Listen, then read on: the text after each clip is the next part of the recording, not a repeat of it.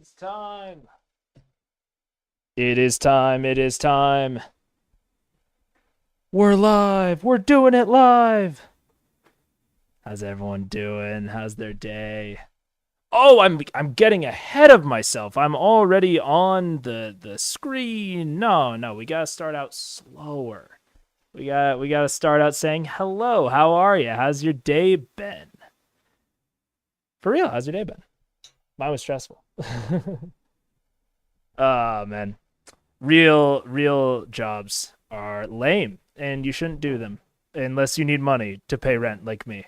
Then you have to do them. So that's what I've been doing all day. But how are you guys? How is your day? I'm also, you might hear me sniffing, coughing, generally making not great mouth noises because it's very smoky in Chicago right now, and I think some of the smoke has been getting in. So that has not been great. But we're here. We're going to watch some Critical Role episode 5, kind of the end of a chunk, as I'm kind of going to be looking at it. I'm kind of going to be thinking about a lot of this in a sort of 5 episode chunks. Real Job does very much beat being homeless. And my real job's not that bad. I actually like my real job. But it was just a bad day at that real job. Yeah, really bad air quality. I've never lived in a place that had wildfires. Period. And I know that Chicago normally doesn't. But like some of my friends live up in Montana, and I sent them some photos, and they were like, "What?" They scoffed at my wildfires. But yeah, the air quality is pretty bad right now. YouTube can't seem to decide how to show my channel name versus chosen username, dude. It's so hard. I really debated between Twitch and YouTube, and a lot of them have like they both have like very distinct benefits and drawbacks, and fortunately, unfortunately, depending on the way you choose to see it, the creator features on the back end for YouTube are really nice, but hopefully I'm hoping I don't know if you guys know the creator Ludwig.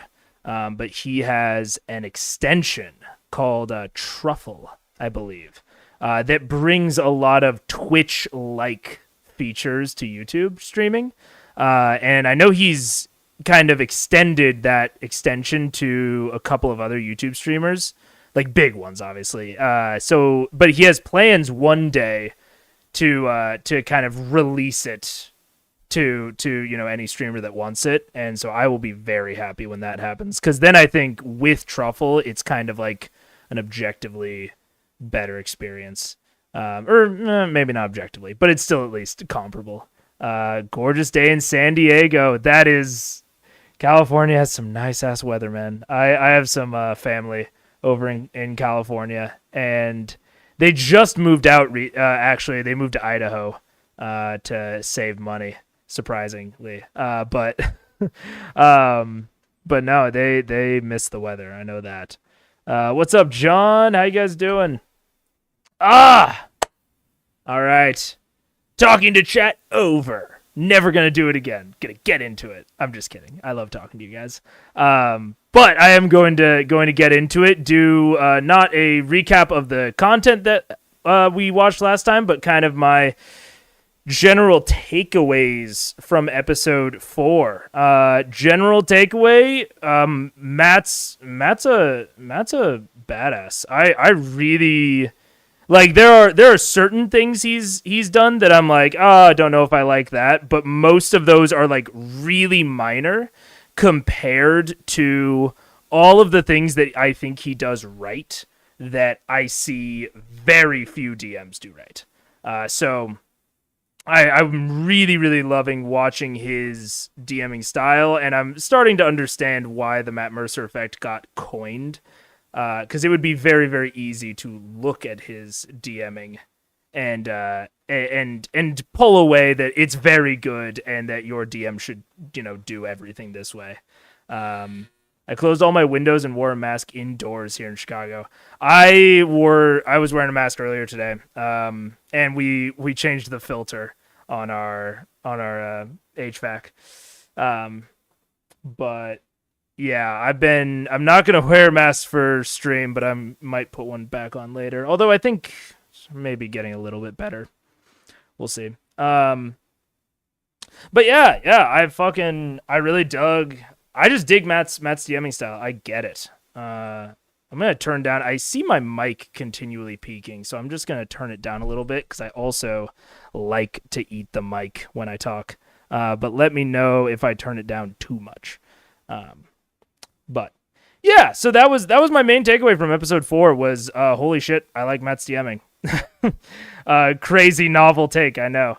But yeah, that was it. Other than that, very excited to get into it. Kind of not systematizing necessarily, but kind of making things more consistent. We're doing Tuesdays and Thursdays now, so that hopefully the impressions are a bit better. We can get some more people in here, and just so that you guys know what to expect, so that you guys know it's like, okay, it's every Tuesday, Thursday. And then other than that, anything that's not an episode. So like some people were talking about the Q&A. John sent in a bunch of like prequel stuff, like a podcast and some other things. All of that sort of stuff I am excited to watch, and I will probably be doing it as like sort of breaks. So I'm going to do them in like 5-episode chunks where I kind of watch 555, and then I'll do like a break episode or stream in my case, where like maybe I watch like one of the prequel things. And that'll kind of be the cadence for a little while, at least preliminarily, if people don't hate it. And if CR is your first significant contact with D&D, which was the case for me, it's hard not to imprint on his style to some extent. Hot take, Matt Mercer's pretty good. yeah, fucking a hot, wild take in here. I know, I'm really, really having revolutionary thoughts here. Yeah, I think it's very understandable for some players to see someone who is very good, and who also, admittedly has a lot of time, has professional acting experience, like is, not getting paid to be there, but like has financial incentive because of the charity stuff, and he's a whole brand as a professional. So yeah, there's a lot of reasons that Matt maybe is capable of being a better DM than maybe your traditional at-home DM who's, working and then also prepping the stuff on the side. So I definitely understand why like the Matt Mercer effect was coined, and why a lot of DMs kind of cringe off if you compare them or really anything to Matt. But that doesn't kind of alter the fact that he's fucking good. He's just I don't know if he's like the GOAT. I don't know if he's like the greatest I've ever seen, but he's just really fucking good. I did, however, pick up very quickly from things Matt said himself, as well as in fan discussions, that there are a ton of ways to play D&D and TTRPGs in general. All tables are different, etc. Yeah. Totally. And it's hard. It's one of the reasons that I love streaming is because especially in any sort of like recorded, any sort of pre-recorded content where you're doing a talk to camera type thing, you kind of have to be really definitive. And it's one of the reasons that Ginny D sometimes gets some heat is because she, puts it honestly of like, oh, like it's different for different tables, but that makes like lukewarm content. It's way better from like a pre-recorded standpoint to like have a definitive take and to just like just put that take out there, like putting like the tangents and the side options and the caveats.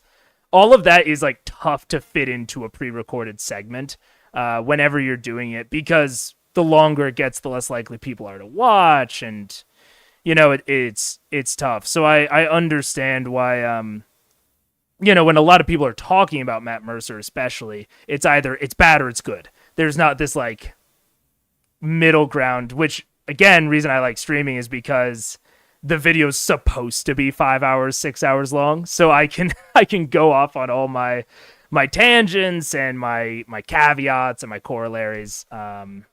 So it's I think it's just one of the constraints of analysis that people really have to contend with. Brennan definitely gives Matt a run for his money in the GOAT debate. I agree. I could not agree more. I think that Dimension 20 is a very interesting kind of case to hold up to Critical Role, especially now that I've watched Critical Role. And for reference, Fantasy High is the only actual play I had ever watched before this. So I have exposure to Brennan in that way. But, Dimension 20 is really tight compared to Critical Role, right? Very, very heavily produced. And I think that Brennan is impeccable at running that very heavily produced game, that very tight setup, and telling tight stories in a way that still feels very broad and very reaching. And credit where credit's due, his players are amazing as well. But that is, I agree that there's definitely a debate there. And going back to what AKL said, there is just generally different types. I think like for pre-produced stuff and like heavily produced stuff, I don't know if Matt could do it as well as Brennan.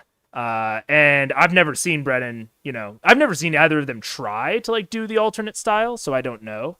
But yeah. Anyways, it's a lot like watching your favorite sports ball players and admiring them and maybe fantasizing about being them in pickup games at home. Not the same as expecting your friends to play at that level. Totally. Yeah, you can fantasize about being in a 3-on-3 with LeBron, but you should not expect your actual 3-on-3 partners to perform at that level. 1,000%, yeah. But anyways, we will stop the talking and whinging about last episode, and we will get into this newest one. I am excited. And I also realized that I think I know what was potentially wrong with Opera, so I might have fixed it, but we're going to see if the thing that I did actually fixed it or if I'm dumb and wrong. You guys are also getting a nice view of my homepage. See if we have anything in common. Okay, campaign 1 and the trick about falling. Vox Machina, episode 5. Oh no! Oh, there's A Brown. Summary begins at 15:32, 1838, break, and game ends. So we will skip to 15:32, go past the banter. I'm sure that the banter's amazing, but we're here for the content. And we'll get into it right after John. Fantasy High was so on rails with the need to hit prefabricated battle sets by Rick Perry, but Brennan makes it look so organic when they happen. It's a skill he has. I could not agree more. One of the actually, funny enough, the way that if you guys were here last time, you heard from Nico. He hopped in to the last stream and we chatted for a bit. The way that I met Nico was when Nico made a video about Brennan's DMing style and talked about how amazing he is at that style. And I actually made a video, I made a response TikTok ripping Nico a little bit and essentially saying what I said earlier about like, it doesn't really work for a home game, yada, yada, yada. But obviously it was a TikTok, so it had way less context and I was way less like patient. I was much more authoritative. And so that's actually how me and Nico met, was I was kind of ripping on him. But then I watched the video and he was totally right. So, but that's the social media game right there. But yeah, Brennan making those prefabricated set pieces and like the path to those pieces look so natural is absolutely insane. His ability to make that happen is ludicrous. And I don't know if I would ever want to DM in that style, honestly, but he just makes it look fucking effortless, which is crazy. The only thing that happens before that is they were sent to Grayskull to represent the keep that Vox Machina owns in Emon. I see. Okay. I don't quite know what that was in reference to, but I'm down with it. You can see it next to Orion. Oh, I do see that. Okay, interesting. Oh, and people are gone. Sam is gone. That's fine. 8 people. Oh, too much for me. I'll always caveat with like for me when I say something like that, but I cannot not handle it. I remember there was a chatter. I don't remember which one of you it was that was talking about how they have a 10-person game, and I was like, you're crazy. Congratulations. Like if that's going well and everyone's having fun, you must be fucking good. Which is, and that's not like sarcastic. Like legitimately, I believe that you're very good. That's just not my cup of tea, not my expertise. But we will hop into it. Episode 5. Oh, and I'll change the on-screen element. Uh-oh. Man, I really thought that I had fixed it in Opera. So, without further ado, let's go ahead and kick into the recap. It was just slow, I guess. The party has initially been sent down on a mission by the Arcanist Alora Vysorin in search of a halfling paladin who's gone missing, named Lady Kima of Vord. A folk hero and very respected individual, she went on a vision quest and apparently went alone into Craghammer seeking some sort of great evil that was festering beneath. And for any of you that have not stopped in for a stream before, welcome! Very good to have you. We're going to watch through the intro just so you guys are aware of like where I am. I've never seen any of this before. That's, kind of the deal. So I react live. I'm a very experienced DM, been doing it for going on 10, 12 years now, but never seen an episode of Critical Role before I started this series. So we watch through, we talk about mechanics, styles, techniques, and I interact with chat. Can you raise the video volume? No, not this again. I don't know. Oh, that's why. Okay. I keep changing things off stream because it's like slightly more convenient, and I continually forget that I need to reset them for stream. Hopefully this is better. The city. It hasn't been seen for weeks and weeks. The party was hired by her to go and try and find her whereabouts and hopefully bring her back safely. Hopefully good. Since traversing and meeting individuals. Yeah, I see that it's, oh my god, my mic is fucking. I'm gonna turn down the gain on my mic a little bit. Hopefully that'll help. Individuals in Craghammer. And let me know how that the, volume is. By mines, where apparently these monstrosities have been burbling out time and time again over the past few weeks. Pushing down, they had encounters with Umber Hulks. They managed to acquire some Duragar, which apparently there's a lot of them down here. Duragar being a this works for me. Ashy-skinned, subterranean, dark, evil dwarf type offshoot. Okay, we'll keep it there for now. I might be able to boost a little bit more if needed. But okay, sweet. But yeah, so for people that haven't come to hang out, we're watching through, having some goofs, having some gaffes. Think about it like Mystery Science Theater almost, but a few less jokes, few more mechanics and technique discussions is sort of what I'm going for. And we are on episode 5, The Trick About Falling. One of which had with it a brain-type quadruped that managed to brain spike Grog and send him catatonic for a short time. They, wandering through the caverns, discovered there was a Duragar war camp across the way across this large chasm that was currently being run by a General Duragar alongside what appeared to be, and what they now discovered to be, a mind flayer, an illithid.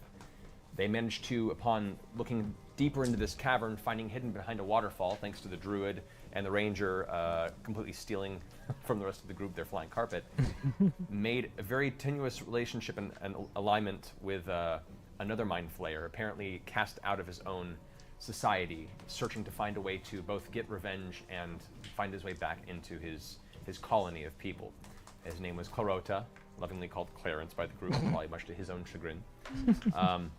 After which they decided to go ahead and try and extract information from this Duragar general and stop this war camp from preparing itself for battle and its attack seemingly on Craghammer in the near future.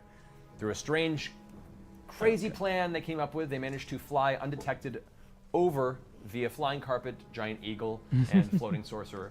And a lot of analysis paralysis. Made a Metal Gear run into the center of their main barracks, threw a bucket of goblin shit into the face of the one mind flayer. Beautiful. After which Vax bisected it pretty much in one surprise round of attacks, led into a large battle in the center of this building. Starting in episode 55, Sam has pre-show ad reads. I'm down. Right now, a lot of, the pre-show is them setting up and playing those intros, which were very cool. And I talked about the intros in episode 1. I really liked a lot of them, and I just like their general character backgrounds a lot. I'm down for the ad reads though. Building, partway through of which the ground began to rumble, and then digging forth from underneath a bullet, a gargantuan armored burrowing creature that was hungry and very dangerous, that then made the battle that much more intense. A heavy, blood-filled battle later involved with Percy getting his hand caught and firing his gun into the gullet of the beast. Eventually, it had its armor pulled apart and was defeated by the party. The remnants of the Duragar army in the side of this building have been destroyed, aside from a few stragglers that have laid their weapons down, and the general now lies beaten on his knees before the rest of the party. And that is where we pick up and begin. So, as you all are catching your breath, breathing heavily as the adrenaline slowly leaves the system, looking around this building with the large hole still glaring through the roof. I'm waving through it. Tiberius is waving down. The general is currently on the ground, warhammer at his side, blackened armor still kind of sizzling with arcane energy from his temporary banishment via Scanlan. He sits there with this kind of gnarled, brackish beard, looking about the rest of you with these wild, kind of white-coated eyes. So you found your way in. What's your purpose? What do you want from me? Vax walks right up to him, walks behind him, grabs him by the hair, and right back to this position. Let's have a talk. Vexalia, we should have a chat. Of course I would. If you want blood, take it. That's all you're getting from me. Okay, kill him. Wait, no! We don't want your blood. Grog's ready. We're looking for a halfling. Have you seen one? I don't know what you're talking about. A female halfling. She came down here. But also, he's supposed to know the way into the temple, no? Right? I thought that was like, oh my god, my fucking mic is loud. I thought that was part of the reason that they were coming after him in the first place, was this aspect of like he knew the way into the secret temple area. Maybe I'm misremembering though, because I originally thought that was why they were going after the Illithid as well. I take my dagger and stick it in about a centimeter and say, your master is gone. It's just you and your friends here now. I think it's in your best interest to talk. You could walk away from here. You don't have to die. If you can play nicely. And believe me when I tell you, he usually kills everybody. He doesn't give that offer very often. Go ahead and make an intimidation roll. With advantage because of his backing you up. First roll the night. Yeah. Oh my goodness, this was very easy, very nice. This is one of the things I've talked about that I think Matt does really well is, and credit to his players, something that the players do really well is they do a really good job of making intimidating statements without saying like, I want to intimidate him. you know, and then it's like they make the intimidating statement and then Matt says roll intimidation. I think that they are good at doing that, and Matt is really good at latching on and encouraging that, which is one of my like DM pet peeves, is players asking for roles rather than just saying what they do, as well as DMs not kind of using the full breadth of their skills. The cast mics seem much lower in volume than Matt's. Don't remember that being a thing. Says, you know, audio issues I've heard several times on these on these early days were prevalent. Maybe they'll get turned up later. That's a way to start. So, as you put the blade to his throat, he kind of chuckles deeply against the strain. Your halfling lass was foolish. We took her. We delivered her to King Murgle as a present. If she lives, she's probably rolling and broken deep within the dungeons of Emberholt. You're welcome to go for her there. Who's this king of yours? King what? Murgle? Murgold. Murgold? These smart people should know. Gold. King Miracle. Which way should we head? Down, probably. I mean, is there any particular, you know, shortcuts or less running into your kind along the way to tell? I feel like that was. Highly doubt it. Spits in your direction. Oh, You press the hesitation, and I catch it, throw it back in his face.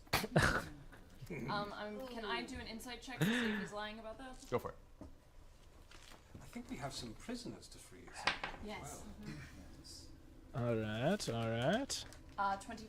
Ooh, Caleb.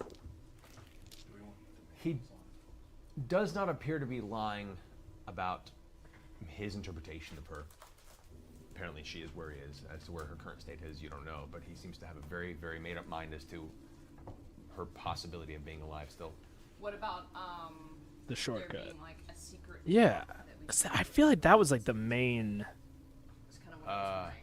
You can press him for that information even harder.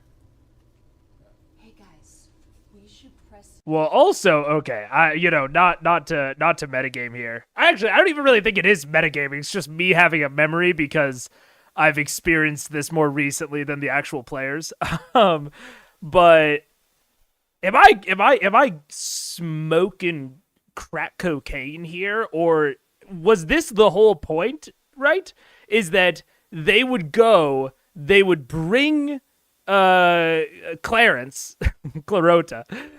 They would bring Clarota, and Clarota has detect thoughts.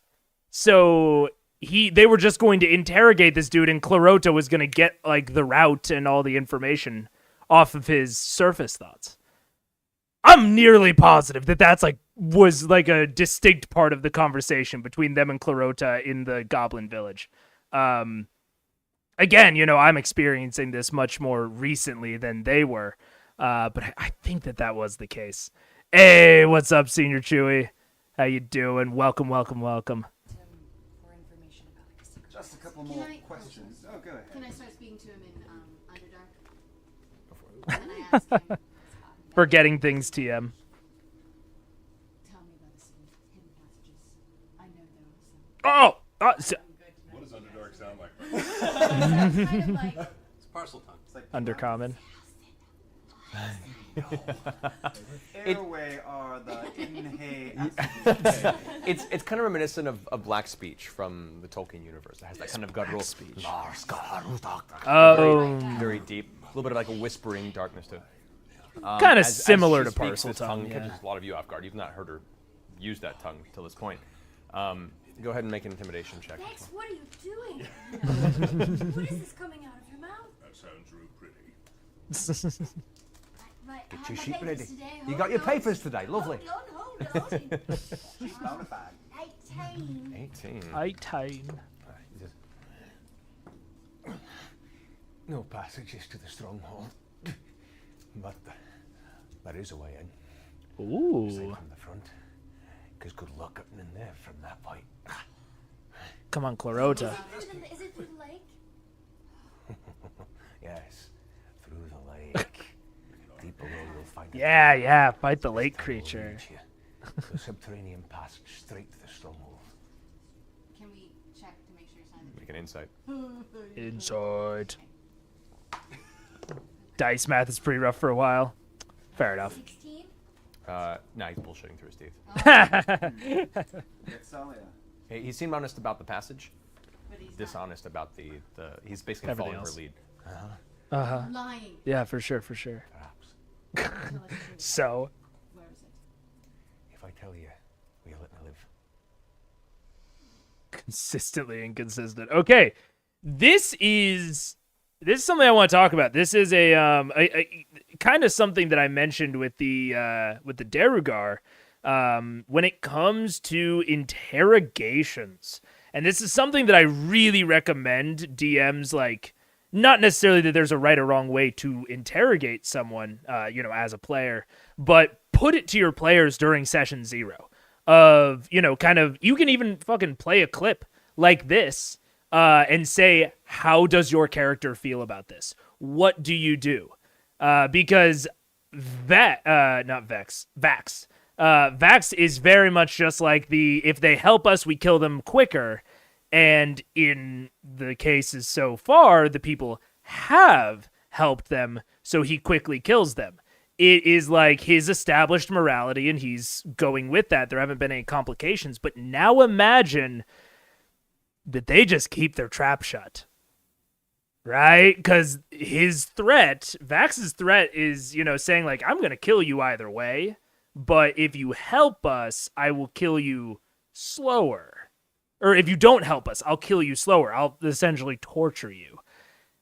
And how are you going to narrate that as a DM?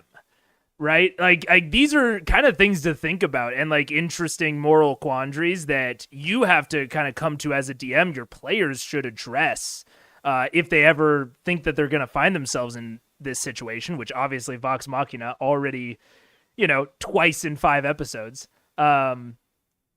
It's really something to consider of, like, if that Derugar just shuts up and doesn't say a word, are you going to go through the whole sequence of fucking, like, cutting him and, like, doing damage?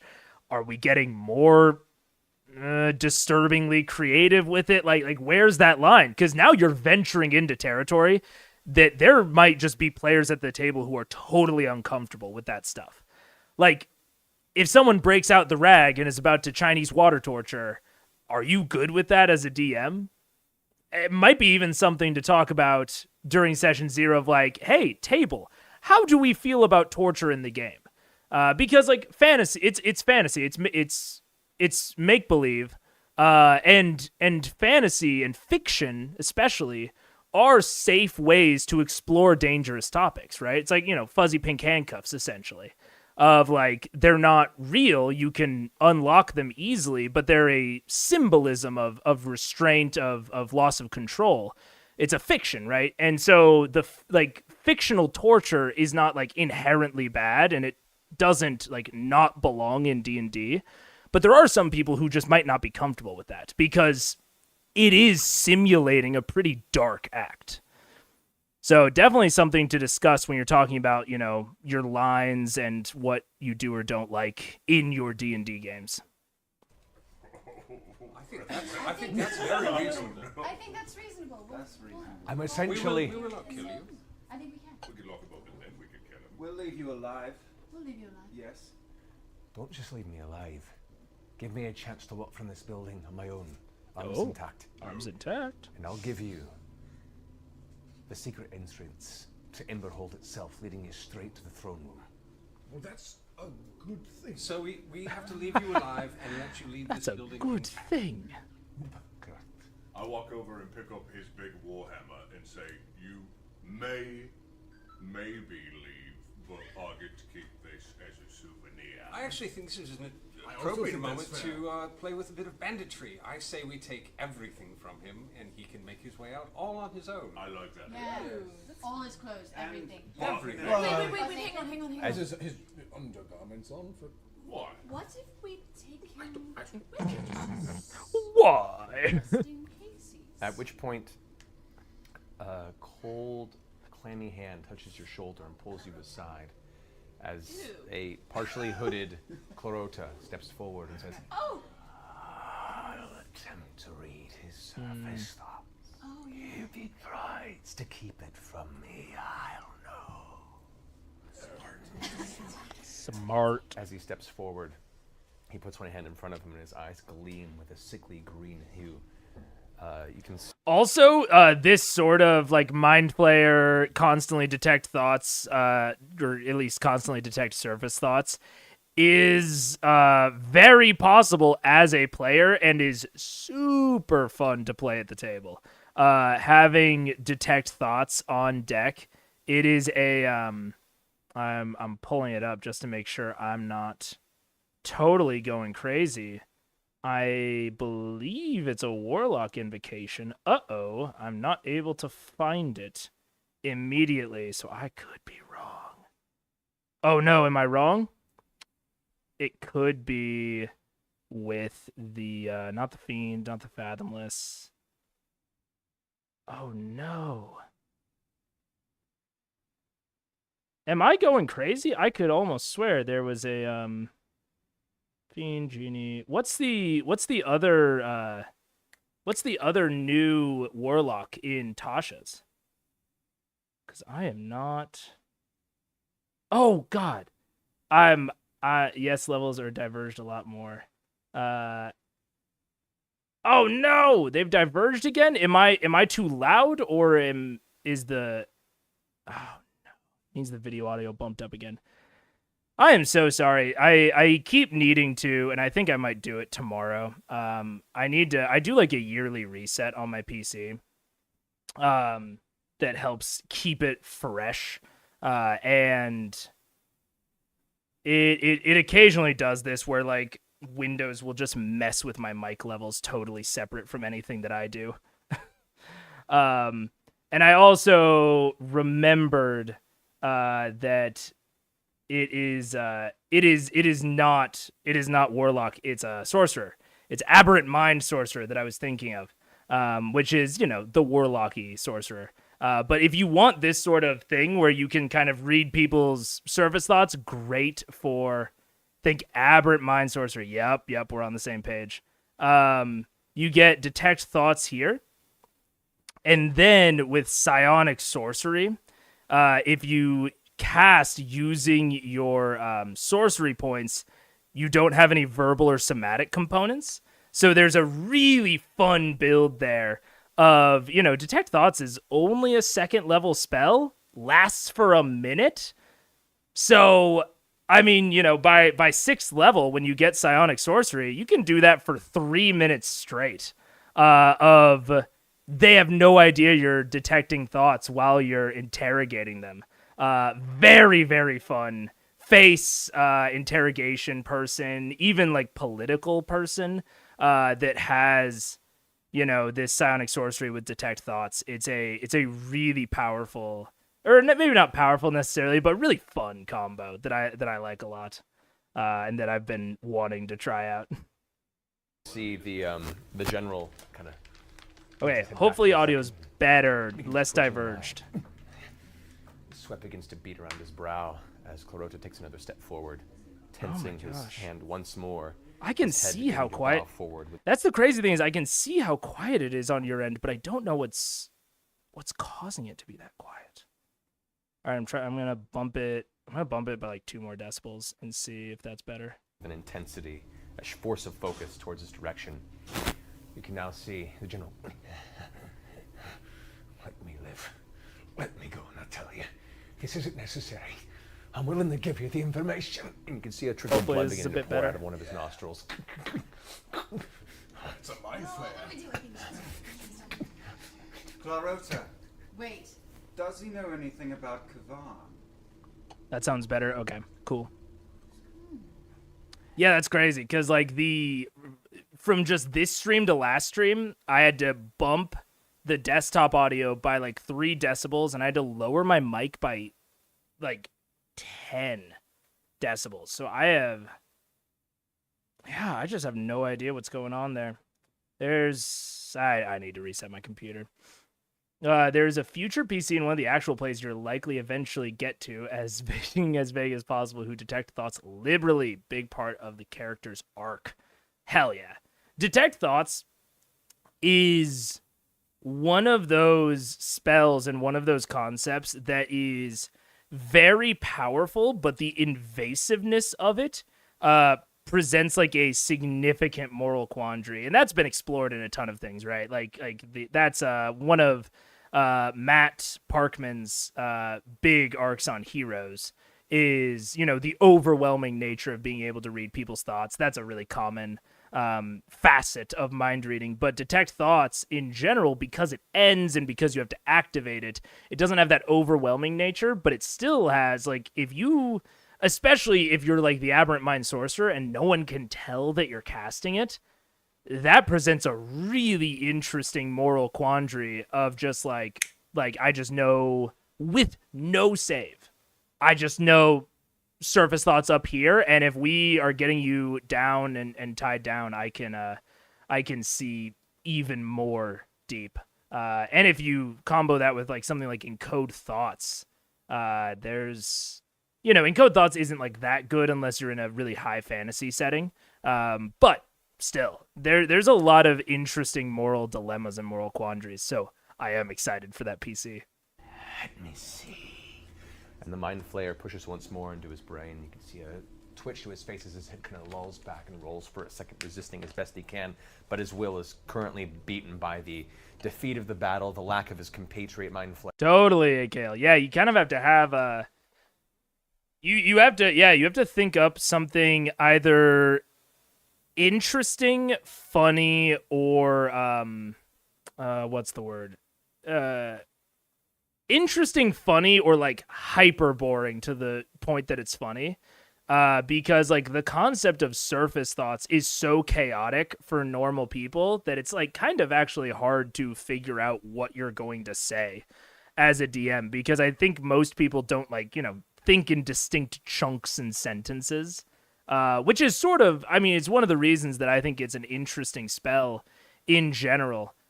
Is because, like, as a DM, I sort of treat detect thoughts the same way that I treat visions for clerics or religious folk in general.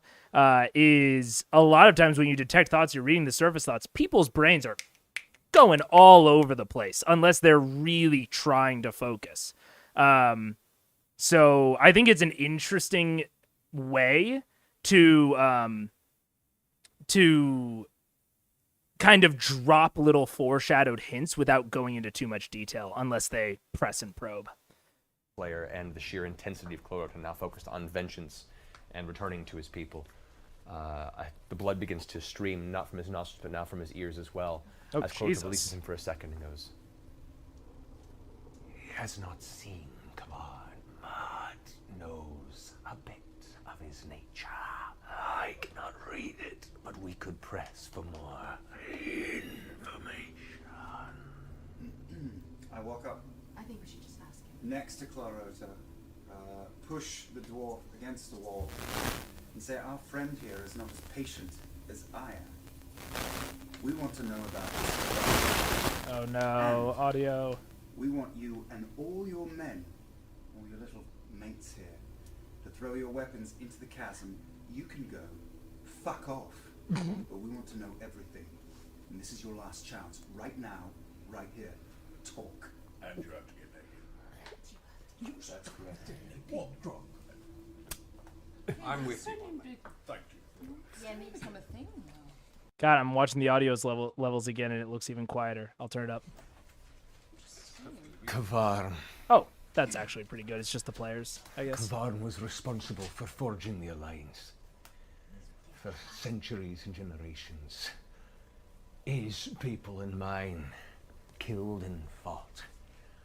It wasn't until Kavarn came that we decided to work together for a common cause. Expansion. Unification. Dominion over this land and these mountains. Divided we were weak, petty, greedy. But with Kavarn leading us, we have purpose. We had growth. Classic. Okay. We could take what we like and on but one's worth. If I fall here, many more will take over where I fell. Well, we can see that's obviously worked out really well for you. Sure. Kind of a Genghis Khan type I think character. that I'm satisfied. Are you satisfied? What kind of creature is Kavan? What is Kavan? I have not seen Kavarn personally. You've heard rumors, though. What I know of Kavarn, a being of immense intelligence, a creature that needs not walk this earth, one that does not touch the land of which it traverses. I know it sees all. It smiles from a toothy maw and laughs in the darkness, protruding from its forehead one nasty, gnarled black horn, a terrible source of its dark power. Okay. Is what's been rumored. Is he telling the truth? Inside check. Interesting. I think he is. Would I recognize this creature he's describing? Go ahead and make a nature check. Also, I will say that I am not the type of DM to allow insight to be a lie detector, which I don't necessarily think Matt is right now, but that's just like a general thing for me of like, even if you succeed an insight check, you just get like cues about their body. And if they're a really good liar, if they roll like really good deception, or they're just, you know, they have a naturally like high passive deception, you're still like, you're not going to get much. So I don't do like a straight contest of like deception to insight. I normally do like deception plus a few. So I don't know. And even then it's like, oh, he clearly looks nervous, or you noticed his eyes like flicking left and right as if he's nervous.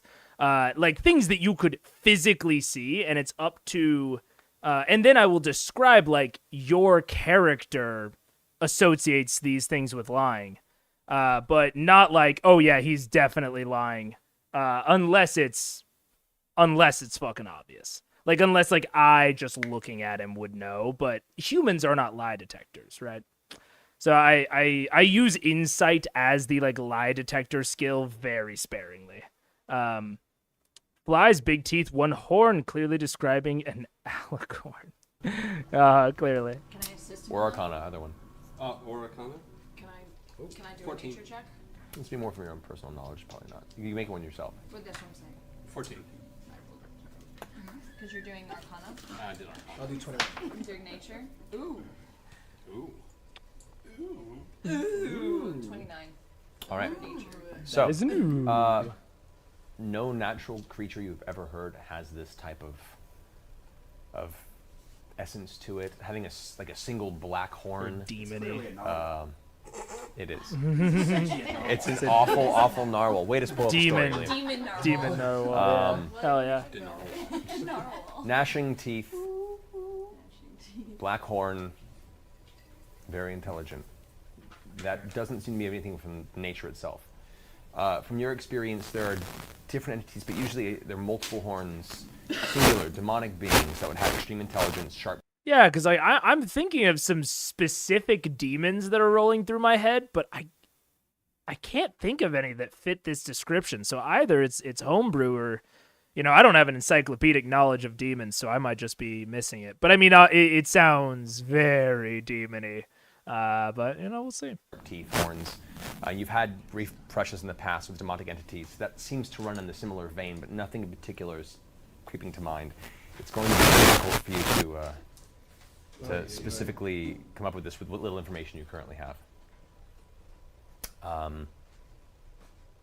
Yeah. Well, I'm satisfied. I am I think too. we should let him go. Why don't you I strip? agree. Do you want a handcuff? Please. Take off your clothes. Let me. Yeah, let's let- take we take Bob's handcuffs out of this. That was not the deal. You leave me unspoiled Well, of my Sam- life, and I tell you the way into Emberhold. Well, tell us. Take the hammer, but You haven't told us yet. it's have rough you? in here. Leave his armor on. I told you your weapons are ours. In fact, we'll be keeping your weapons, your armor, and I believe your pride. Yes. But your life. is yours. You may even outrun the dwarves we're about to set free. Oh, good. Nice. Have they dealt with all of the other dwarves in this camp? Because they killed a few at the bridge. They killed a few in this place, right? There was like 4 or 5, but they narrated at least 20. So that's what I was saying earlier when they were fighting the Derugar. I was like, why don't they just like go out and like talk to their buddies? But they're all acting so casually, as if like they're just gonna waltz on over and be good. I mean, I guess at this point, you know, even if it's 10 Derugar against a party of 7 level 9s, I mean, they probably have a reason to be acting this flippant. They are 7 level 9s. Emberhold. Wait, he's telling us. Shut up.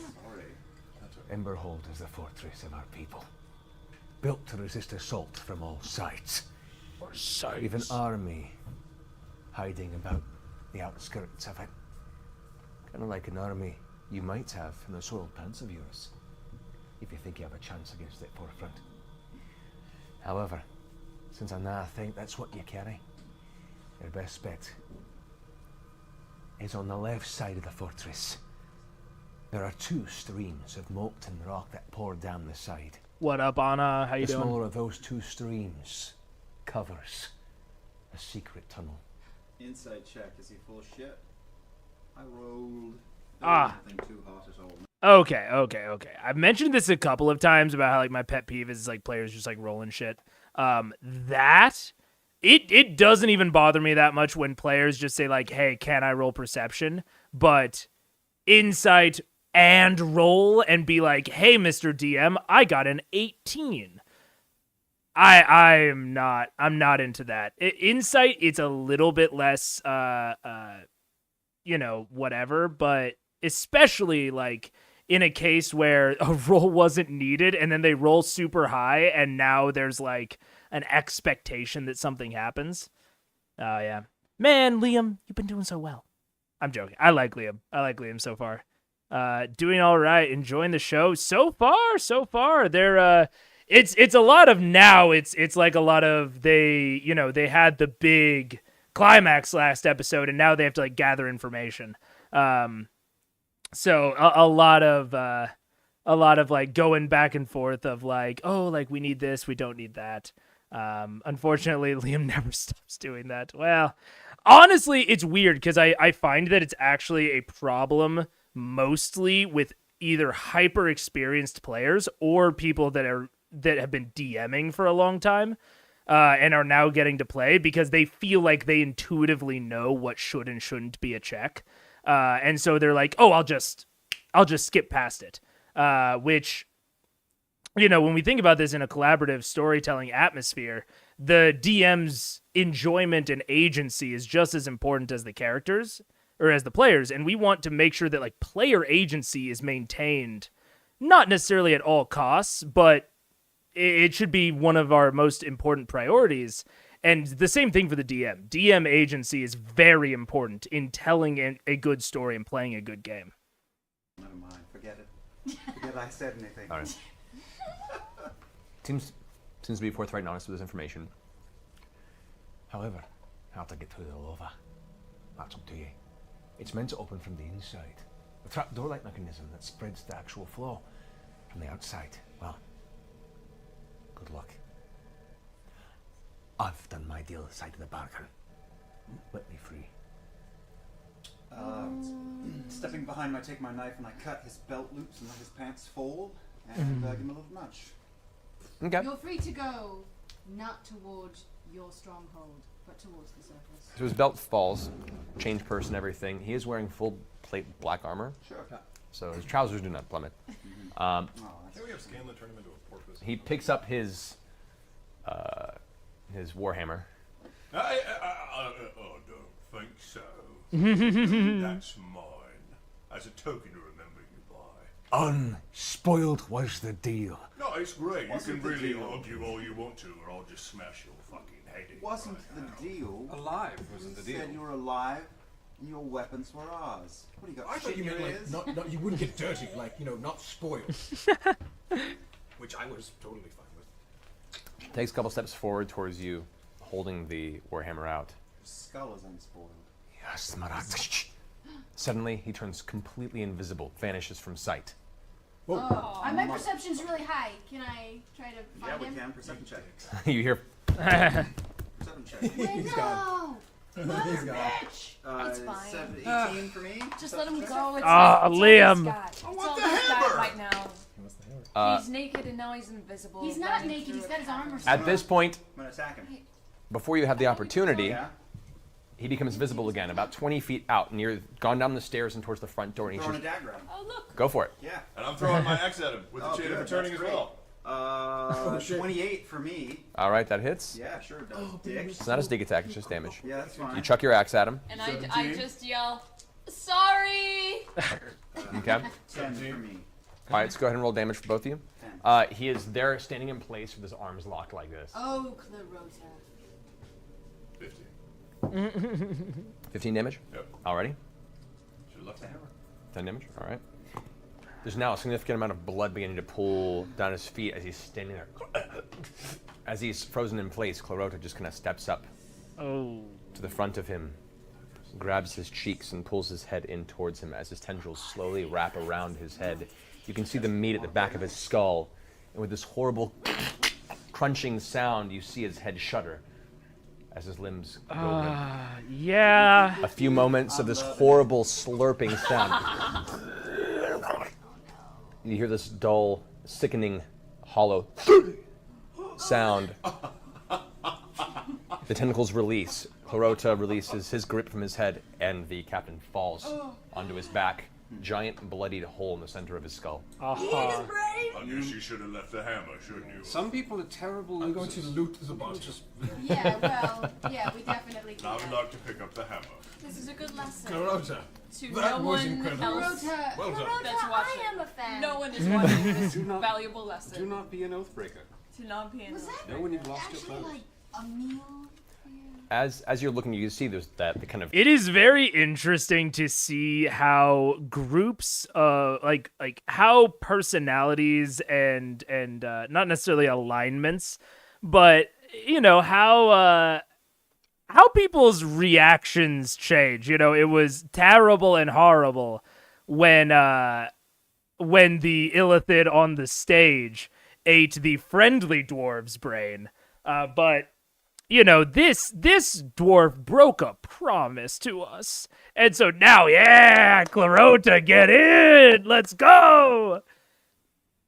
It's interesting to see how people's opinions change when they are the ones in power. You know, when Scanlan was in the middle of this camp and very much not in the power position, it was very scary.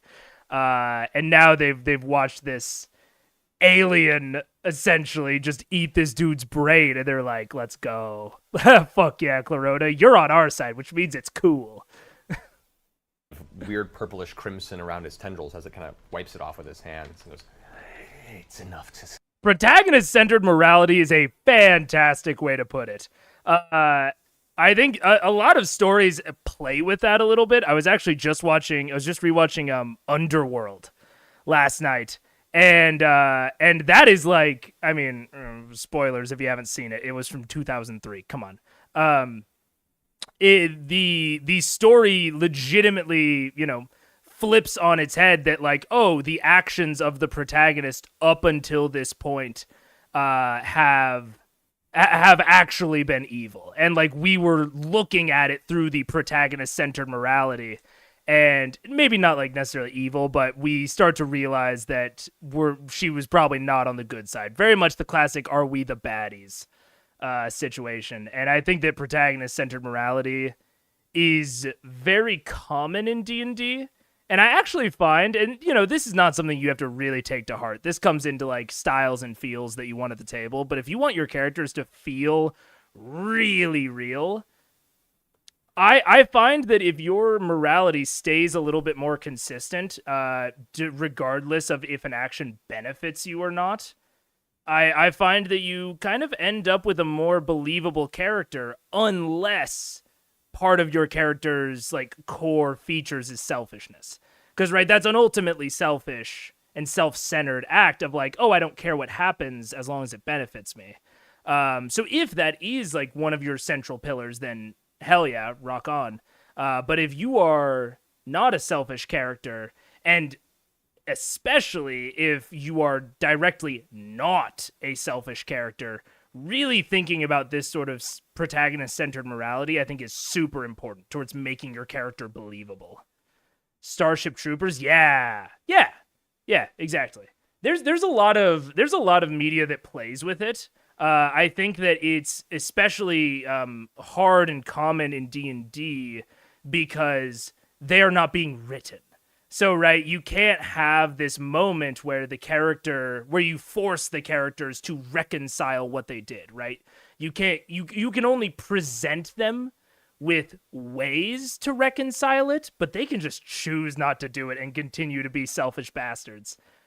Which it's part of the fun and the allure of D&D, but it is, if you want to tell that type of morally gray story, it can be a challenge.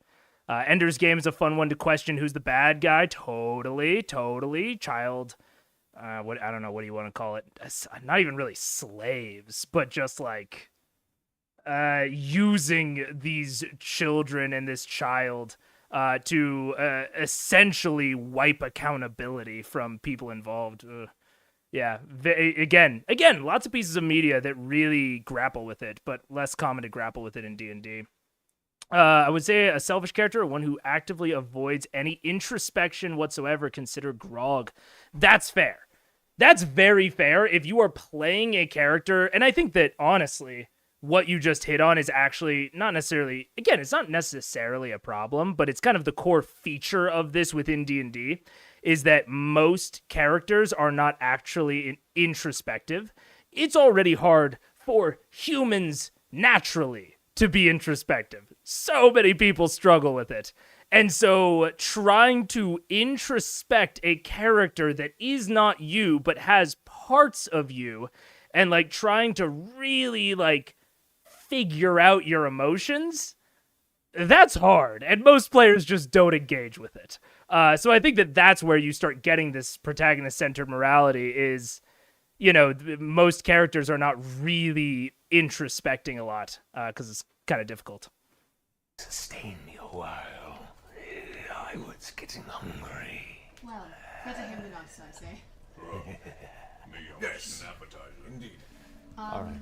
Loot the body. Yeah, so you loot the body. You find amongst all the Duergar bodies here, as you're quickly jumping around and grabbing, it's hard to count the exact amount, but you're looking somewhere in the neighborhood of about 500 to 600 gold pieces. You'll have to check later. A series of black iron weapons. None of them seem to, at a quick glance, have any sort of magical value. The blackened plate armor on the Duergar itself does radiate a magical essence, as does the warhammer he was holding. How many? Is it just him wearing the black plate armor, Yeah. or any of the other bodies wearing it? There are a few that are wearing black plate, but they're not equal. They're not We equivalent should enchanted. take that, put it in the bag of holding, so we can sneak in if we want to. Tiberius, can you tell us anything about How many these sets fair. were there? Yes. That From what's in here, there would be I'd say 11 sets total from what you guys have Sets killed. of armor. Because there are also sets that were on the rack at the very front. And Nice. I'll do an Arcana check. You got right? a grapple arrow. Arcana check on the To stuff. check on the stuff, yeah. Yeah, I got it. So you now have a 23. trap arrow. A All right. grappler arrow? Shiny disease. Yeah, man. Dude, I don't know if you can tell. I'm looking at my other tab. I'm looking at stream health because my eyes just glaze over when it comes to looting sequences.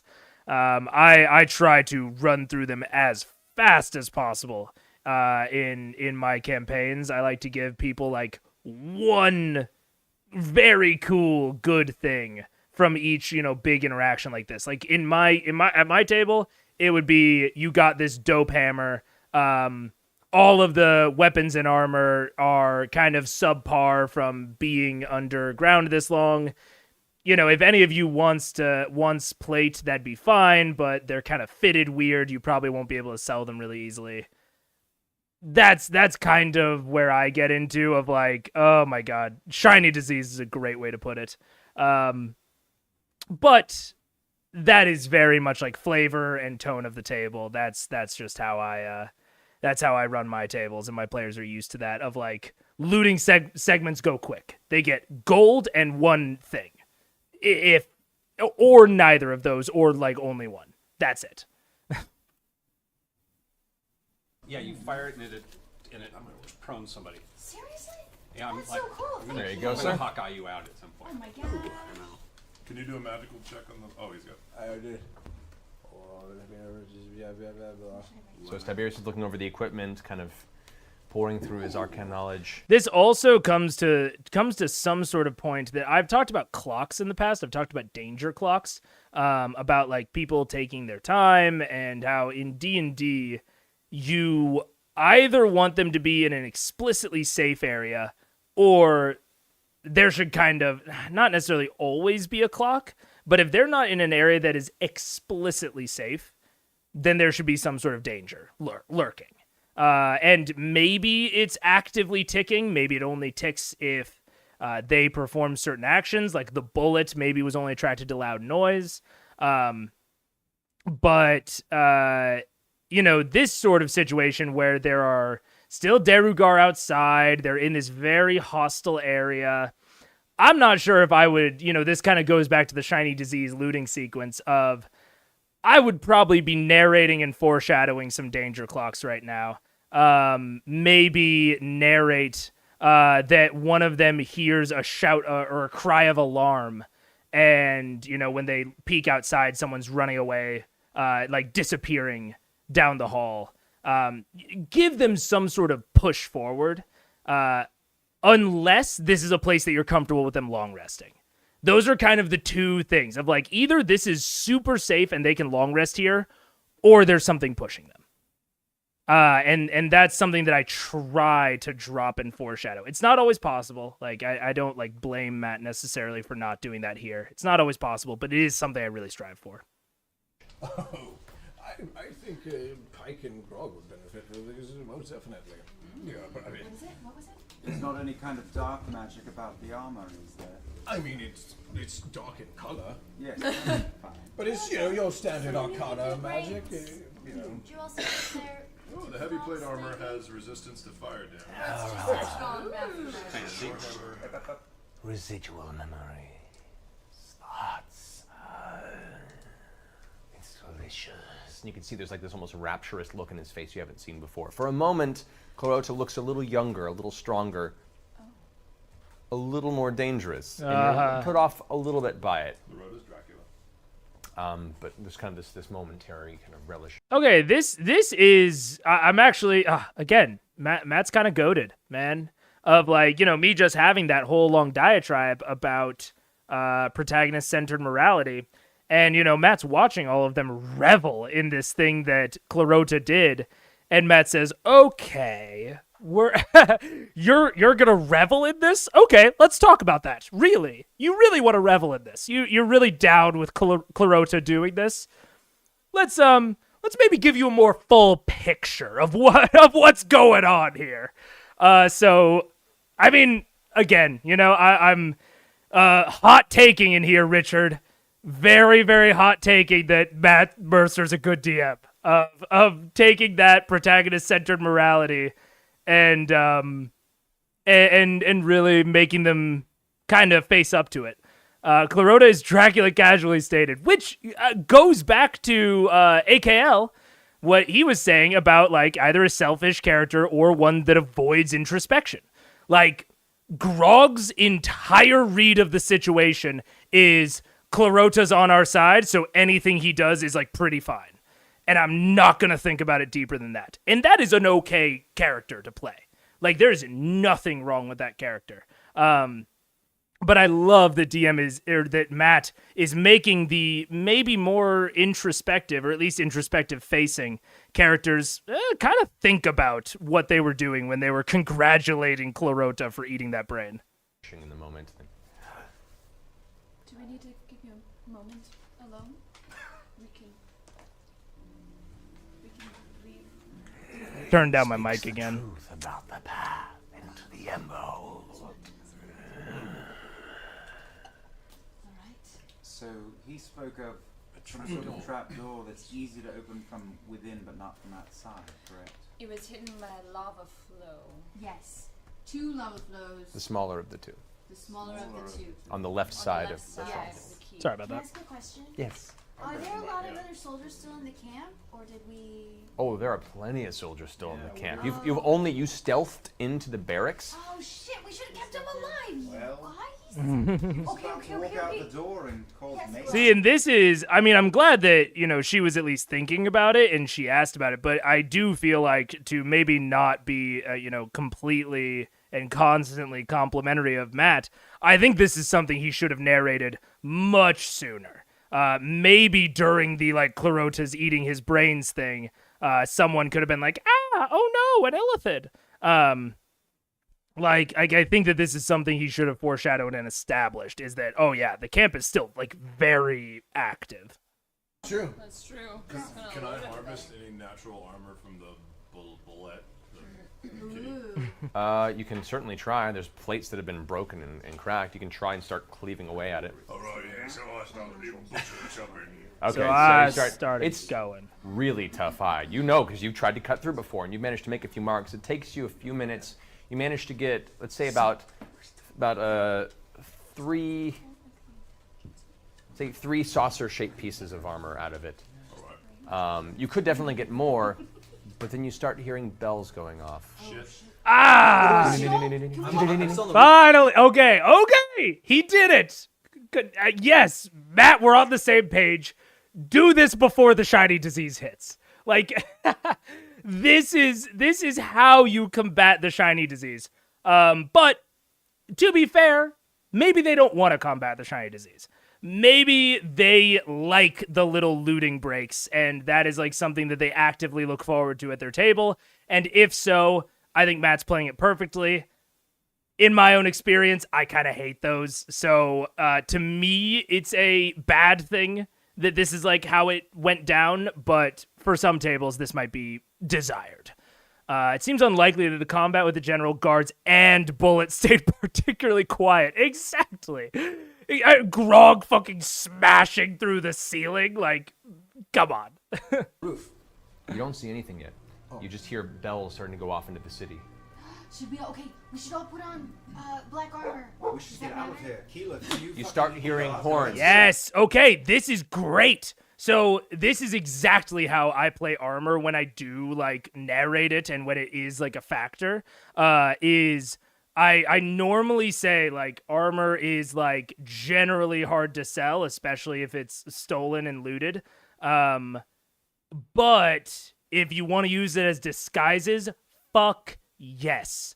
Using armor as disguises is a well-worn trope, and it's a trope for a reason because it's so sick. It allows for so many cool interactions. I love that. And if you've never introduced a sequence like that where you're having this armor sets for your players, highly recommend.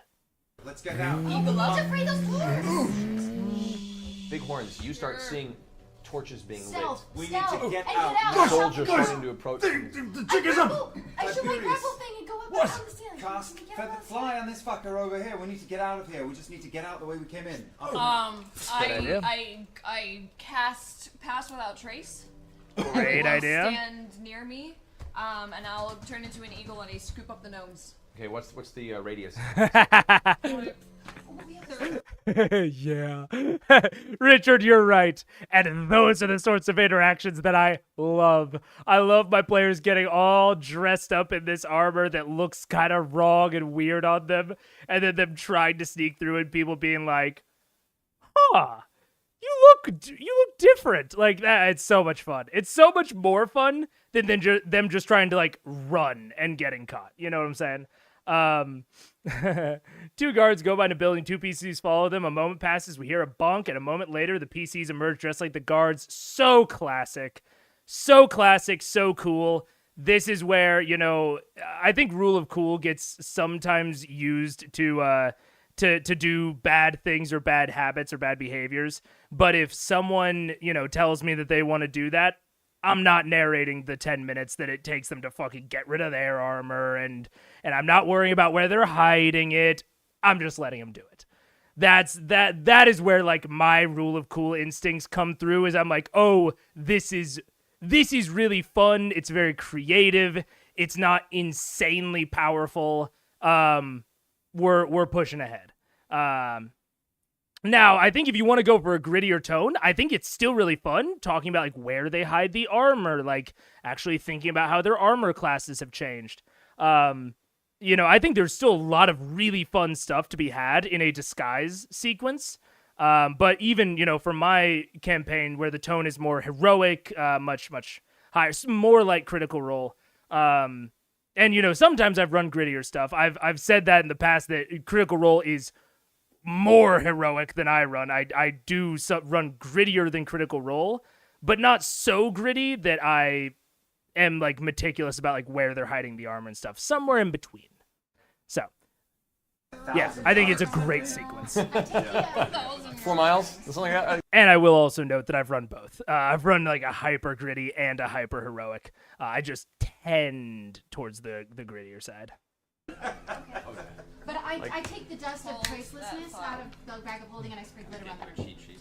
Okay. The cards are coming. They were out of stock. All right. So, Can we grapple about from the ceiling? well, the arrow that you have that he made, it's essentially an arrow that bursts into a tanglefoot bag. It's when it bursts, it grapples it's whoever's not like there. it's not like a string grappling arrow. Although I'll build I that. thought it was like a grapple. It's a trip arrow. Oh, 30 that's feet cool. radius. Okay. I'll make you grapple. I didn't thought Okay, of that. so though. you could just Hug me. barely get Tiberius in there if Stay you close. on the platform. So yeah. Okay, I'm gonna jump on Grove's back Yeah. And we I'll have a pick- regular and I'll grappling pick up hook. We'll just Scanlan get in up out my, of in We have a my flying car. and hold on to some straps. All right. Hold on to So straps. Scanlan, both you guys both the gnomes get grabbed by Keyleth as And we're all on the carpet? Yeah, carpet's away. But this guy's flying. Ooh, okay. DM advice that people might not do, but I think leads to some really fun moments. So maybe fun for you guys to know and be aware of.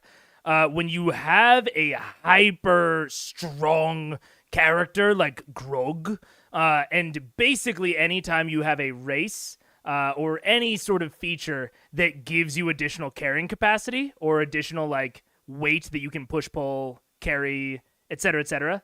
I always have that character that is really strong and has those features. I have them write down what those weights are. So like what is their carrying capacity? Because there are rules for it in D&D that normally people kind of ignore because it sort of doesn't matter. But I always have them write it down, and then I make sure that everyone in the party writes down their natural weight and then their weight with all their equipment. So for non-strong people, it's 2 numbers, and for strong people, it's 2 numbers. And put them in like somewhere on your character sheet, and it is so. And the moment that you put it on their character sheet, they start thinking about it instantly. They start thinking about how they can use this character's really high carrying capacity and really high push-pull carry to do unique things, especially if they're small characters like Scanlan the Gnome. They start thinking about like, okay, can I drop all my gear and then that we can do this fun thing? Heavily recommend, because it really is just 2 additional numbers for everyone, and they just have to exist on the sheet. You don't have to fucking roll anything. You don't have to have people learn a bunch of complicated rules. You just put them on the sheet, and they will instantly start thinking of creative solutions to do with those numbers. Flying Grog. I am. I thought we were all okay. No, you can't. What are we doing? Are we getting on? This really came into focus for me because I played with a Goliath Rune Knight.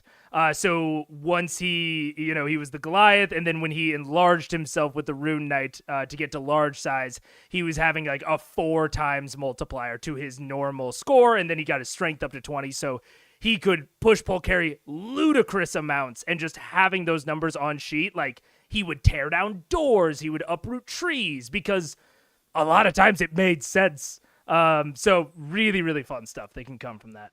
Up, straight up. Up and out. Straight up. Can we So- stealth while we're doing it? you guys right now so you're carrying the 2 gnomes. All of you except for Grog are on the carpet, correct? Okay. I'm You're flying. you're flying. Okay, so how many spells do you have left in that spell? There's trinket. 1 left. All right. Trinket's back on the No, other Tricket's side. back on the other side. Tricket didn't come with you to the battle because there was nobody. Dude, something that I talked about when we first were introduced to Vex and Trinket is that pets are a bitch and a half to keep track of. I love playing a summoner in video games, my favorite archetype. or like a pet keeper. But holy hell, man! Familiars are easier, especially like the warlock familiar that can turn invisible. Some of them at least, but it is so tough to keep track of an animal companion. You can shrink it He's across. on the other side by himself, all alone. Yeah, I know. You weren't here. You weren't here to protect your bear. So terrible. Isn't he safe over there? Hopefully. Oh, Drake. He's been raging against Everyone, make a stealth check. They plus 10 additional modifier thanks to Keyleth's spell. Thank God. Sweet. That helps easy then. Ooh. 20. Oh, 20. Nice. Ooh, natural 20. 19. Trinket logistics. Hell yeah. I mean, at this point, when they're 9th level and she clearly loves Trinket, like it's a very integral part of her character, I don't want to, guess too much as to what Matt does. I want to experience it, and I don't want to say like his solution is bad or whatever. But I think at this point I would have created a magic item for Vex at some point to allow her to turn Trinket into a statue, almost like those what is it, D&D figurines.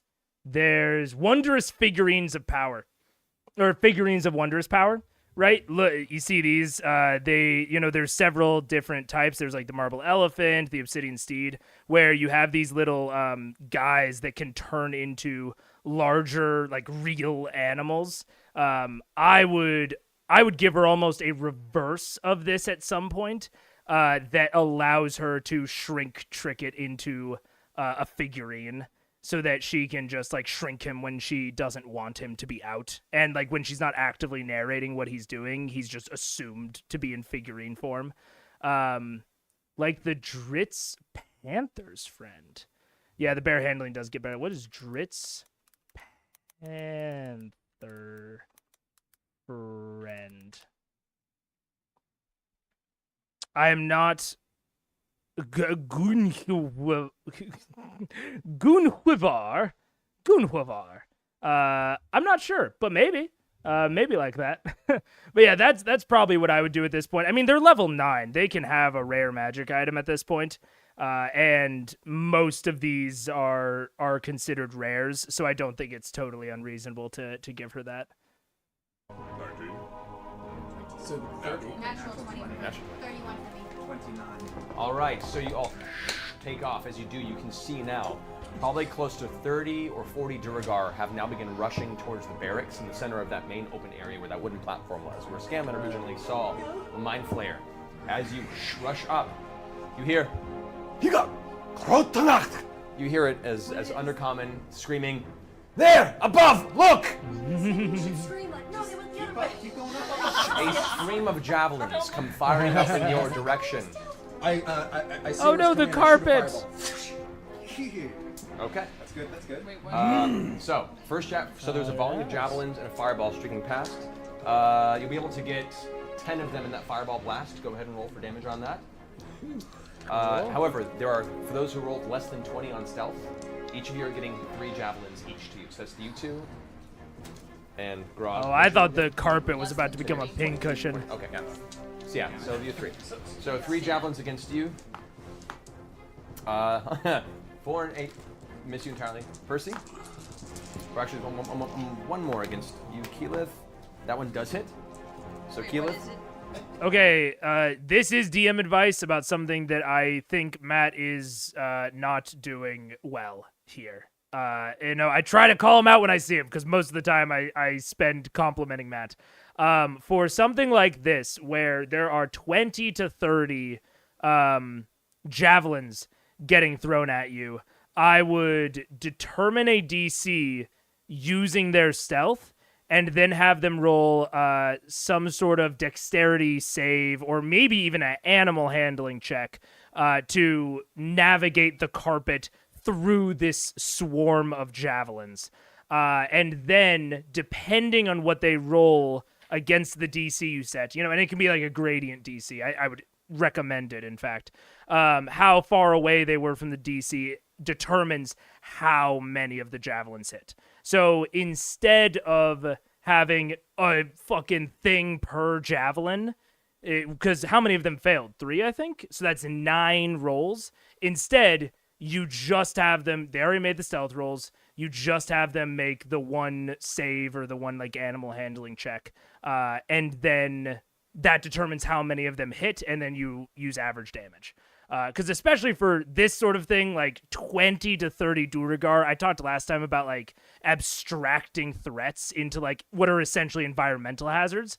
Like they're essentially just flying through an environmental hazard, and I think that the solution that I'm pitching kind of inherently sort of goes into the fantasy of like steering the carpet through the javelins, whereas this, it feels like they're almost like weirdly accurate at that distance, right? If they're like pinprick choosing people based on stealth when they're like, so that's what I would recommend. When you start abstracting things out to this big, consider them an environmental hazard and treat them as such. Just come up with a DC and give them variable, essentially trap damage. You take 14 points of piercing damage as the javelin just gleams off the side of your giant eagle torso. Person? Thank you, AKL. You that's a 21, an 18, and a 20. So you take 3 javelins. It's tough. 12. 24 points of piercing damage. As 3 points? Yes, 24 points total as 3 javelins. 2 strike a fighter at that level. Partway into your waist.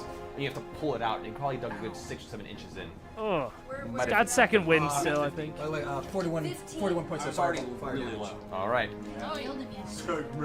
The 3 that are going towards Grog, that natural 20, a 17. What's your AC? 18. That one misses, and the last one, 2 natural 20s. Not even joking. Oh, all right. No. You got 1,000 hit points. So you take a total of 36 points of piercing damage, Grog. And he still has more hit points than we do. Yeah, probably. Oh, yeah. Oh, barbarians. Certainly. Actually, yeah. He is here, technically. He is here. Scanlan's holding on tight. This is why when I went on my rant about how Druid is the second most effective tank, because they gain HP rather than armor class, this is fucking why. Is because he gets hit with double crits and still has more health than everyone else. And health is the only thing that matters in D&D. That's why Blade Singers aren't crazy broken. You can gain all the AC in the world, but you still are made of paper mache.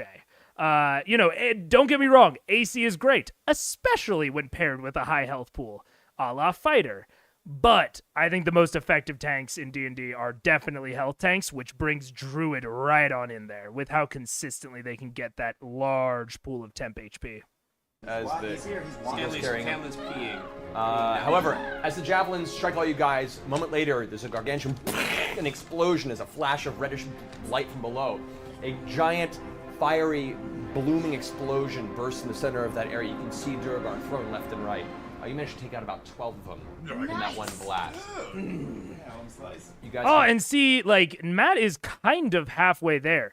Like, on Orion's side, he's treating it like an environmental trap sort of thing, where instead of, rolling for each of them individually and figuring out the damage, it's just, you do an action, your action succeeds, and you hamper the trap or the environmental hazard in some way.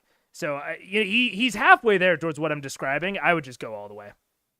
Continue cresting over the top. You can now see more and more starting to gather. The bells are going off. The horns are blowing hard. You can see a bunch of them are now running over to what looks like some of the siege equipment they had constructed, which includes a few large ballistas. Oh no, the carpet! Dive bomb towards the far tunnel past this warcamp. He's fine. He's hiding out. They don't know he's here. I'm not concerned with the bear right now. Poor Trinket. Dive bomb. I take hold of the front of the carpet and steer it down towards the up and over along the roof and then down towards the tunnel. I'm steering the carpet. You guys coming down, you shot up, curved around, and you're going backwards towards the barracks. As you do, another volley of swords, y'all. Another volley comes to the guys who were under stealth. Who's not stealth? However, there's one attack less each because of the Duragard that you've taken out. Yeah. So against Keyleth, Totally. 1 hits. You take 12 points piercing damage. And again, if I was this, I would just lower the DC because of Orion's actions there. But this is interesting. This is kind of showing Vex's general place and personality within the party of like, she is not a Grog, she is not a Vax, she's not the leader or the button pusher. She's more of like the heart or the soul, where it's like, oh my gosh, Trinket. And yes, she is, distinctly aligned with Trinket, but still. And it is interesting to watch those sorts of people interact of like, this is something that is incredibly important to her, but because of her inaction, she's essentially putting Trinket in danger. And I think that this is great fodder for PC drama later. I'm not necessarily saying that like I'm killing Trinket if I'm Matt. I'm not saying that at all. But I think that, if I'm Laura or if I'm Liam, I am bringing this back up later as like interesting interpersonal drama of Vex being like, we shouldn't have left Trinket. He could be dead. He could be dying. Like, you have no idea. You don't care about Trinket. You never have. Great fodder when the leader or the button pusher makes a decision that is counter to the heart's sense of morality.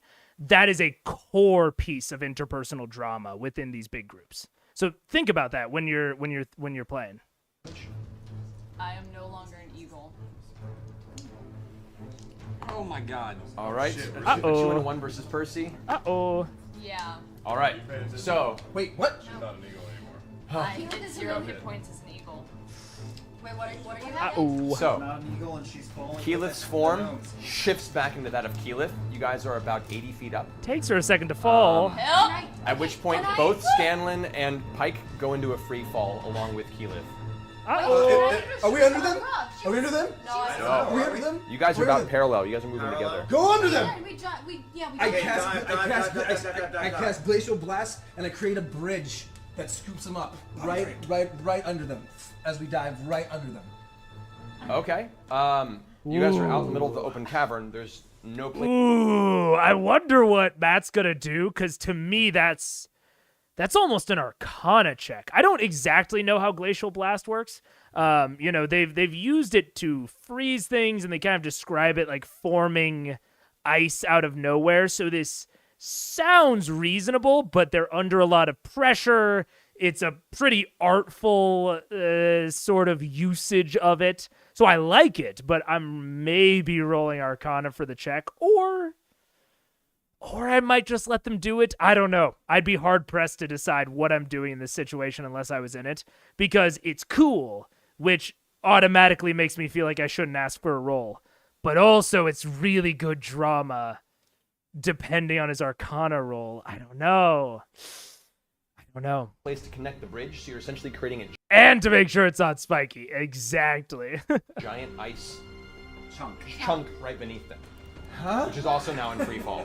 No! So, Even yes. wizards make mistakes. Oh. So as you guys It try is and also steer in- as they're plummeting. It is also in free fall. Yeah, you don't need to ask for a check for that if it doesn't fucking work. That's hilarious. I didn't even think of that. You're writing this. Go ahead and make a acrobatics check. I don't know what to Can do. we try to Wait, can I We over the 25. All right. So you swoop underneath, a sudden motion as you're trying to cast. Go ahead and roll a concentration check on No, this. come on, Tiberius. Oh, so it looks like Glacial Blast. Unless I'm misunderstanding it, I think it's a custom spell. I'm on the Roll20 fandom wiki. Oh, D&D wiki. No, that's homebrew. I don't know. Interesting. I've never heard of it. So it could also be just from Pathfinder. But yeah, I've never heard of that spell. Oh, save my life again, Tiberius. Can I try to Oh, I let go of the front of the carpet. Can I stick cast a War God's Blessing to give him a +10? Unfortunately, you're falling. You're like, ah! Oh, it is in Pathfinder. Okay, I found it. Ah, you're just plummeting through the air like a rock because Can you're I in use full plate the armor. rope a twine and try to lasso one of them? Because I'm really. You have to pull it out of the bag of holding and then turn into a lasso. That's going to take you a full minute. I have a rope. Time. I let go of the front of the carpet. I put one end of the rope in my sister's hand and I jump off towards the height. I grab onto her to hold her down. I have so much armor. All right, guys. Guys. So here's what happens. In the time this has transpired, you've rushed underneath with the magic carpet. All of you barely managed to hold on as both Pike and Scanlan and Kiv all slam into the top of the... Oh, okay. Except you lost your concentration, so Glacial Blast didn't go off. Thankfully, that would have been really bad. We slam into the top of what? Us. You guys slam under the top of the rest of the group in there. Because you lost your concentration, your flight spell also dissipates. Grog is now plummeting. The flying carpet now has too much weight and is currently giving out. Get me close to him. I can cast Feather Fall on you. It's slowing your fall, but you guys you're coming down at a very, very fast pace at an angle over the barracks towards the back end of the war camp. Can I cast a wind wall right underneath of the carpet to kind of like airbend? You can attempt to. Grog? I think it's a fun to... Who needs Feather Fall? I can do it a bunch! At this point... Dungeon Master, yes. Re-explain what's happening. So the carpet is falling not as fast as essentially, you guys were flying inside each other. This is the three were falling. You guys swooped underneath and caught them. However, it's too much weight to bear. The carpet's now... How high are we at this second? At this second, you're about 60, 70 feet up. And the closest building, the highest building under us is how tall? It's about 15 feet tall. Whoa. Grog, however, goes into a full See ya, Anna. Have fun. plummet. I'll see you in the VOD. I'll see you then. You guys have just caught the rest of them. Boom, you all caught them. You're crashing down. Go ahead and roll concentration. Everybody jump up. Just roll concentration. Constitution save. Oh, Constitution. I love making random shit Constitution. Constitution throws are only for like poison, and I think that that's lame. I like the idea of like trying to use magic in a weird way, like requires like physical constitution and like effort to like mold the spell to your will. I especially love making it on sorcerers. I think it makes a ton of sense for sorcerers to be challenged in that way. So I love this. Add your Constitution modifier. How far? I just know how far we are from 7. where we Okay. just go down. The spell fizzles. Right. She gets to go down anyway, right? It is a lot of chaos, John. I agree. It's and these sorts of things are really hard to run as a DM because initiative is good for combat because, you know, combat inherently needs to be structured. You need the turn order. It's how it has to be. So you need some sort of initiative. How you determine initiative is variable, and there's a lot of different ways, but it most of the ways really just fuck the pacing. Like I just put a hard stop on the pace of the stuff.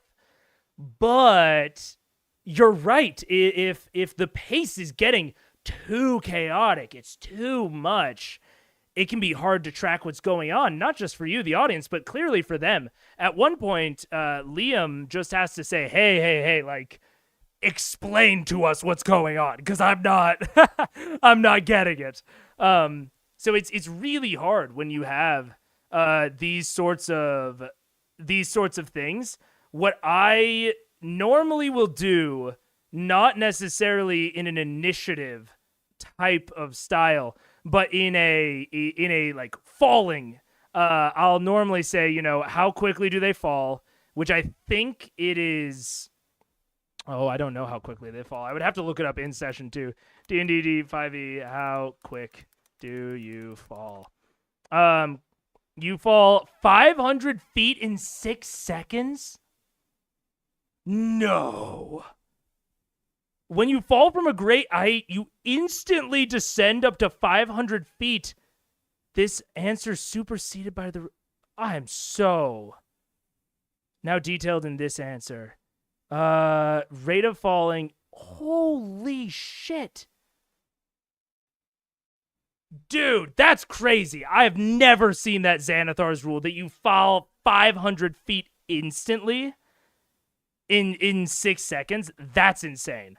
I would kind of what I would do is I would say, okay, they are falling from where they are.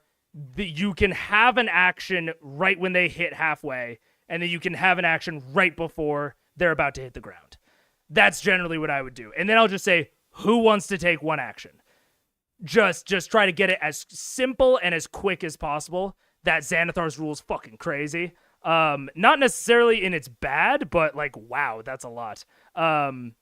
But yeah, I would try to come up with a segment of time and a segment of distance that is more relative, so that it's easier for the players to grok. Like it's harder to kind of picture and like go through in your mind of like 80, 60, 50 and like how fast things are. It's hard for the DM too to keep track of. So saying like, okay, they're all the way up here at 80, they're halfway, they're about to hit. That's it.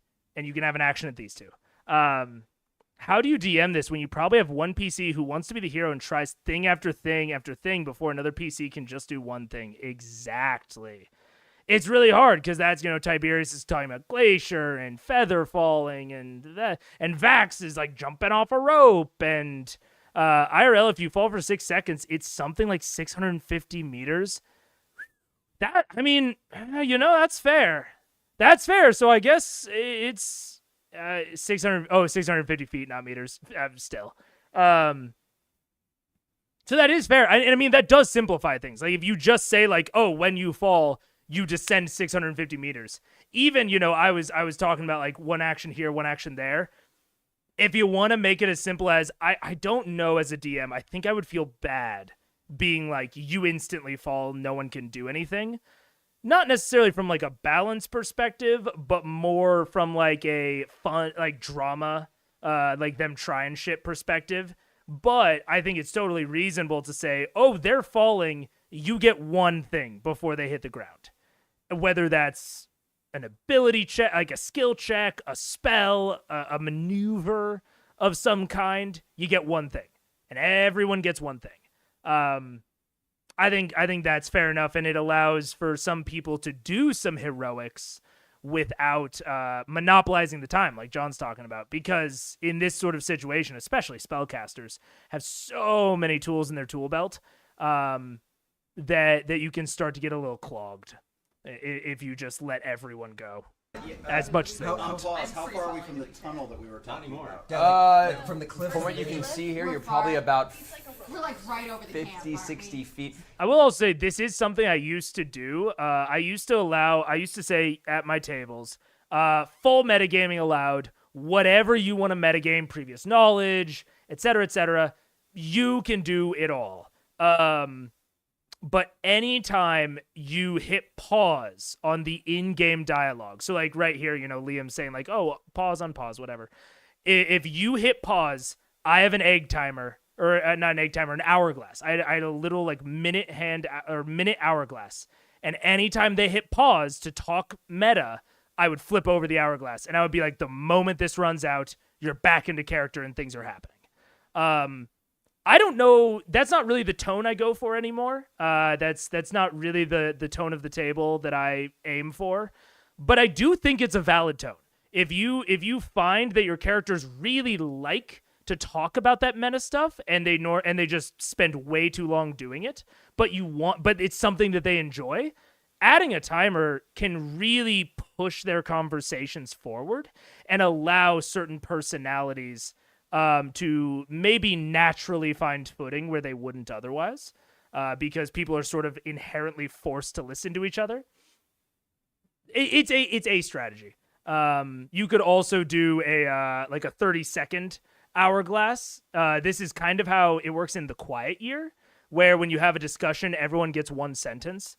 But instead in this, if you're kind of running into this problem, or you want to do this, you can say, hey, full metagaming at the table, but you press pause and you give them the 30-second hourglass. They get to say their 30-second piece. You pass it to the next person. They get 30, and all the way around the table, 30 seconds each. And then you just go back into real play. And everyone has the meta knowledge of the discussion that just happened, but they're back into character. They're not talking about it anymore. It's an option. I think that timers get a bad rep. And if it fits your tone at the table, I think feel free to use it as long as your players are into it. You're towards the back of it, thankfully. There's audio somewhere in a pre-stream game where Matt actually pulled out an hourglass and said, if this runs out, you die. Yeah, man. Yeah, exactly. I mean, sometimes you just fucking need it. Like, sometimes you gotta push them. Because they will... And I think that this is the thing is some people will look at that sort of behavior and say, like, oh, if the players are having fun, who cares? But number one is the DM having fun. You're part of this too, as the DM. And second, are they? Like, there's a certain responsibility as the DM to keep the pace up and prevent the players from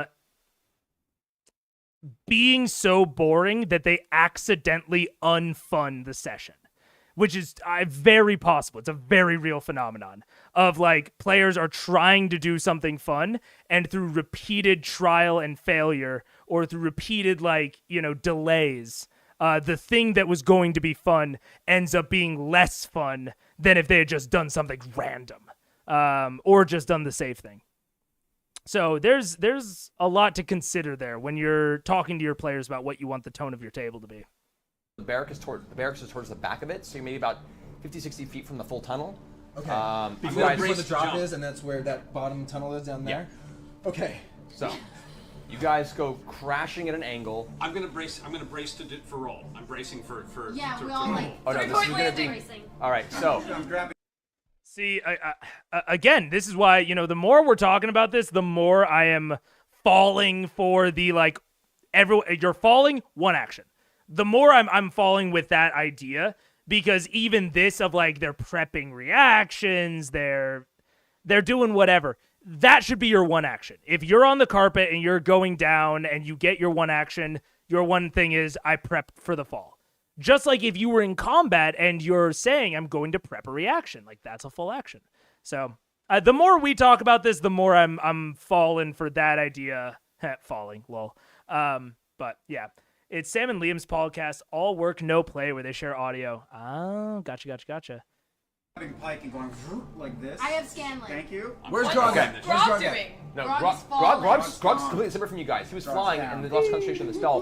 Grog's like a stone. Can I? Dude, okay, the max damage you can even take from falling in 5e is 20d6.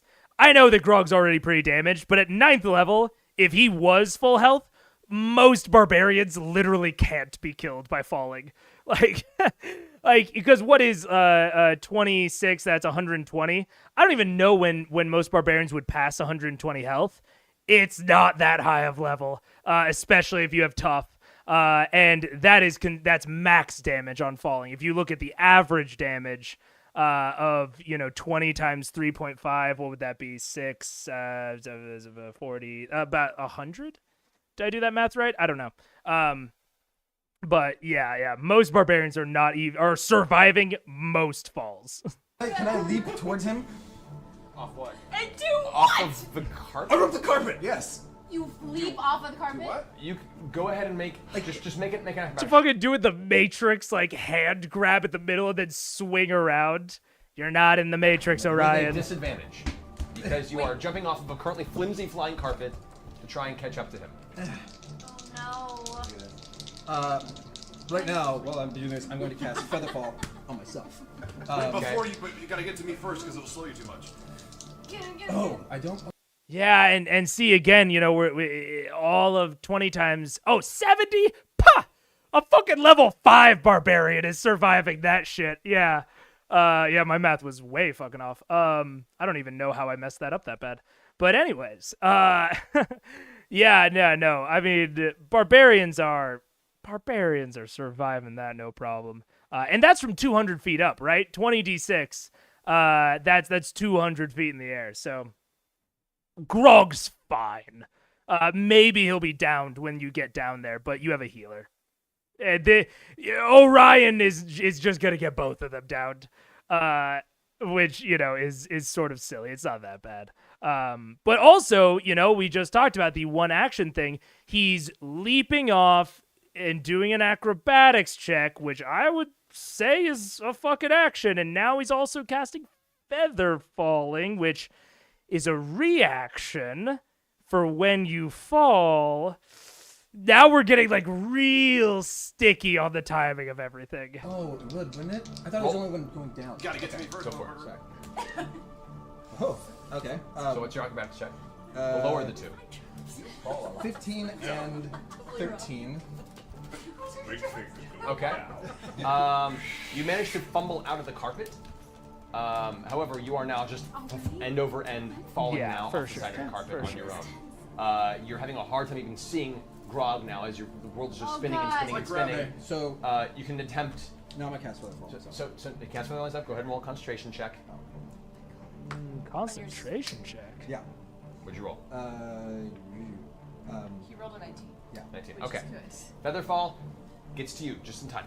Your descent slows. Ugh. In that time, Grog. I don't even know what he means by a concentration check. That's only if you take damage that you have to make a concentration check. So I'm not sure what that was. Maybe that's like a Pathfinder thing that he's just used to asking for, especially with casters. That doesn't seem like that would fit.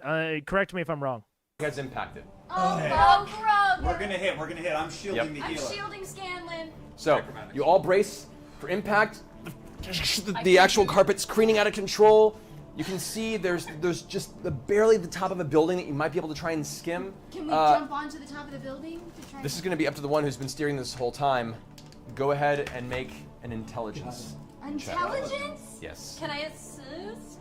No. Nah. Good. 24. 24. Yes, I'm You pretty just managed to skim the edge, which lessens your impact slightly. However, it does send you all into a full end over end topple. Still holding an O. Everyone make an acrobatics check.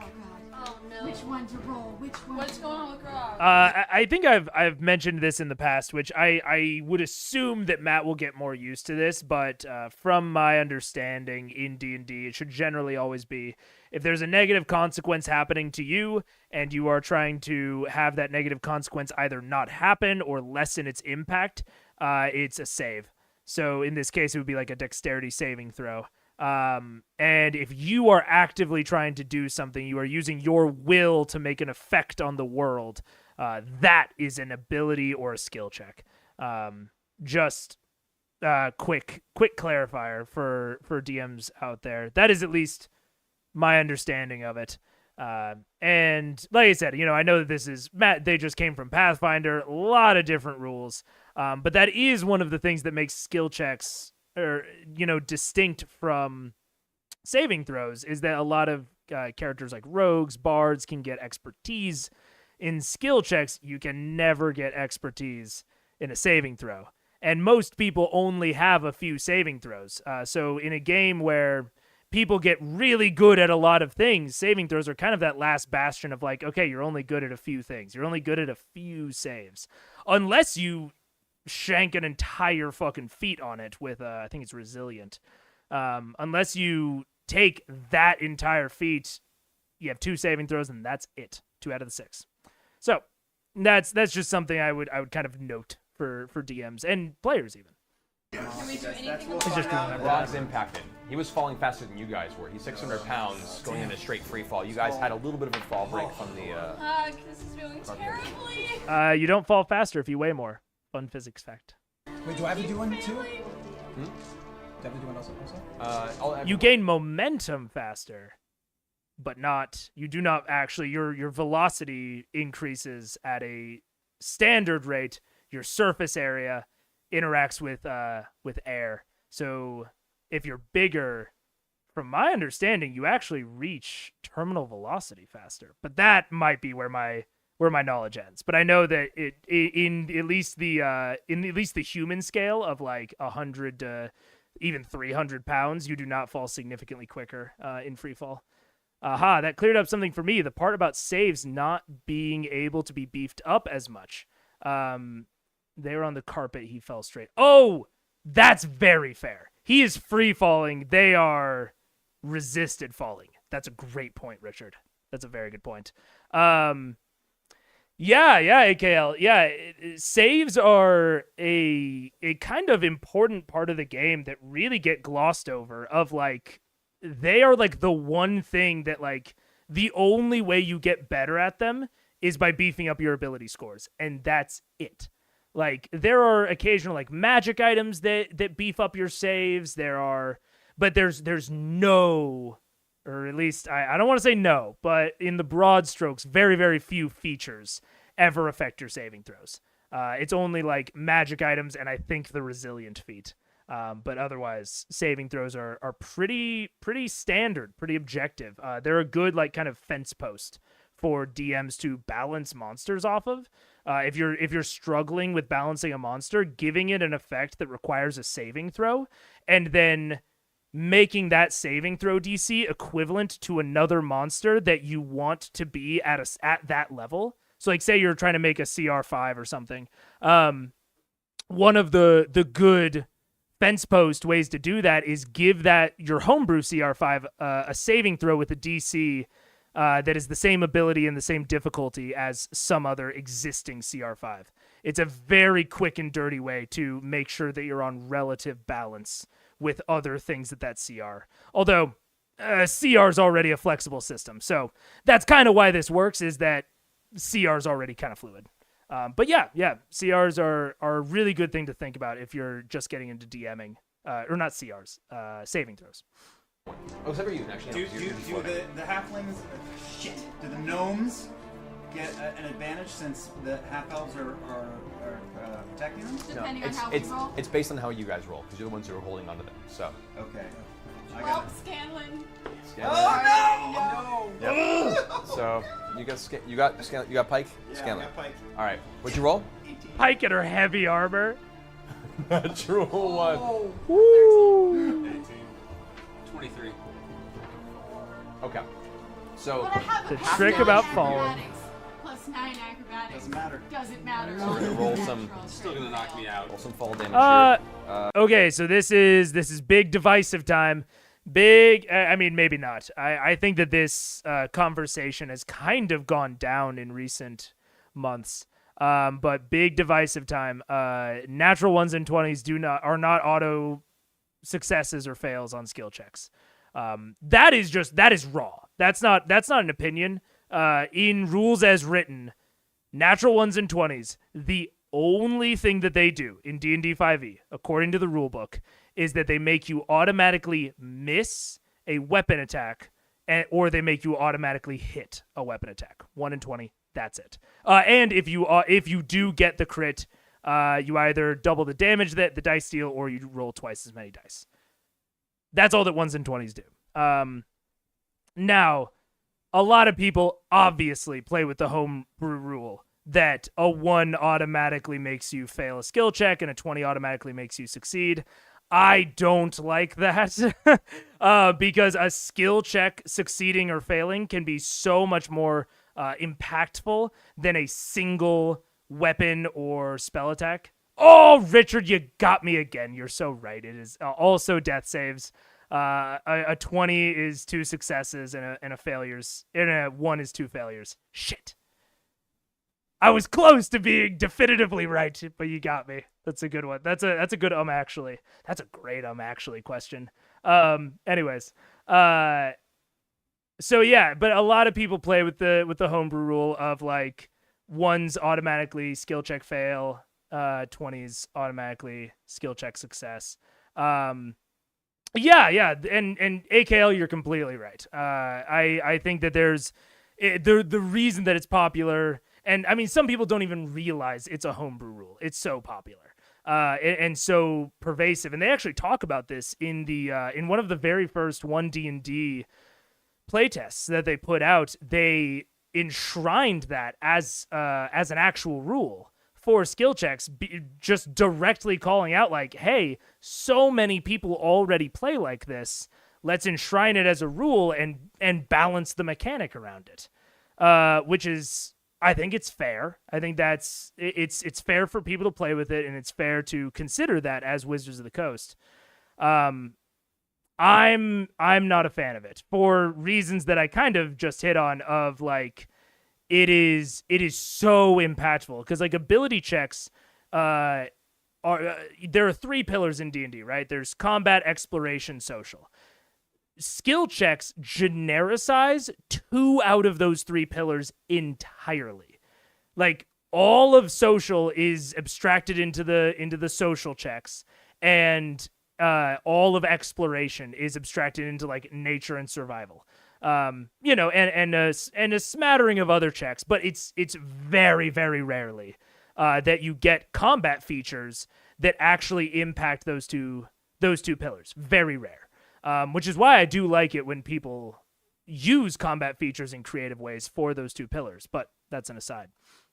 So that's why I really don't like 1s and 20s being critical successes or critical failures, because it means that anything you try and do for 2/3 of the game has a distinct chance to fail. And on a lot of these, you know, the penalty for failing these checks, it can be massive. It can be way more massive than just missing a single weapon attack. Some role players may specifically feel that more chances of interesting failure is juicy for the story and character moments. I think CR may do. That one is always a fail for this reason. It can be juicy for character moments. And it really, at the end of the day, it depends on what you consider a fail. But I do think that it can almost, and this is where, you know, I might diverge from you a little bit, AKL, is I think that it actually takes away some character agency or some player agency, in my opinion, because it kind of doesn't matter how smart or clever they are, and it doesn't matter how good their check is. She has a +9 to acrobatics, but anytime she thinks of something clever to do with her acrobatics, a thing that she's supposedly amazing at, 1 in 20 chance of failure. So, but I mean, these are all arguments that have been hashed and rehashed. So that's why I said it might be a divisive opinion that I'm throwing out here. But I do agree that it can lead to juicy character moments, but the taking away of agency, and expected success to me is and I know that there's the classic, like, well, if they can't fail in the first place, don't have them roll, which I agree with.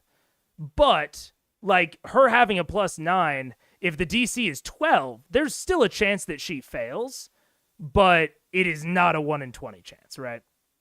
Or I guess it is. It's actually, I don't know. It just feels, I don't know. This is something that I go back and forth on. And normally, honestly, you know, if we're really getting into the weeds of my opinion on here, a lot of times I leave it up to my players of like, hey players, do you like skill checks being 1s and 20s? Because if they do, then I'm willing to go on with it, and I try to make it interesting, especially if they're really, really good at it naturally. I try to make it as interesting as possible rather than detrimental. But yeah, I kind of go with my players. But you know, if they say we have no opinion, it's up to you, I'm saying no critical success or fails on skill checks. I told you this was the first one that I was going to throw out that was maybe actually divisive. Sorry, Scanlan. I got the healer. It could be like an Acme cartoon. 18 points of damage. I'm out. Okay. You're out again? You didn't have a lot of hit points. Per se. This is the second time Grog's 18 points of damage to you. The rest of you all take 36 points of fall damage except for Grog. Everybody? Everybody? As a group, like Everybody, we all failed as Well, a no, group. sorry.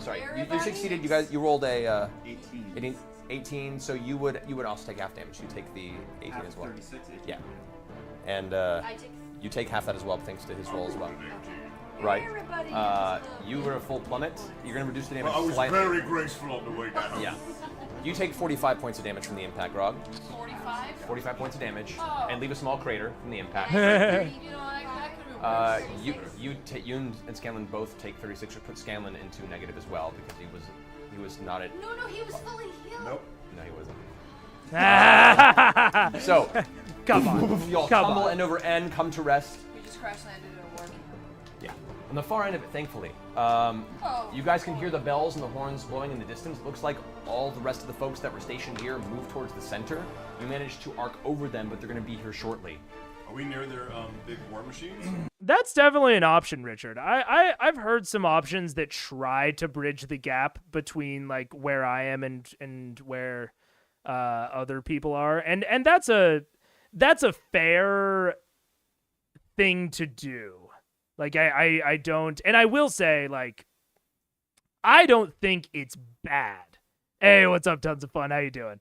I don't necessarily like. I think it's more negative than positive at my tables for my DMing style of like how 1s and 20s go on skill checks. But if your players love it, like AKL said, you know, if the interesting failure is really good for your group and you guys like that a lot, go for it. It's not, you know, the positives and negatives are very close on it. Richard, if you want to start splitting things up, you know, that would then really benefit skill monkeys. So people like rogues, bards, revised ranger, which is I'm down with. If your table is down with that and they want those people to gain a lot of benefit from it, then hell yeah. But yeah, I think the really big thing where I am like in my experience super bad. And I will like kind of get a little bit on a soapbox here about like thinking that this is actually bad. That's true. Tons of fun. Failure is a good teacher. Is critical fumble tables.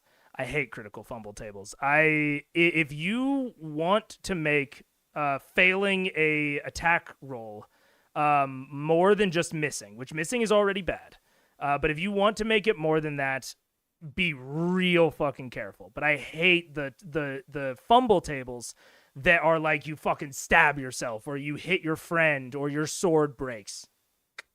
I do not like those. Especially because it's a fumble table, so it kind of almost inherently can't be that interesting. Like when we're talking about interesting failure on Critical Role, Matt has the agency to make those things interesting. Like you're kind of trading out a little bit of power from the players and shifting it over to the DM to make interesting moments with those rolls of the die. Which is okay, but a critical fumble table is like the worst of both worlds. It is super punishing to players, especially marshals, because they have more attacks. And the DM doesn't even have the agency to make it interesting. It's just like, oh, your weapon breaks because I rolled on this table. So yeah, kind of feels like it gets into how much of a gambling feel you want when rolling versus strategically gaining skill with more predictable results. I can see both being fun. You know what, AKL? I am not a huge fan of wild magic sorcerers, so you might be onto something there. Of it really depends on how much you like gambling. I'm much more of like a structured, like I like interesting moments to occur because the players thought creatively and not like super randomly. But if you like really like a more chaotic feel, totally. Like if you want your like really interesting moments to a lot of times be brought about by this more chaotic energy, could also be to sort of argue against myself for a second, if you're playing with a lot of new characters or a lot of new players that aren't used to role playing and aren't used to thinking creatively within the bounds of D&D, then having these 1 in 20 opportunities for the DM to make something creative happen just off the roll of a die, that can be a great resource for the DM to draw players into creative action.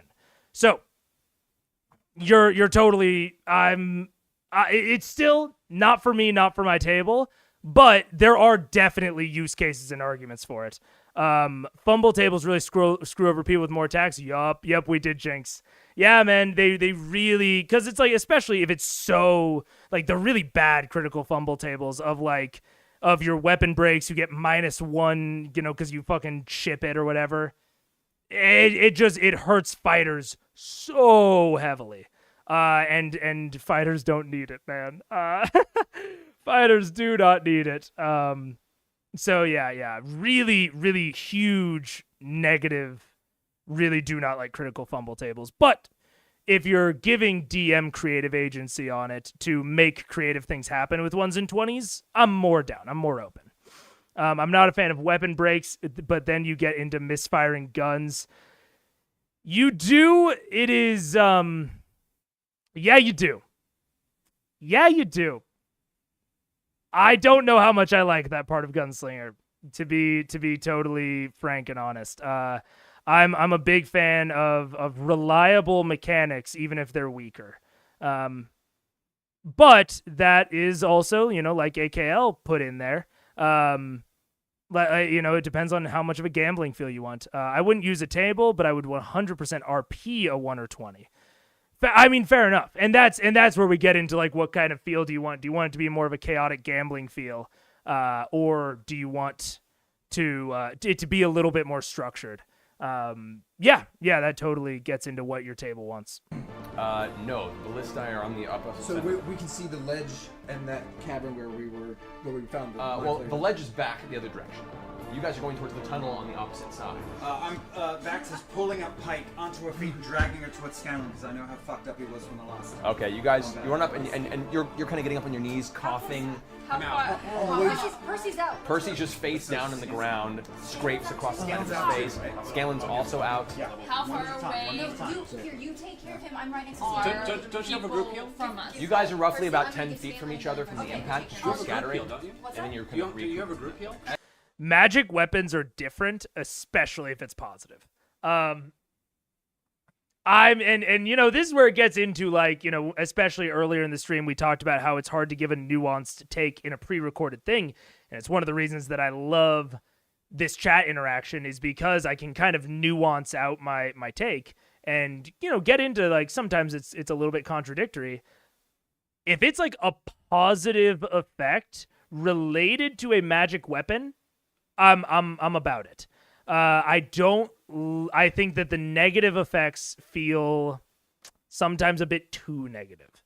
But if we're talking about a positive effect, which is why I'm still okay with like Wild Magic Sorcerer, is because like, yeah, there are some negatives on the Wild Magic Sorcery table, but by and large it's positives.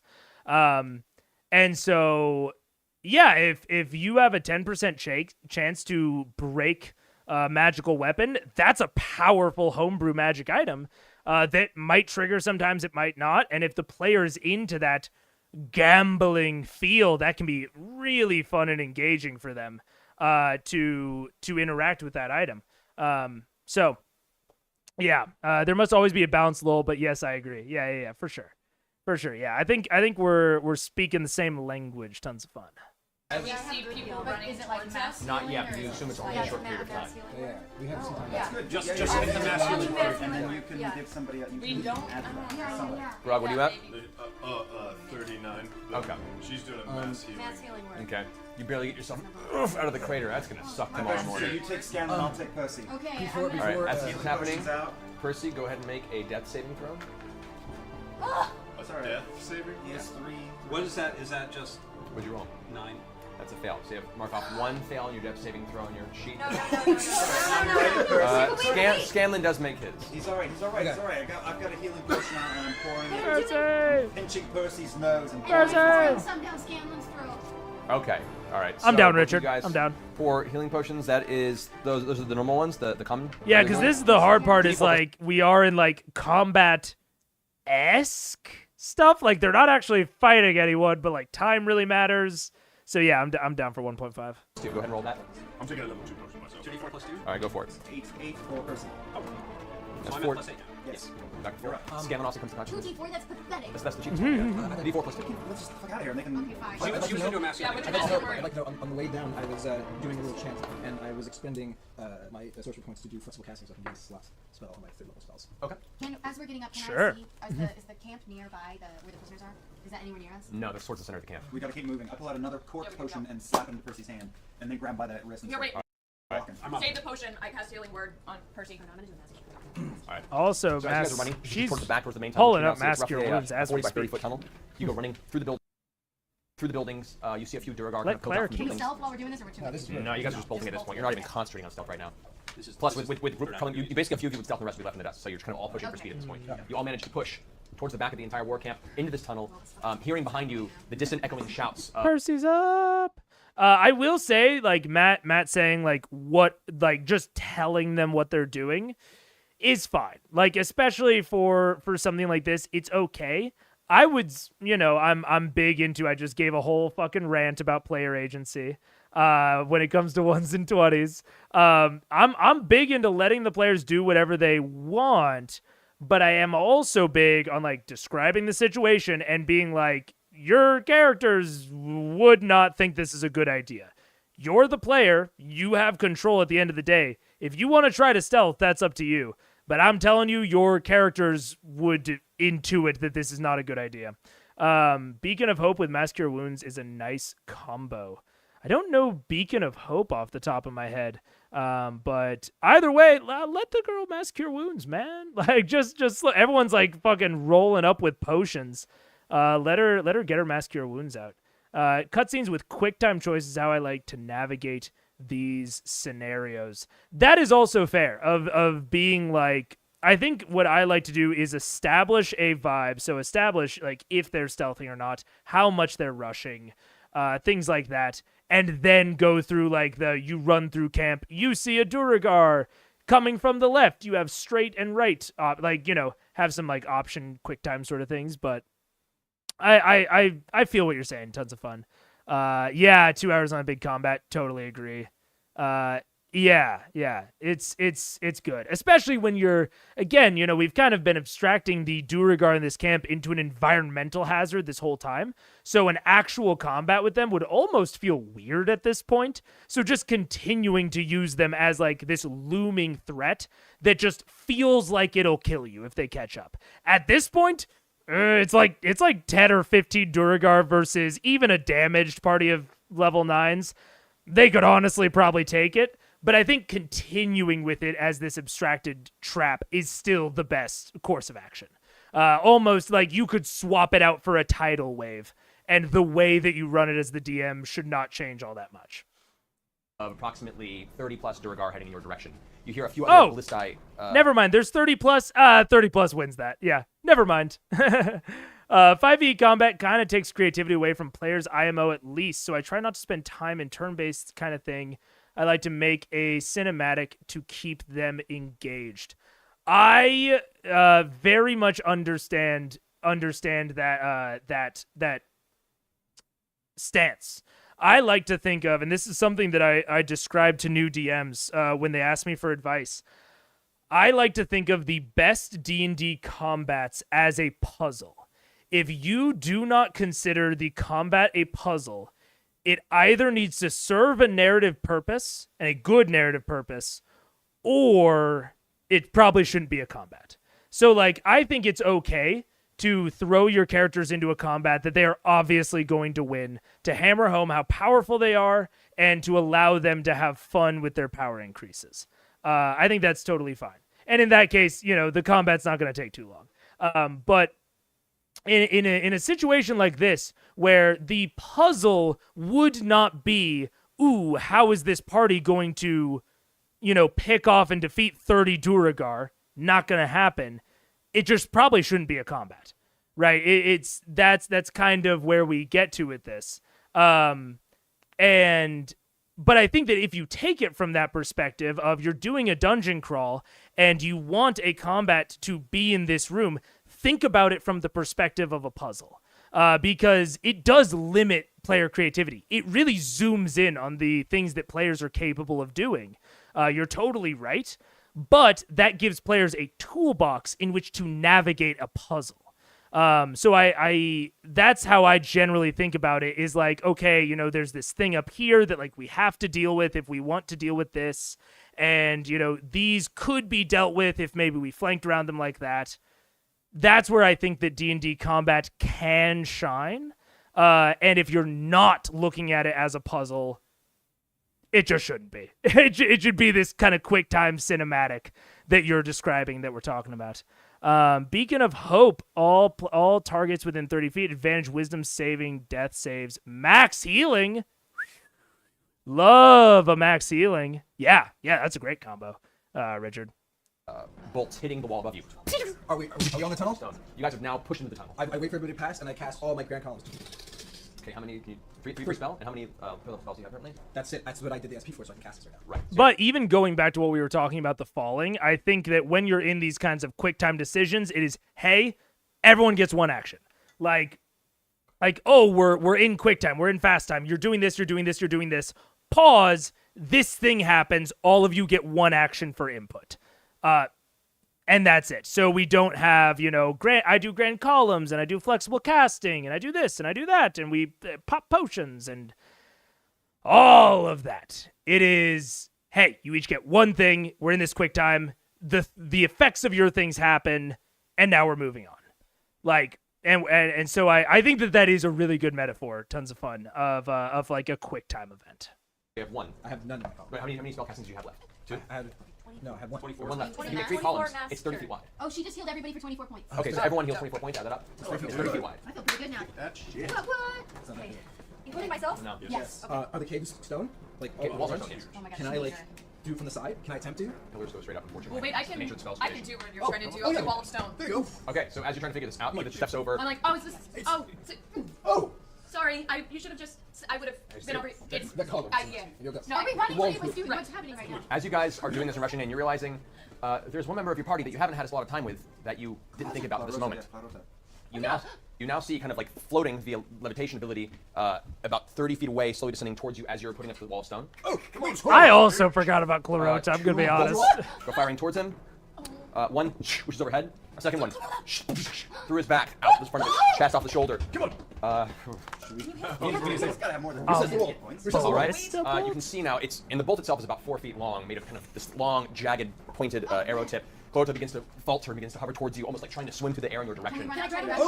He's about 20 feet from you now. You can try and reach out and put your hands towards him. Now I cast Glacial Blast right under him like a slide right towards us and catch him. Okay. So as you guys are running towards him, instead, this giant crystalline form of ice crackles up into what looks like some sort of Clarota's winter very festival slide that we forgettable. made for children in the center of town. Clarota, as it descends, 2 more bolts come towards him. Both at this distance in the darkness of the cavern. It's kind of hard for me to be on. Both just pass overhead. With eyes kind of lulling, Clarota comes down and hits the edge of the slide and almost loses consciousness at that moment, sliding through the ice. You guys manage to capture, grabbing his arms, lifts him to his feet. And now wall of stone. And now Wall of Stone. Yeah, it's funny because I was talking about how I really liked the characterization of Clarota, but this is kind of the problem with any sort of quiet NPC is that they tend to fade into the background pretty quickly because the DM is interfacing with all of the player actions, and so the NPC actions are clearly going to take a back seat because, you're trying to see to the PC's needs. So, yeah, but it is about an hour and a minute in, and I normally, if you're a long-time viewer, if you've ever been here before, you know that I normally take a quick break on the hour at these during these sorts of streams. So I am going to do that real quick. I'm going to run to the bathroom, turn down the air in my house. As I always say, drink some water. Hydrate or dehydrate. It's the number one thing you can do to improve your health, at least in terms of like easy shit. And I will be right back.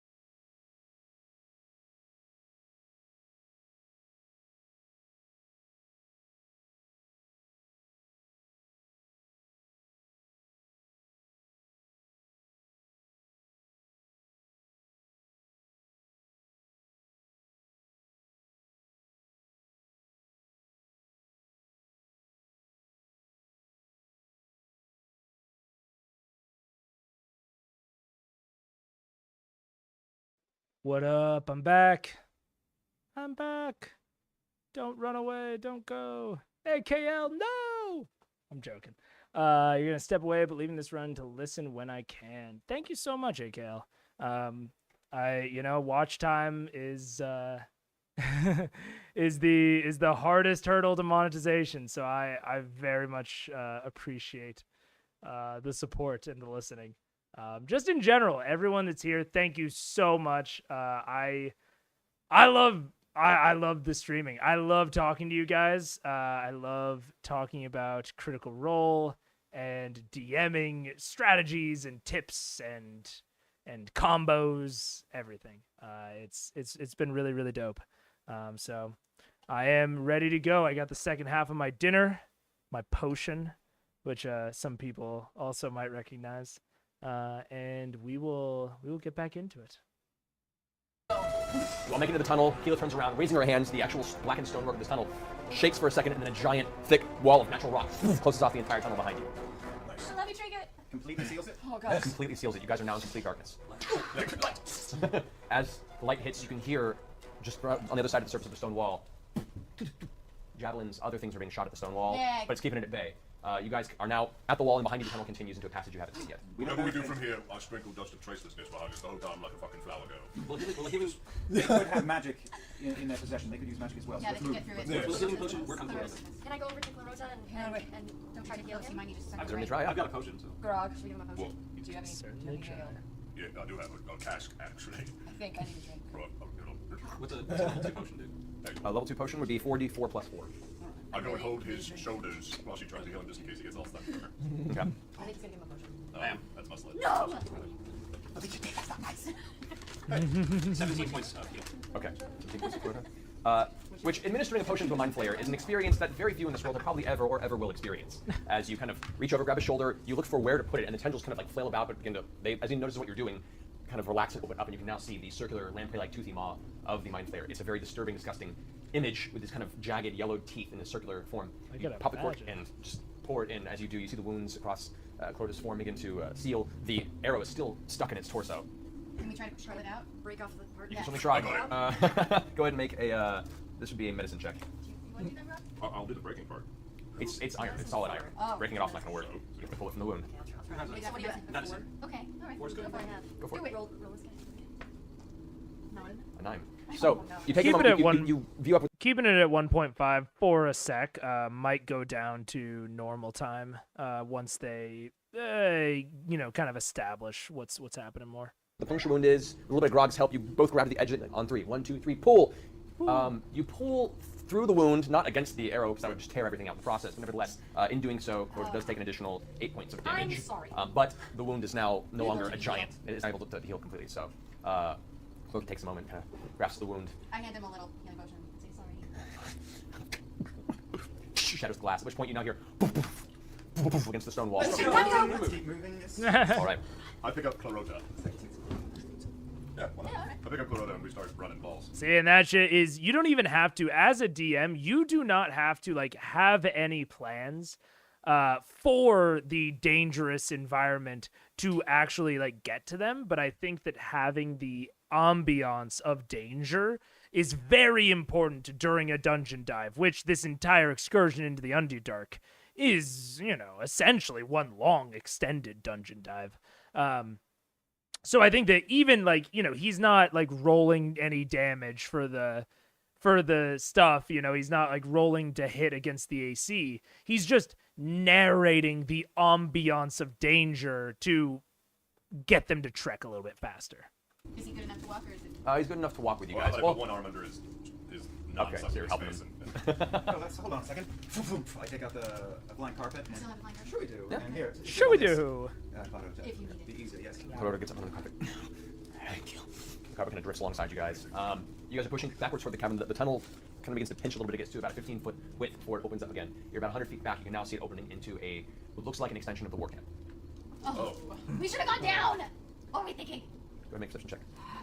All right, I'm going back down a little bit. Gonna go back down to normal for now. We'll see if we go back to 1.5. I like how my passive perception is way higher than any rolls that I ever do. I do keep that. 22. There are many things. Are I we do all keep doing that. perception rolls? For the most part, you got a few rolls that work fine. It's fine.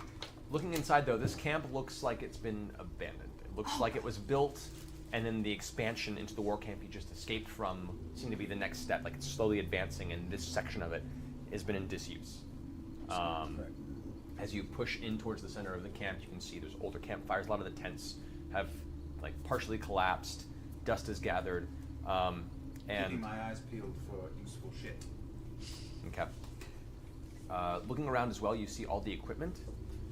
Any pieces that would be of interest have either been taken, either destroyed and are broken, or have probably been moved into the war camp. You glance through a couple of the tunnel or a couple of the tents, looking about. It's definitely been abandoned. It no longer serves a purpose, and everything of use has been stripped and taken. This cavern is maybe about 60 feet up or so. It's a little domed section, and you can now see there are 2 exit tunnels to this section.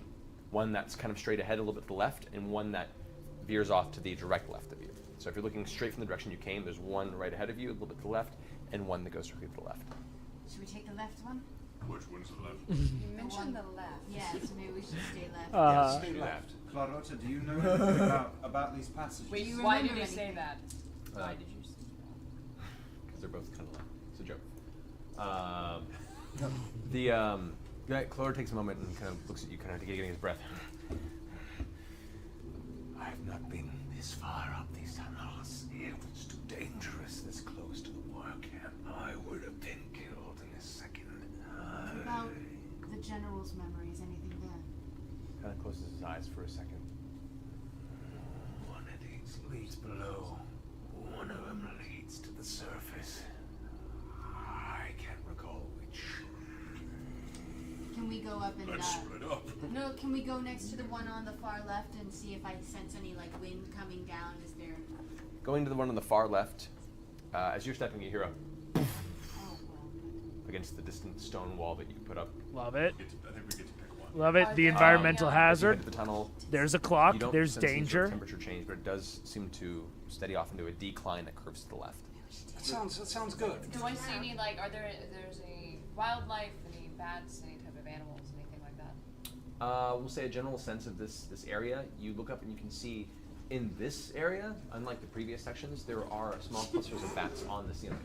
Okay, I'm gonna go as ahead. apparently they have an exit of some kind to the surface. I'm gonna go ahead and cast Beast Sense on one of the bats. Okay. That And I'm gonna channel myself through the that bat, and I'm gonna drop? make him fly down the far left tunnel. Okay.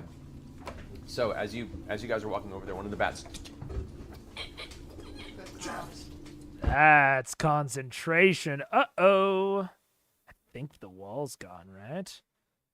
Wall of stone. I mean, this is a fine and very understandable thing for Matt to have missed. But yeah, wall of stone is concentration. So that beast sense drops that wall of stone. I will also say, in this sort of situation, I am, as Matt, I am continuing to narrate. I might even say to Caliph, like, you feel like the magical tendrils holding your stone wall together start to become patched and hold. You can tell that they're starting to break through. I'll give them that sort of warning on these danger clocks. Because I mean, what the fuck's a bat's flying speed? 60 feet. You gotta pick one. And if they're doing something like intensely clever, which this is approaching clever. No, I don't even want to say it's approaching. It is clever. Like beast sensing up to a bat. How often are you really gonna actually get to use beast sense? So I'll give that. But in this specific scene, it drops wall of stone, so that's not ideal. But yeah, I don't know. For this sort of thing where there's a very clear and present danger, they should feel like they're in very clear and present danger. Echolocation, which is a very strange sensation. You haven't really done this before for a bat. It's a very weird experience, but as it continues down the tunnel, it continues at a steady about 40-degree decline, going further and further down. Keep going down. Eventually, you get to a point where the bat is out of your sphere of influence, and you lose your connection to the bat. Just keep going down? Well, the far, I didn't really see much, but I mean, there's a pretty steep incline. We could try it again and go down the other one. This is a coin flip. I think we keep going down. Hold on, keep going down.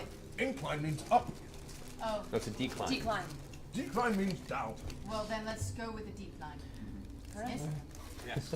Let's do it. We go. With haste.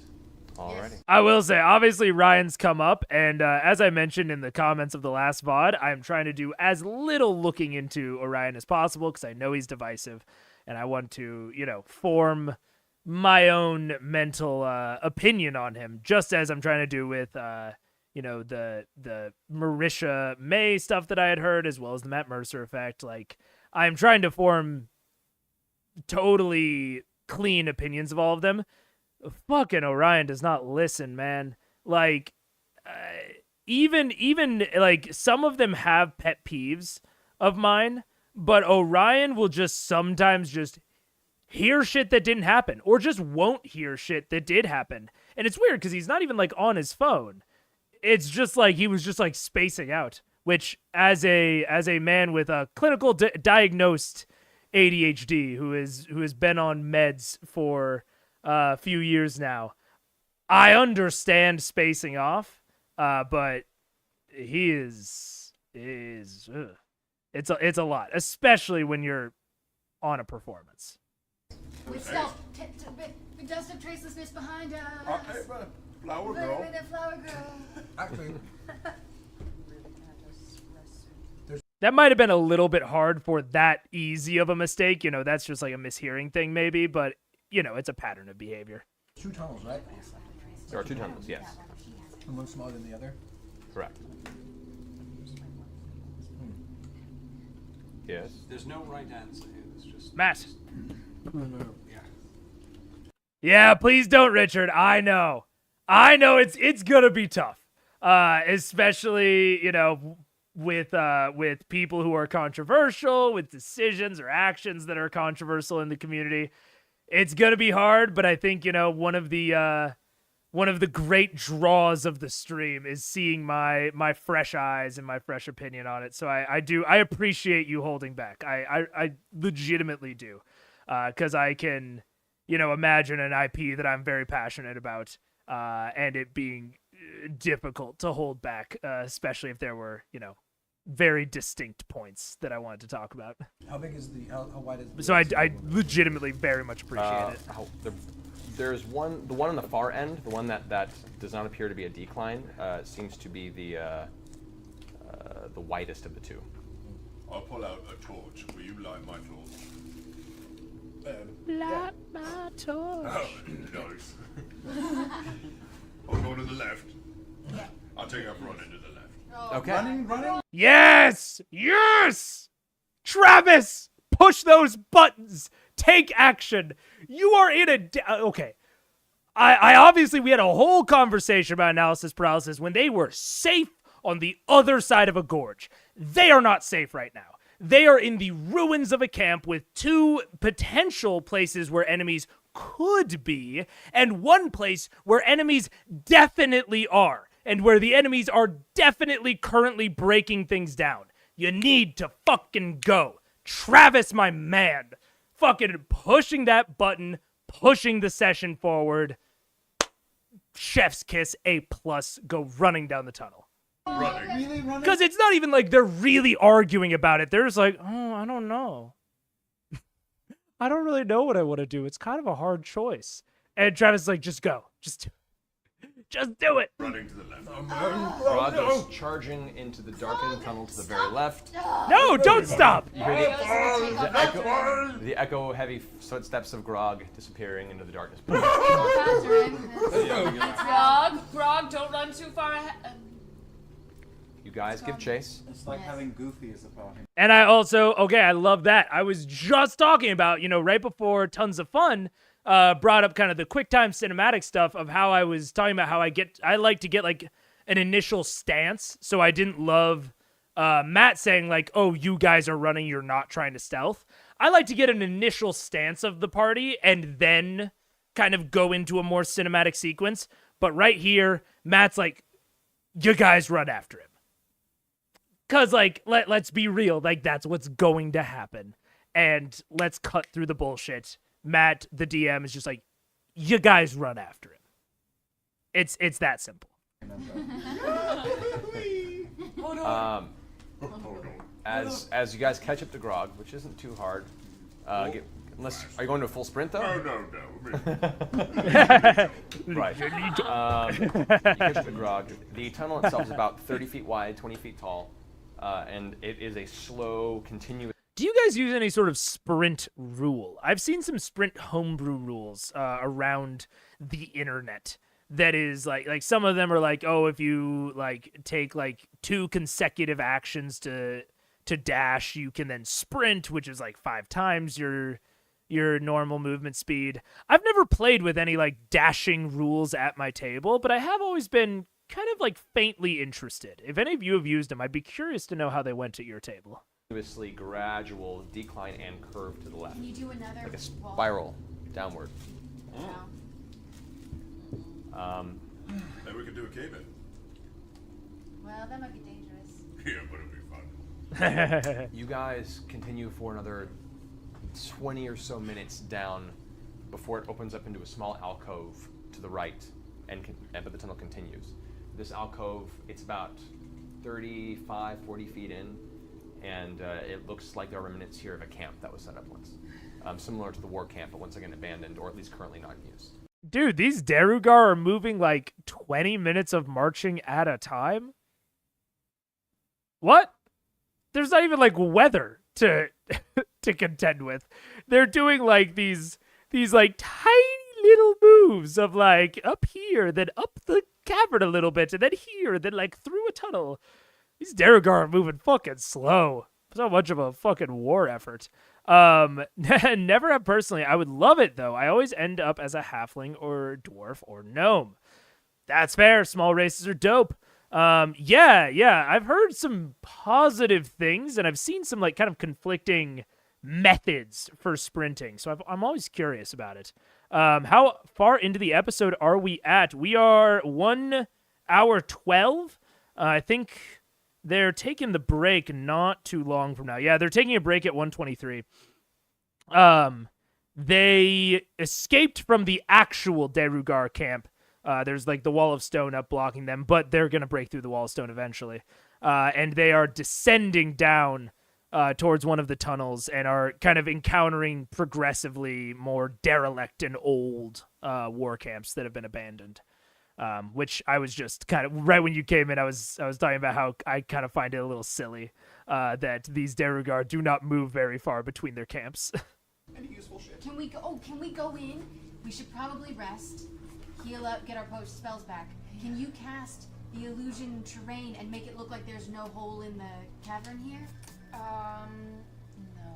can't today. I'm sorry. Oh, she didn't take it. This is where we're. I was like, that sounds like a great use of hallucinatory terrain, but she didn't take it. This is where we're going to be chilling. I can seal off that tunnel still. But we have to be able to get back out. Right. Right you are. No, if you seal off the passage, right? We keep going down, and if that's a dead end, it's probably not. If it is, can't we rest and use the same spell to open it up? No, it's permanent. That sucks. But we were just having a Grog hack away at it for a while. It does. They do call me Grog the locksmith. Right. Can we go in and look at the camp and see? Grog the locksmith is his primary spell is Warhammer. I cast hammer. Check out. I can make it really foggy. Go ahead and make an investigation. Yes, we know that about you. Okay, What about in the game, though? I can make it look like a 20. All right. Let's get the stone.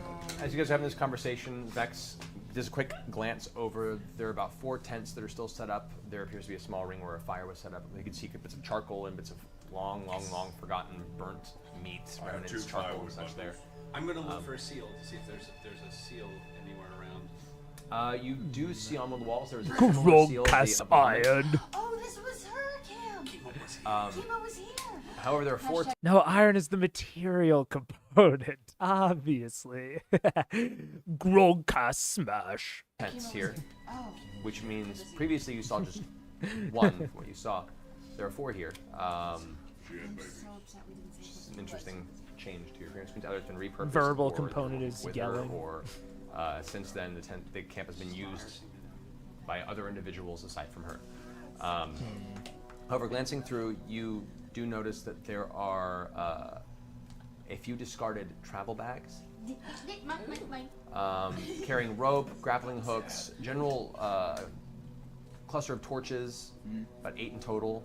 And as you glance about, you can see in this alcove, looking at the dirt itself, it looks like there was a serious struggle. You can start seeing. Can I use tracking and see what happened, like Prince Humperdinck? Well, this is part of your investigation, Okay. essentially. Unless you want to track where the tracks went, that's a different story. That's Well, can I see who was survival. Does it look like Kima was attacked, or she? It's hard to tell. You see some of the footsteps and some of the drag marks, while mostly worn over. Elements do show some of the fairer folk. The Duragar have a very distinct footprint or size. You do see one that resemble more of like gnomish or halfling origin. You see drag marks in the dirt. You see other individuals. Looks like there are chunks of rock that are been chopped off the side of the wall that look fresh, where you can see the soot that has settled into this part of the cavern is no longer visible, where these scratch marks basically took off and exposed fresh rock. The drag marks, do they lead outside of the alcove and down? They do, and they lead down the tunnel further. That makes sense. Let's go that way, or are we resting? Do we need to rest? I mean, I feel I like need we to need to rest. get our spells Oh! back, otherwise we're just gonna... Ooh! I just had a thought. I had a theory. I had a brain blast. Kavarn, right? Kavarn, he's big dude, weird shit going on, big black horn, source of his power, right? Source of his power. Or its power. We don't know gender yet, which is part of my point. Kira of Vorn? I don't remember where she's from, but I remember it started with a V, and I've already made my theory connection between Kira and Kavarn. And I mentioned how, I thought that the eyes were an important thing with the Lady Kima of Vord. Thank you, John. Lady Kima.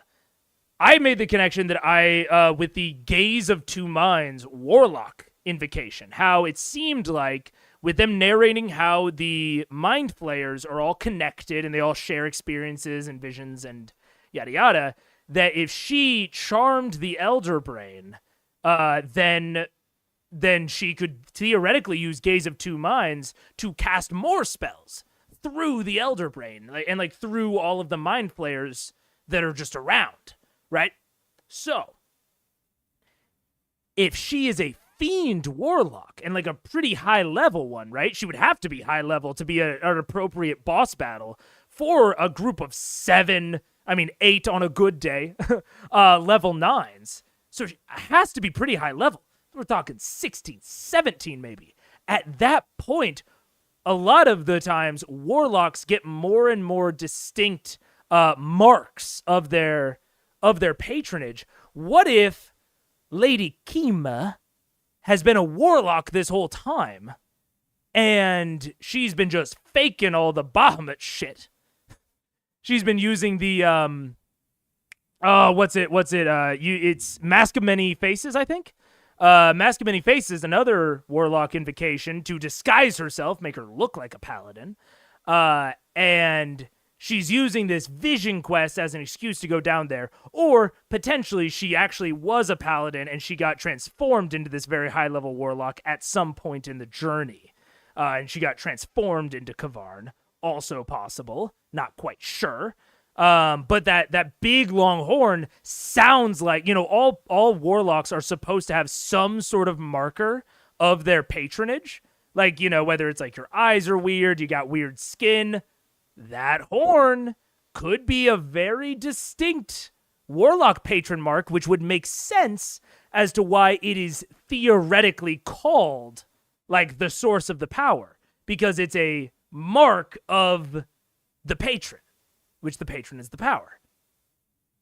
I'm thinking about it. Is this just a signal of me being a warlock main and knowing too much about warlocks? Maybe I see warlocks in everything. But that's my theory about Kavard at the moment. Or Kavarn's just a big bad and he's just regular. It's just, a regular scary demon. Also very possible. They get killed. Are we being chased right now? Possibly. People hot on our tail? Possibly. We can rest in shifts. Yeah, I guess. That's I'll the stay best thing awake. to do. I'm totally fine at the moment, so I'll stay awake too. Should I seal the tunnel? I need to sleep. Maybe seal the tunnel behind us, yeah, so Yes. that if they do come, they have to I can try stay to awake get too. through. I'm okay. Cool. Well, it's also... So I it's do- been more than 10 minutes, so Wall of Stone's gone, right? Or does Wall of Stone stay up after you stop concentrating on it? Wall of Stone 5E. 5E.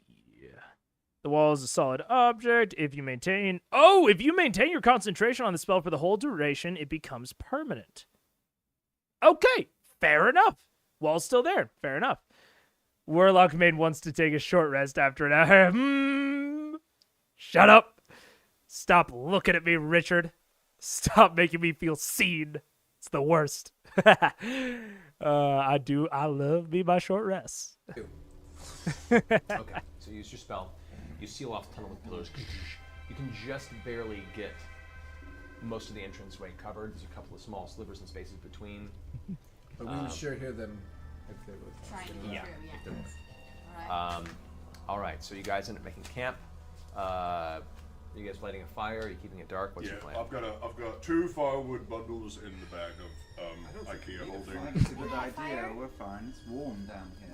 It's fairly warm. Yes. Oh, it's warm. No. We've got Tiberius awake and cast light. Let's just go into one of these tents. Let's go into these tents. To a tent. I know. Yeah. We can each have our own tent, because there's enough. Are there Stick any? it in the ground. Is anything made of wood down here? I actually have to rest Set it on completely, fire. so I can't do shifts. Fair enough. I need all All right. my stuff. I need to sleep There. as well. What would there? You can take a shift of rest and still get your long rest. Right?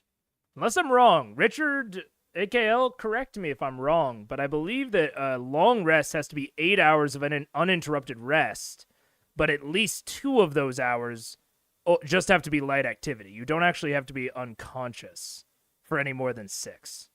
So you can still do up to 2 hours of a watch and still get the benefits of a long rest.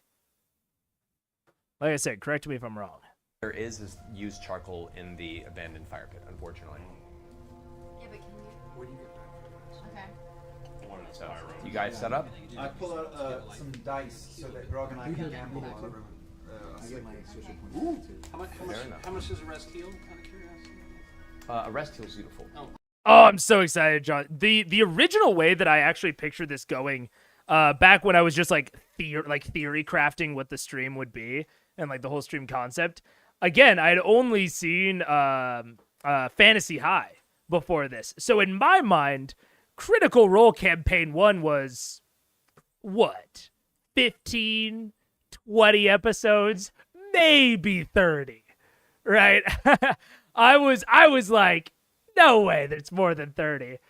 Turns out, it's 100 plus. So the theory doesn't work as well. But originally my idea was to at the very beginning watch the first episode and then try to predict the events of the last episode.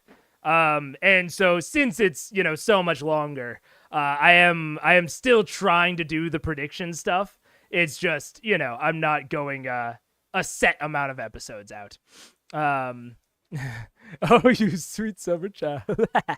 A long rest is a period of extended downtime, at least 8 hours, during which a character sleeps or performs light activity, reading, talking, eating, or standing watch. There we go.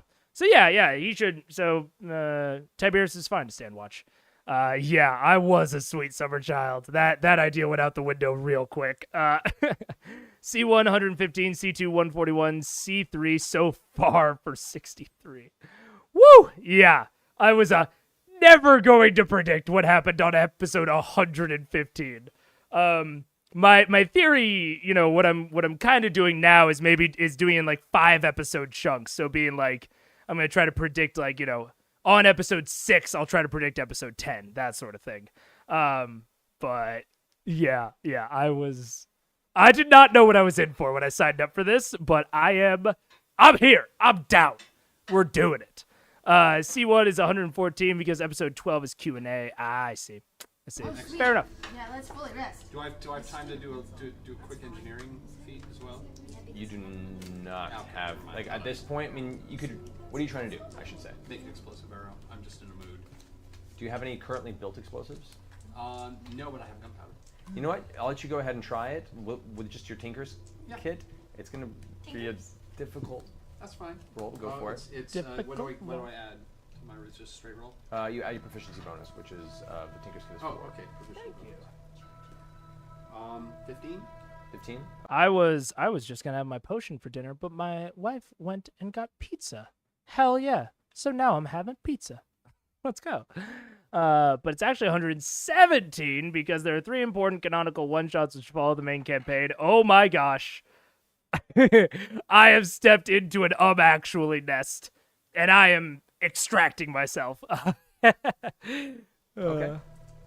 Okay. Either way, it's you 100 managed to plus, and I did fasten not realize what that. appears to be a black powder impact-based explosive to the tip of an arrow. It's a little weighty and unwieldy. It might not be the most accurate thing in the world, but if it hits, it's probably going to pack a punch. Okay. I have another gift. You do? Explosive arrow. This is the best day It's a bit iffy. Gently. It's a bit iffy. Gently. Don't trust it. It's a bit iffy. Gingerly put it More like a shotgun. It'll get better. Can It'll you get make me better. an Very explosive gingerly axe? place it within your quiver. I don't think you want an explosive arrow. It's heavy in the tip. It's one of those things where you know shooting it is going to That's be your an hammer. interesting Can I keep it away challenge. from the rest of myself? That's Is up there to a you. You haven't even played with your hammer it's, yet. it's very know. unlikely to explode by itself because it needs to be moving at a high speed. But That's it true. is- No points for you, No, AKL. keep it straight behind my head. Yeah, no, not straight. Let's just kind of keep it down at my waist with a dagger, maybe. Okay. Is that cool? Right up to the extent. The next one will be better. All right. Did we all rest? Are we rested?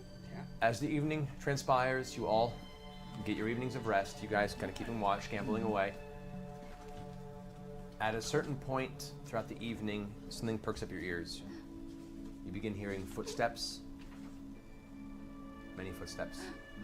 Oh no. How many? How many is many Sound a lot? Sounds like anywhere between 6, 10 more. From up. From above, yeah. From above. From above? Like the Or ceiling like or the, above? like where you have the up the path, right? Up to the path where you guys came from. Wait, Grog and I Yeah. are dealing Shield with it off? wait. I did notice that, AKL, which is interesting. I haven't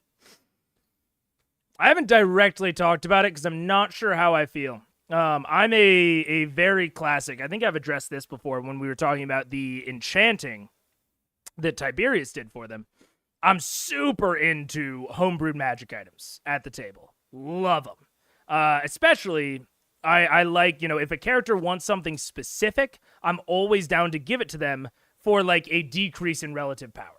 So if there's like an existing magic item that would make sense for them to find in a treasure hoard at their level, but they want it to be slightly different, but a little bit less powerful, always down for that. When it comes to crafting, I'm a big you need ingredients guy. Gold is, gold cost is secondary. I don't care as much about that, but I'm a big, if you want to make explosive arrows, you need like, I don't know, you need like the fire glands from a red slod. I don't even know if red slod are fire based. I just know they're red. But that sort of thing, or like you need fire elemental essence or something. That's, if you want to make special homebrew stuff, especially with like making, I mean, it's a consumable, so it's way less impactful.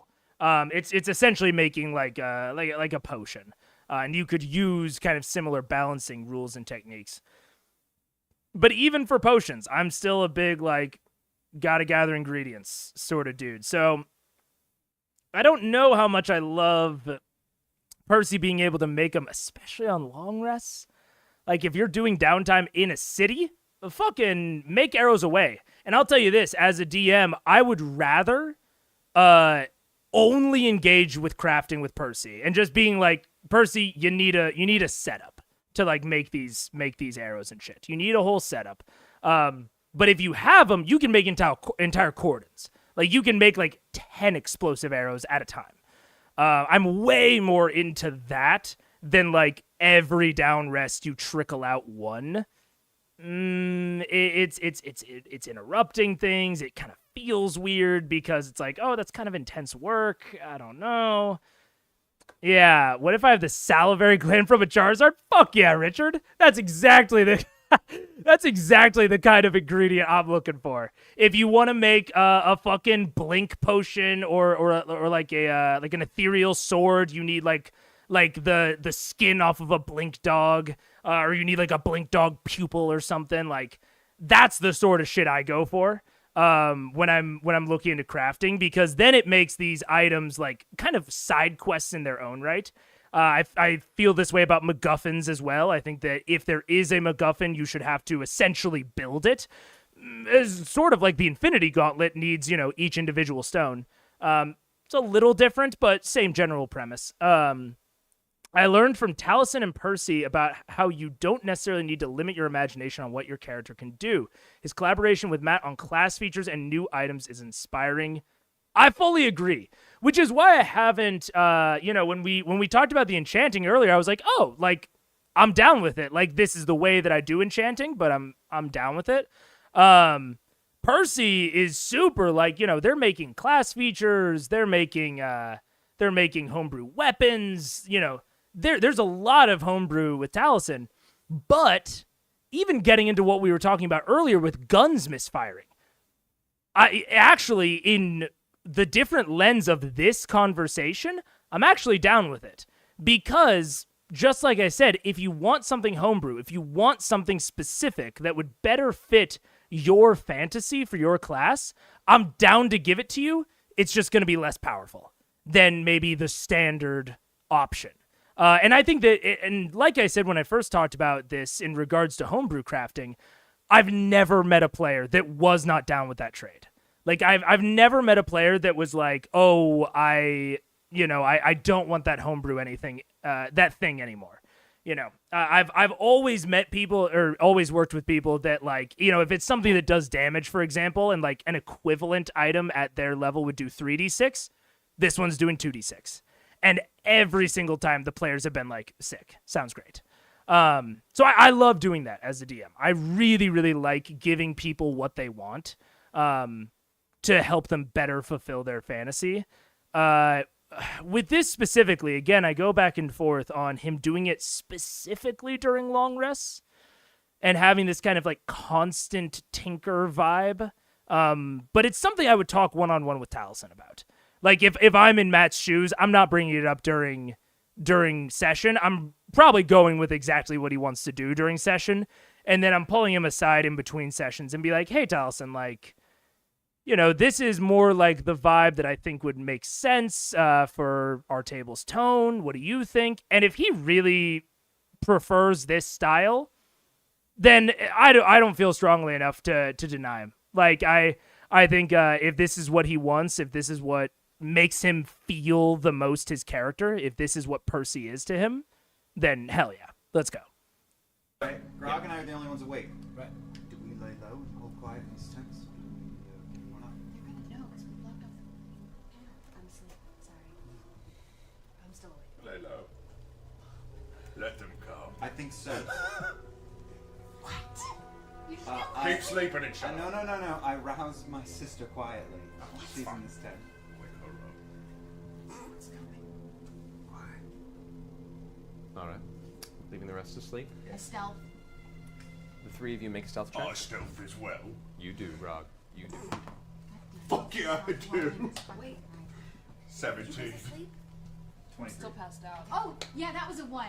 This, by the way, Again? was given to me by Will. Wake up your sister. Thank you, Will. It goes straight to dice jail. Thank you, Will. Woke her up. All right, so Wait, I was awake too. you were awake too at Yes. this point? You weren't resting? No. No, she was. Oh, Because she I was was actually still awake. at full. You needed your spells. Okay. Both of Then my spells. if you're not resting, you don't get your spells back. I will You're fell asleep. I totally forgot. Yes. I'm sound asleep. I was dreaming. You are welcome to stay awake if you want, but you just won't get your spells back. You'll probably be exhausted. We're just going all confused Inception by my on this thing. dreams. You know, you think how you fall Inception's off. asleep and you're like, am I dreaming or is this the dream or is it real? I was totally You wake up and sleeping. you have to pee. And I spaced. So Hell. the three of us are I up. was asleep. All right, Yeah. so between the three of you, thankfully, you had 2 successes against 1 failure.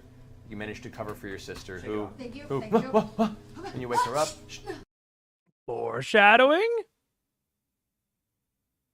Is this potentially how Matt addresses her further absences? Interesting. You guys quietly wait.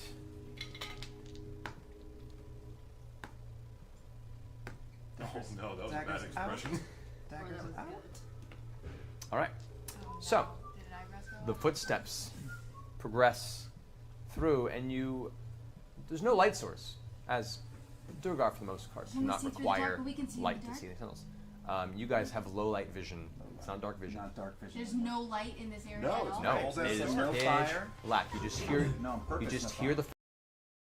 No, don't worry, Kale. I love being out of the loop, but I cannot help but comment on it. Like I like having the mystery of like, ooh, I don't know what's happening. But I'm gonna give my guesses. Footprints go by. Good thing we didn't make a campfire. You hear them approach the outskirts of the alcove, I have dark vision. Gosh, dang it. but you're asleep. I'm fucking sleeping. Yes, you are. Bad choices all around. No, they're going. As the footsteps approach the outskirts of the alcove, the rest of you sleeping soundly, unaware of what's transpiring.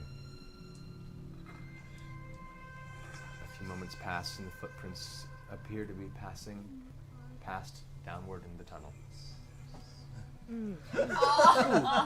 Eventually, when the footfalls dissipate and silence once again takes the camp, you breathe a sigh of relief and remove your hand from Vex's Well, maybe just leave face. it Last time I did that, I got kicked in the nuts very hard.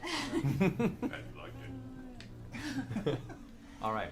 So, eventually, when you feel Oh. enough time has passed where the Dude, I didn't even notice we were talking about Grog casting axe earlier. Grog casts iron. I didn't even notice that Travis is wearing Muscle Wizard's cast fist. I didn't even notice how apropos. That's hilarious. those who've been resting come from their sleep. Spells recovered, wounds are healed, except for those who didn't sleep. You guys maintain the same health you had previously. Oh, what a good sleep I've had. That I have also all my puts a spells level of back. exhaustion. So there is one level of exhaustion on both of you currently. So what does that do to us? It just means any ability checks you take. Yes. So any skills you take are at a disadvantage until I'll you get take full one more disadvantage. level 2 Skill potion checks. right now. Yes. Okay. One more level 2 potion. Okay. You can use your hit dice to heal still. Oh, Before you start throwing potions around, if you have a moment to rest, you can use your hit dice. About that because I wasn't there before. Yeah. 5th edition. A warlock main knows all about hit dice. I know all about short rest, baby. I'd never forget a hit die. Before you start throwing potions around, because remember, you're far away from civilization right now. You have a very limited number of potions now to lead you through here, unless you find some way to return to the surface. Is there emergency? Is this happening? In combat. So, you'll eventually come back to consciousness in this darkened alcove, pitch black. It is still warm, slight smell of soot and dust in the air. What do you guys want to do? I have a question. Yes. Outside of existence, Tiberius put up stone, right? Mm-hmm. But I didn't hear any. Oh no, but Right? he put it up next to our alcove, so they just kind of passed It by our alcove. basically matched the wall as you guys went Oh, around. so we sealed ourselves into this Yes, little we pocket. did. Oh, we didn't even hide the tent. Well, no. Bubble of Well, air. there's- it's You're not pillars, you're not so they could've- completely they could've in seen there. us. He could block off most of it. There's like little spaces between. Spaces. Okay. All right. Thank you. I think we should all freshen up since it's a new day. Right. We're all healed. Maybe. Does anyone Oh. have to pee? Or Yeah. Oh, interesting. Rat queens. I've never heard of that. perhaps That. have a is drink or everyone something? particularly dirty? Intermission. Indeed. So, Let's go this out given the and, point in time, as you all wake from your slumber, we'll continue this in a few minutes. In the meantime, we're going to go ahead and go to our intermission break. Ah. We'll see you guys back here in about 12 minutes or so. So we're gonna Oh. update everyone. All right, let's go. You guys can go. You guys can go. Go, go. Oh, All right. chat. Lucas, can you turn down all the other mics where they're exiting? That's so guys, we already gave away one promo kit. So we reached our Awesome. first goal. Fantastic. That's one. I'm gonna bring out a poster for you guys to sign that we'll put inside the promo kit. Okay. Perfect. And we're actually pretty close to giving away our second promo kit. So just so you guys know, Yeah. if you Live monetization stuff. Very cool. Eventually, maybe I'll have stuff like that. But we will skip ahead to So pick 139. back up. and people are still farting, making fart noises. Rat queens. I'm looking at it. Dude, I might have to do like a comic review stream because there was Rat Queen's last episode. Anna, I think, talked about a web comic like goblins through their eyes. I wrote it down in my like after action report that I make about all these streams. Man, yeah, I'm starting to collect like a fair amount of fantasy D&D comic stuff, so I might just have to do a whole like comic read through almost. I've actually messed around with like live read throughs of a sci-fi book. I would really like to do like a live read through of some comics. That'd be really cool. You will begin to love Flando Mauritian someday. Okay. Is Flando Rat Queens, or is he the Goblin Eyes one, or is he Critical Role? I don't know who that is. One of the comic artists were friends of the cast, so there are several subtle Critical Role cameos in the comic, including Matt Mercer as a flirty bard. Interesting. I'm a put it on my list. It might, especially if I connect a lot of like-minded stuff, because I mean, really, here's the pulling down the veil a little bit. Really, all I need to justify a stream is something that I think something I'm interested in, something that I feel like I can make transformative. I don't want to just like consume content in front of people and like not be able to give good feedback and stuff.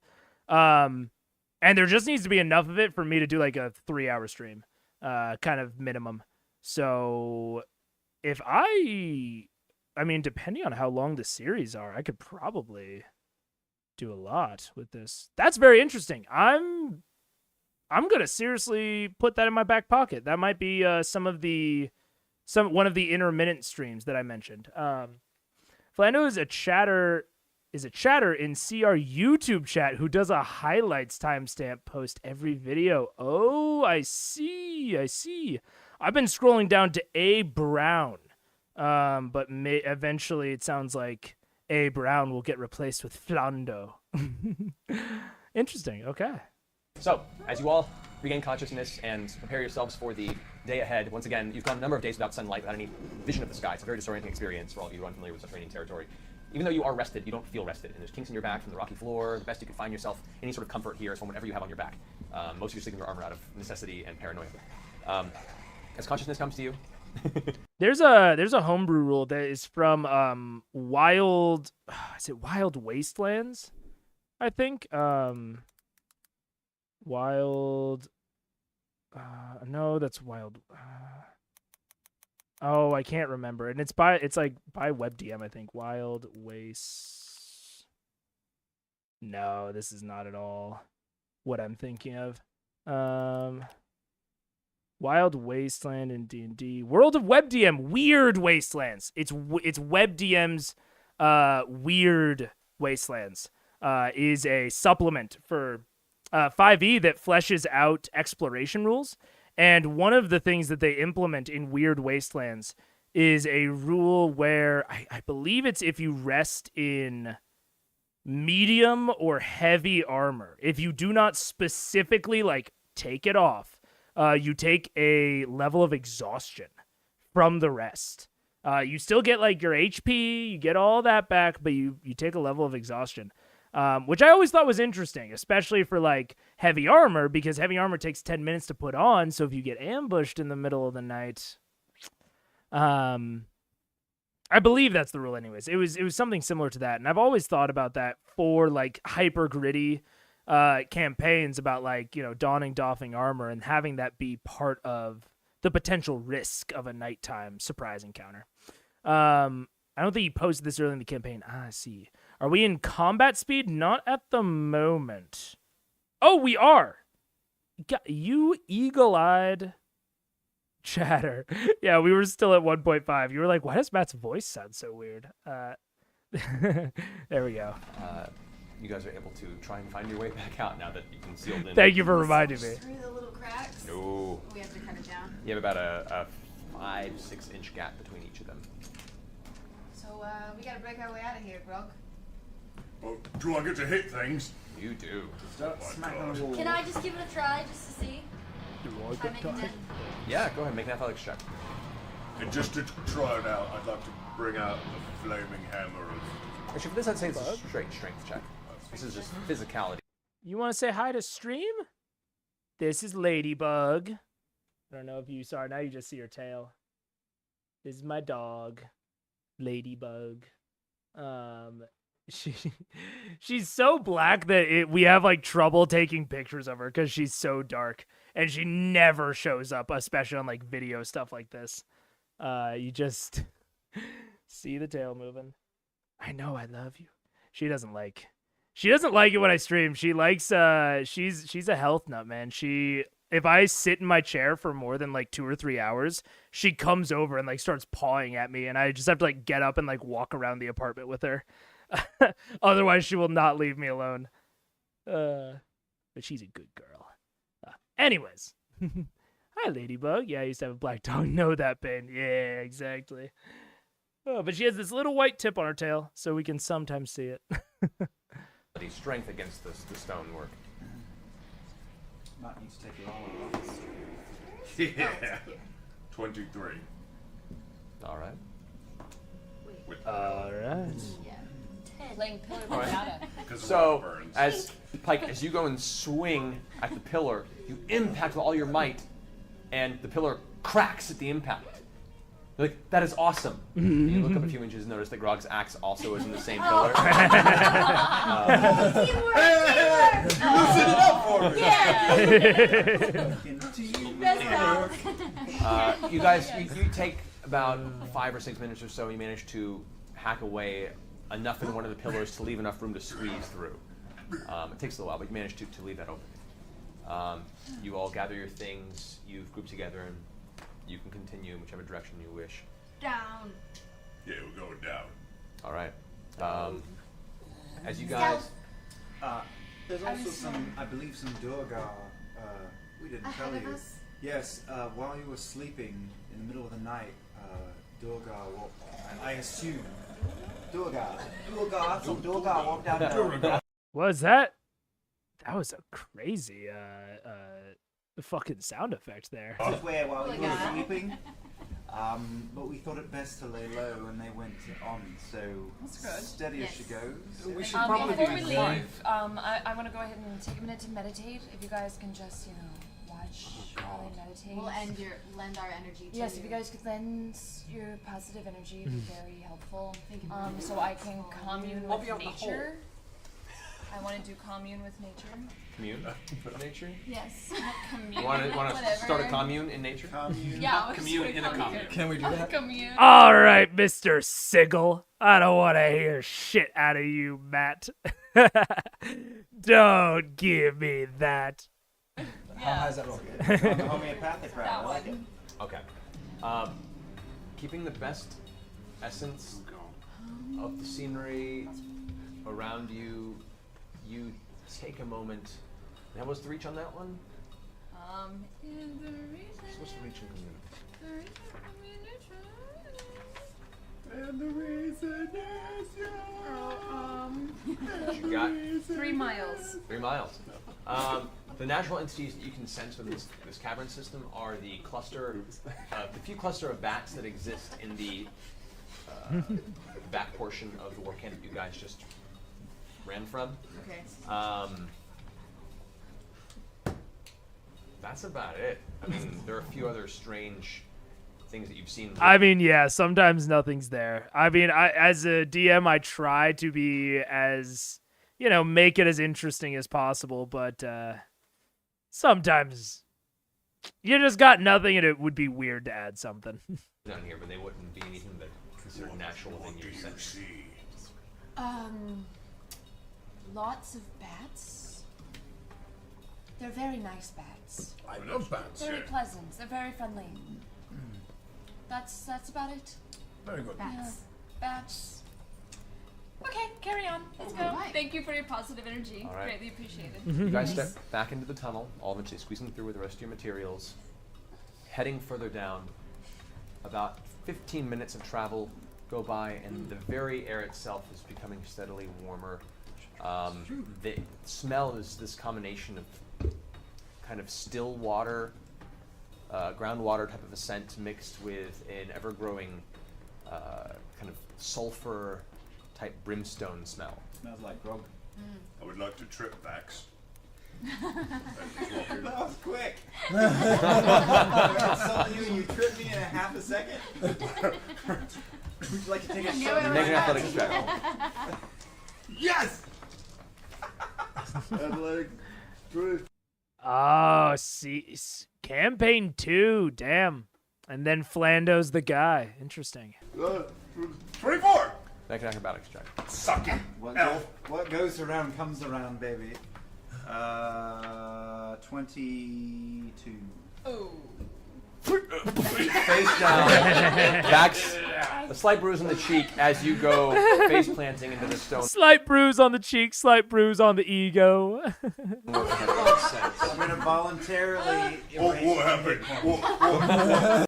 Yeah, totally AKL. Like, yeah, it's really hard to like walk that line of like, if you do just like really search your brain for like something interesting that would fit, but it's totally meaningless, it's so easy for the characters to be like, this is exactly what you need. Canon bats like bread.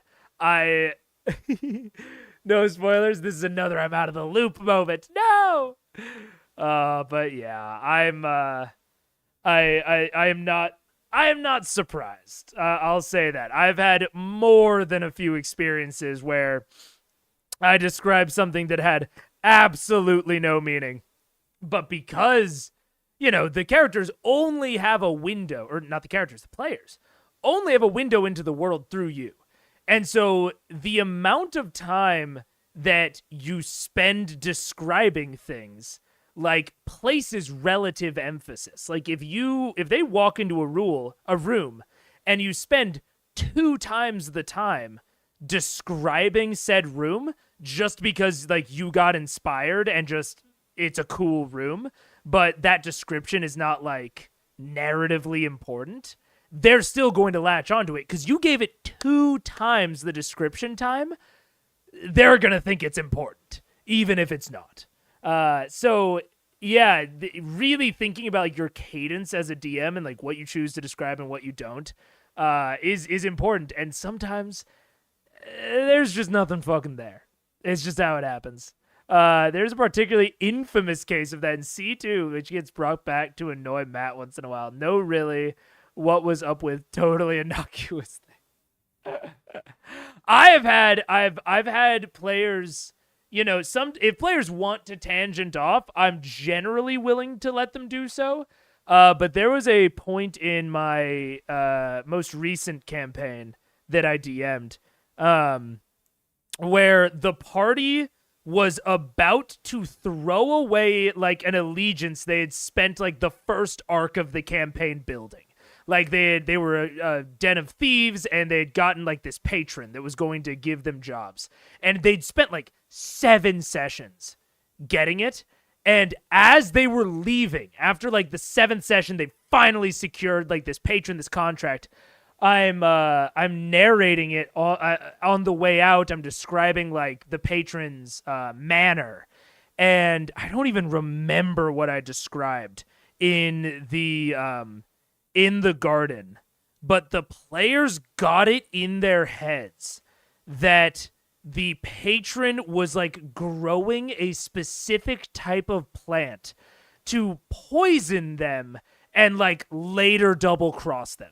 And I let them kind of go on the goose chase for a session, and then there was a point where they were like planning to essentially like assassinate this patron that they'd worked so hard for, and I had to just stop it and be like, guys, it was nothing. Like, I'm telling you, do not do this. It was nothing. It was nothing. I was willing to go along for a little bit, but you don't want to do this. And I was like, she might betray you later. I'm not saying she won't, but the plant was nothing. So yeah, it happens. Does it have arms? What happened? Did you not steal past that little pebble? It's all right. When the Illithid general is bearing down on your walnut-sized brain, Yeah. I may be there. Hey, I may don't not. be rude to him. You guys. Oh, I'm so happy right now. These cabins are getting to us. Chlorota shuffles alongside you guys. Everybody was getting slapped. Special Right. disadvantage. We're going crazy. Grog, it's only 9:30 in the morning. I For feel Christ's fine. sakes. As you guys are walking, you're welcome to make chatter, any discussions you like. That was a high acrobatics roll. I think the DM wanted me to eat shit. No, it was yours versus his. Yeah. It was a direct Was it a versus. contest? Yeah. 24 versus 22. He won. No, it's up to the rolls, man. So wait, we get a chance to chat for a second? Yes. Pike, did you ever fully tell us what all you saw in your vision? And have you, perhaps had any more visions? I did. She has- So when I Oh, that's when right. I stayed away, I went to a shrine of Serenray, just to sort of see, because I had a feeling that I'd been here or something like that. So in this vision,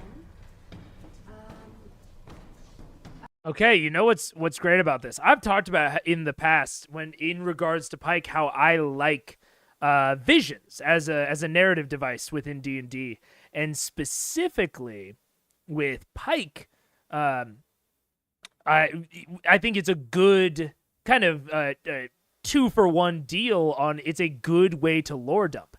I've talked extensively during this watch through about lore dump NPCs.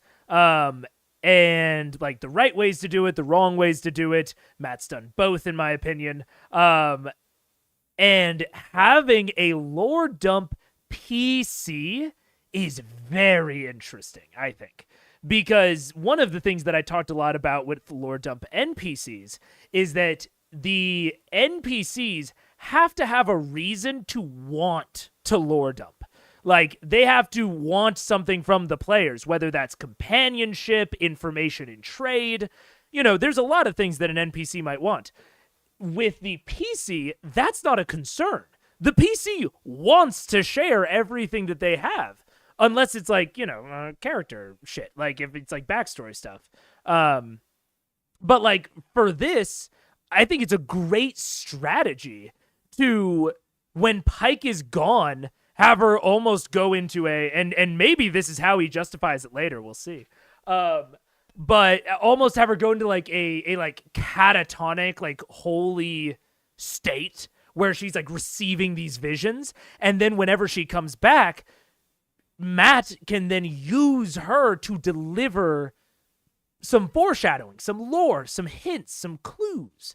So she's an easy way to deliver vague clues. It makes the player, Ashley, feel cool and like a big and important plot point. And like she is like pushing story forward, and she gets a great opportunity to do some extensive RP on like what she tells and how she tells it. And you have now justified all the times that she's gone. And it's kind of a nice little cake of kind of combining mechanics. Justify thine lore dumps. Yeah. That's definitely my opinion. So yeah, I'm loving this. I'm loving it's like, oh, what did you do while you were gone? Oh, I went here and I learned this thing that, you know, might just happen to relate to something we're about to encounter. So yeah, I'm loving it. basically saw what we've been going through already. Or, oh my gosh, okay, even this is kind of one step further. So this is even getting out of lore dump terrain, and this is getting into testing plot hooks. So my most viewed video is about how to give quests in D&D. And this kind of goes into that of one of the reasons I won't go super into it. You can, watch the video if you're interested in. But I kind of described some general strategies forgiving quests in a way that keeps the feeling going, keeps good pacing, keeps players invested in the scene. And one of those things was talking about how when you very subtly give the players quest hooks where they don't even know if what you gave them is a quest hook or if it's just flavorful description, then you can essentially litmus test them for if they're interested in it or not. If you give them a super casual quest hook, that's not like reaching out to them with a piece of paper, and they don't bite, they don't engage, great. They weren't into it, and you didn't break the pace of the scene or their investment in the scene by totally breaking out and delivering it to them like the courier in Skyrim, right? And this, what we can do with now the visions and with Pike is we can say, oh, like Matt as a DM can start seeding little quest hooks inside of her visions and seeing what the party latches onto, seeing what the players remember. If there's a little bitty quest hook that, maybe he's debating on working into the story and all of the characters are super interested in it, that's amazing. You can build that in, and then they'll remember when it comes up like, oh my gosh, that's right, Pike's vision. It's a way to really build this cohesive story that feels like it was foreshadowed so long ago. I almost watched that one today, but ended up clicking on Smash Fest Eat. Smash Fest Eat was a little chaotic. It was also, I'm still getting my feet under me as a streamer. And even in that one, the setup was a bit different. I had a mic that was in the process of breaking, so I occasionally had to fiddle with that. But I still liked it. I really liked the Smash Pass Eat stream. You ought to keep a jar by the screen and drop a quarter every time you compliment Matt's DMing. Yeah, that's true. I could keep like a little tally or like show you the jar at the end of each session, see how it goes. I need to make fun of his DMing more. I put a quarter in every time I compliment, take one out every time I criticize. I'll have way more quarters than not. I will definitely be saving money if I did that. And what the soldier was talking about. Also, AKL, thank you so much for watching my extra content. Like, it's I know you don't have to. There's so many people's content on this website, and I'm really glad that mine resonates with you, man. It makes me feel I'm really happy. I'm really glad. So I don't know how to be more sincere than this without getting overly weepy. So we will go back into it. But thank you, legitimately. So I saw something that was there was a single twisted horn of blackened soul matter. Soul matter. It was a point of concentrated evil. His horn? Yeah. Like maybe the mark of a fiend on a warlock. Yes. Who knows? And it was so strong that I couldn't stay in the vision because I could feel that it was taking over. So it pulled me out of the dream among various things. But I It's saw like the horn of Sauron. The horn of Sauron is what it said. Doesn't not sound like that. I didn't see whales. Okay, no. But no whales. The horn of Havai. Yes. Yes. Okay. Horn of I had some other visions of where sort of because I kind of went in past and then got to this thing. So I guess depending on where we are, Can you lead us the direction to go? yes, if I see things that are familiar, such as I went past a jagged onyx-colored fortress framed in molten We've rock. heard that in the field of Hey, glass. Yes, Sounds past creepy. a field of broken glass. Field of and- broken glass. Right. We haven't.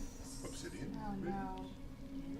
Or just melted sand. I mean, The prettiest was into a I also okay. I'm not gonna keep. I swear, I'm not gonna keep complimenting Matt's DMing. I swear, I will find a criticism.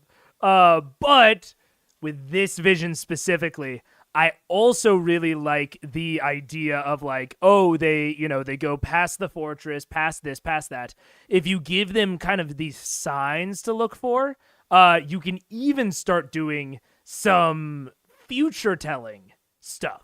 So like right now she's having like a translocation dream. So like sure, her mind wasn't separated in time, it was just separated in space. So she was more divining locations rather than future events, right? But there's a really interesting, I think, conversation and things that you can bring into your game because, I mean, time travel and time magic distinctly exist within D&D, even beyond what Matt does with it later, because he essentially, I think, invents chronorgy. But, you know, these things already exist.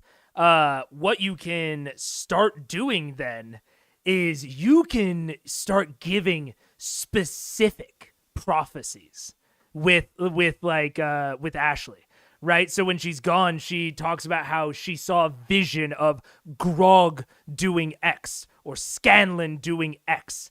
And now there's this amazing moment that I think is amazing either way, where when the characters are in the situation where the characters have the option to fulfill or deny the prophecy, it's great either way. Like the feeling of being like a prophecy denier, saying, fuck you to fate, I'm doing my own shit. That's so much fun. Or having all of this setup leading to this big climactic moment with Grog standing over the Elder Brain, and he finally buries the axe. I mean, what a fucking moment. And even if he doesn't, if he drops the axe, he says, no, we find another way. Both of those are sick as hell, right? So when we're talking about these visions and these vague poetic prophecies, if you start getting into that, you can create these really fun cinematic moments for any given player. Especially if a player hasn't been getting a lot of RP screen time, i.e., I would say Percy. And I know that there are outside factors as to why. But giving giving, I'm picturing, right? She's describing a vision. It's like, I saw it almost as if I was looking through a pool of water, and she describes all of this, and in reality the vision is Percy looking through the scope of his gun, and you just make it vague enough to where you can slot it in whenever Percy does take aim at something in the distance. And then that can create these really huge climactic RP moments for these characters. So I'll stop complimenting him, I swear. It's a poetic map of their route to help guide the party. Yeah, exactly. It's a way to give them something that can be misinterpreted. And I think that the potential for misinterpretation is so important for creating drama, for good puzzles. I very often do that, even in overland travel. With the potential to get lost, but you don't know you're lost. So I think being vague and poetic has a lot of really... It leads to some good options for the players. Even if they metagame, it allows for them to RP their characters in interesting ways. In land navigation, we call them collecting features, meaning I need to cross a stream, go over a ridge, and down into a draw before I get to my goal. Richard, we are in sync tonight, dude. Yeah, totally. Collecting features. I like that term for it. Of saying, like, not giving them a map, not saying, it's 7 hexes away. Saying, like, oh, you need to see this thing and then this thing and then this thing in order. And then when you give it to them out of order, they're like, oh no. And they either backtrack or they see if they can go sideways. It allows for some interesting choices. I know you're joking, but to me, all compliments and criticisms are A-okay, given that you actually justify them. Why you like, don't like, agree with something, that's the draw here, not fanboying, hating. Yeah, totally. And that's what I think the draw of streaming is the ability to justify thoroughly because I really hate making TikToks. I mean, I don't hate making TikToks, but I hate the lack of context and justification within TikToks. So yeah, AKL man, that's you get it. that is what I like about it, and that's what's interesting for me about watching through Critical Role. Like I'm really liking it so far, but like this is why I want to do it on stream, mystery science theater style, is so that I'm almost kind of treating it as like a journal and also as kind of introspective analysis for me about like me thinking. Like I've posed several questions to you guys about like, oh, what would you do? Or like it's different for tables, or like as a DM, how would you run this? So all of this is great for me to be introspective about like, oh, how would I handle that in that situation? So I think it's making me a better DM, and you guys posing questions back to me, immediately being able to foil something, not foil in that sense, but being able to like come back at me with something that I may not have thought of when I gave my original statement. And then I can express from there. So yeah, I'm so glad that you guys like it and that you feel the same about it as I, because I also think that that's the interesting thing. So yeah, thanks. Cavern of blue crystal, where a fungal fortress. Fungal Fortress is new. Sounds really shitty. The blue Sounds amazing. As you mentioned that night, Clarota kind of nods and says, It's where the colony resides. Your colony. Great city. In which of those places? In the fungals. Amongst the ruins of jade and glass. Is that Is where it we that should go? Surrounded by a forest. That's Yogvario? Deep below Yogvar is where the temple resides, where Kavan holds the elder brain. This is where we need to go, I'm assuming. He sounds like a real fun guy. I Oh, bet. God. Just tripping again. Trip him again. So I bet the fortress. make a will saving throw. Actually, a Fungal Fortress, dude. Okay, I was just thinking about this while they were talking. Holy shit, they've been in the Underdark for a while, and holy shit, they are gonna be in it for a while yet. Which is, I mean, it's a choice. If you have a party that's really into like wilderness exploration, this is the vibe of like going through consistently hostile territory. But it is, it's not the type of tables I generally run. I have run a table like that, and it was exhausting for my players. I had to give them moments of like distinct safety of like, oh, you find like, with mine, it was overland wilderness. But it was like, oh, you find like a small village of jungle gnomes. I don't know. Of jungle gnomes that, they interacted with the jungle gnomes and they got to kind of chill for a second, because it's kind of exhausting for players to not be in a safe place for 5-6 sessions at a time. Not saying it's like bad. It's just something that you need to keep in mind if you're DMing that sort of thing. That it can be tiring, and to maybe insert places of safe harbor within. Which, I mean, maybe that's what Yogvaril is. Maybe it's going to be safe harbor once they, do the boss battle, defeat Kavarn. But a city of mind flayers is not generally what I consider safe. So we'll see. What is that, wisdom? Yes. Well.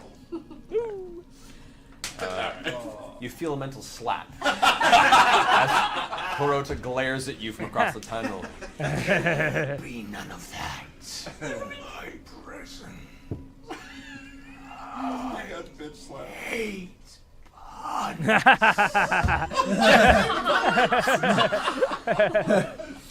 Noted. So I bet the first fortress you saw, I bet the one of obsidian was where Percy's losing his shit. Lady Quick, Kima there's a bathroom right over there, Percy. I Wait. bet that's the one. Oh wait, but the Elder Brain would be in Yugg-Viril, which is I thought he said that Kavarn had like tainted the Elder Brain, so maybe Kavarn went to Yugg-Viril and then came back to the Obsidian Fortress. Oh my gosh, the layout of this is confusing purposefully because it's a vision, so I'm down with it. I think she may have started work on Tlu 2 already at this point. It was in development at least. I see. Tlu. I don't know Tlu, but I think someone is... Oh, The Last of Us. I remembered it. The Last of Us. Who is Ashley in The Last of Us? Is she one of the mains? Because he mentioned molten lava or something. So I bet she's being held there and then further in is Kavan. Yeah. So get her. Yeah. Oh, she's Ellie. Oh yeah, she was in that episode of the TV show Last of Us where she was Ellie's mom. Right? Yeah. Oh shit, did not even connect that was the person. Crazy. Crazy that, I mean, they're all voice actors. I knew Matt Mercer already because I used to be an Overwatch fanatic back in the day, so I knew him as McCree, as McBee. Laura's Abby? Oh. Is she not in Last of Us 2? Last of Us fans pay tribute to Ashley Johnson. Oh, okay.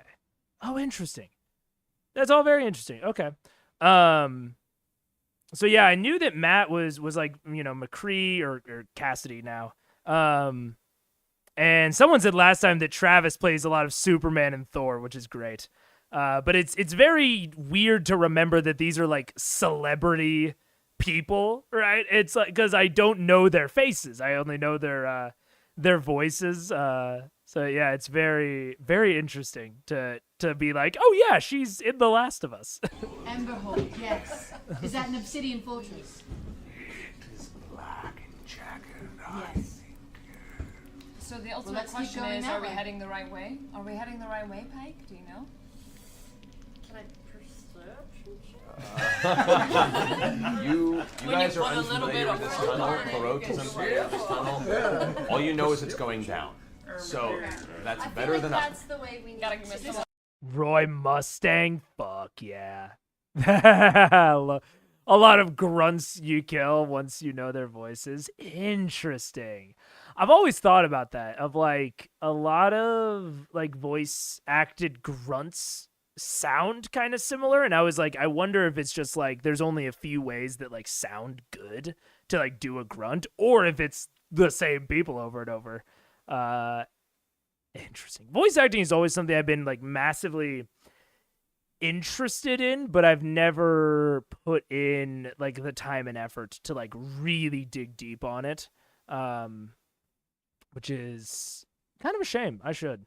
Tlu came out in 2013. I think the DLC Left Behind started 6 months later, and Tlu 2 started soon afterwards, but they didn't tell the public. So that's why she's constantly in and out. That makes sense. And I'm sure for that sort of game, I mean, it's a Naughty Dog game. I bet that the the filming and the work schedule wasn't light, probably. Keep going. Yeah. Let's keep going. Do I need to take off Yeah. running? Give me that. Give me that. So basically, we need to go down because if we go up, that means we're going out. Yeah, let's keep going. So let's We keep, keep going. We keep going. You guys press forward, and you begin to encounter little trickles on the ceiling of orange, glowing avoid that. little puddles. If we've learned anything from Minecraft, Don't touch that. Dig there. Progressing further down, you start seeing large clusters, little pools of molten rock beginning to form under certain sections. I spilled a little bit. That was awkward. ND is also in Los Angeles. Main reason for Ashley being gone is the NBC show Blind Spot, which filmed in NYC. I see. Interesting. Yeah, the voice actors did all the mocap, so it's not just booth work. I knew that, especially for video games, a lot of times the voice actors do the mocap. Oh, where did I learn that? Oh, I watched a thing about Uncharted, about Nolan North doing all like the mocap for Nathan Drake. Yeah. Interesting. Yeah. Voice acting is infinitely fascinating to me on a level that, like, for some reason regular acting is not. I don't know why. Like, regular acting to me, I'm into like stage performance, like live acting, which is another reason I'm more drawn to live streaming. I like the kind of unscripted or not unscripted necessarily, but the no reshoots type of acting.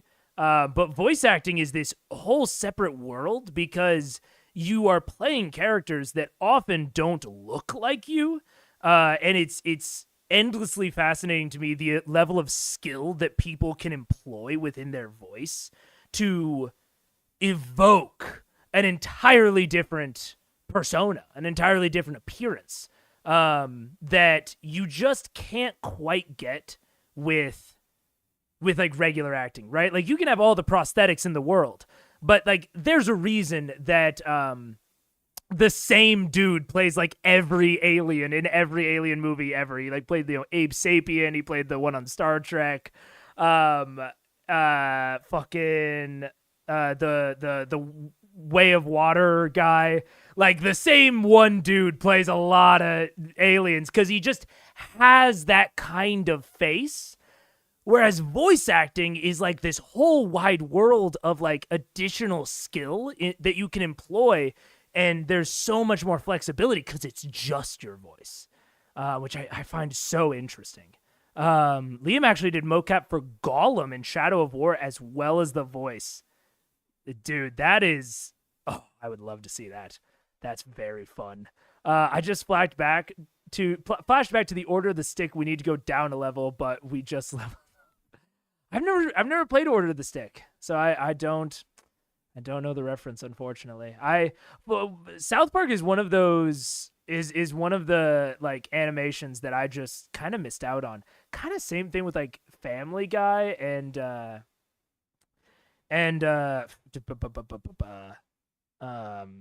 Family Guy and Simpsons.